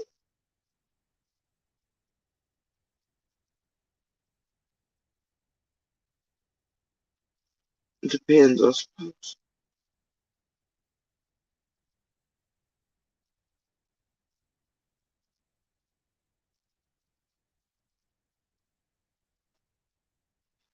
Don't know how my kids are going to take it. I don't know.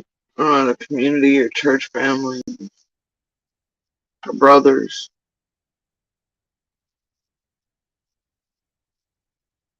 I just hope every day is that day, no matter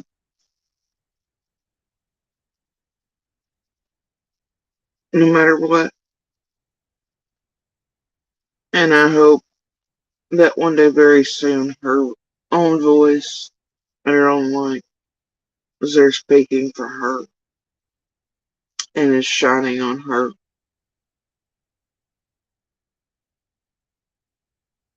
And that if she can't for herself, that law enforcement and these courts,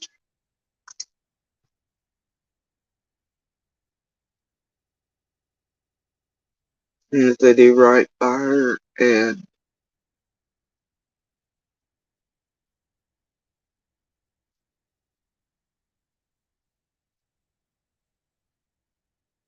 make sure her story doesn't end as a mystery inside of that cursed ass road, or that she's forever left behind where so many of us escape.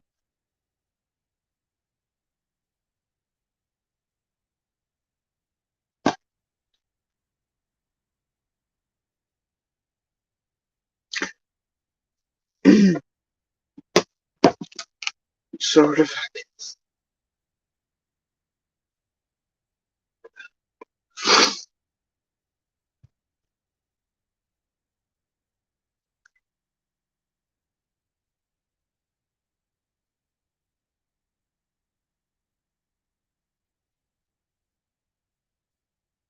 Anyway, you guys, please share her picture, her information, call her by name.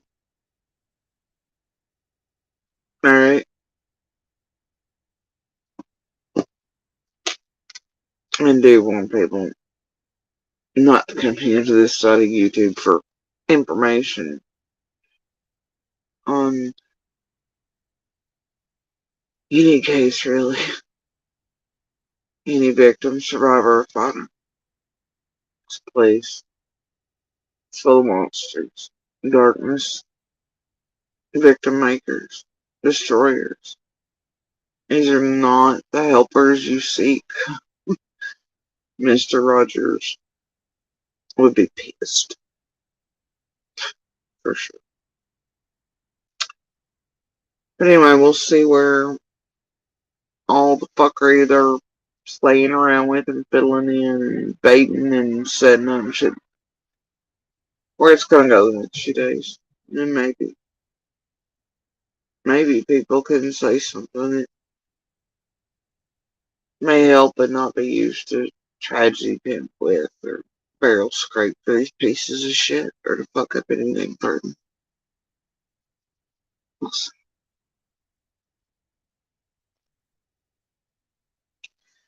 Anyway, y'all, throw out some good pebbles and good sparks, okay?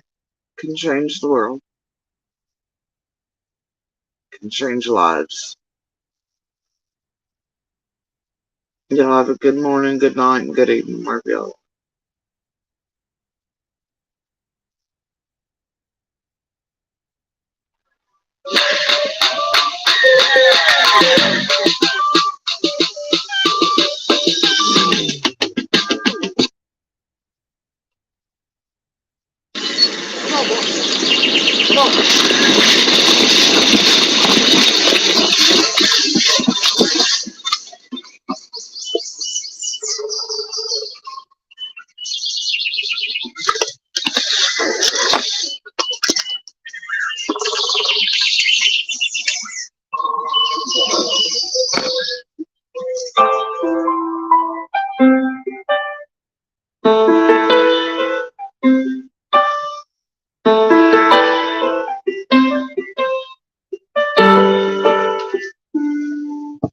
I will wait for you till the sun turns into ashes and bows down to the moon. I'll wait for you.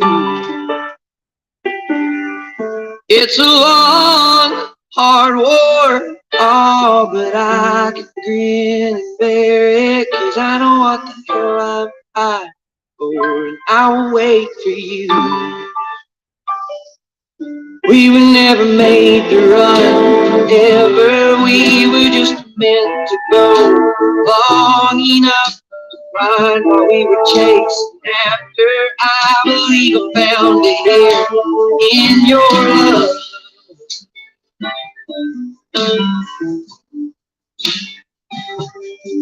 I will stand my ground. I'm a bad man looking for takers. You're the finest thing around, so I will stand my ground.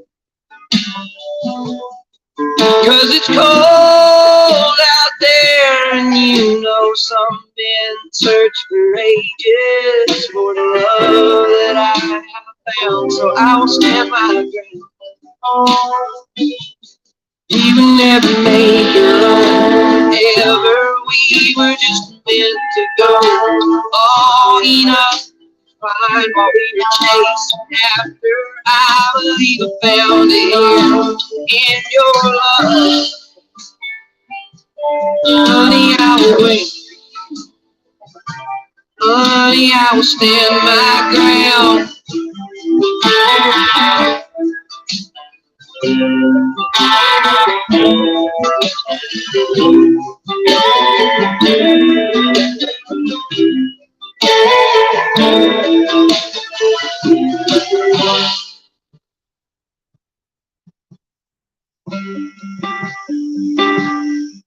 I will work for you till my hands are tired and bleeding. I know what it is from us I need. I will work for you like a team of mules pulling hell off from its hinges. It's the love that I'll keep tending. I will work for you. We were never made to run, ever. We were just meant to go. All we need to find what we were chasing after. I believe I found it here in your love. Honey, I will wait for you. Honey, I will stand my ground. I will work. I will stand my ground.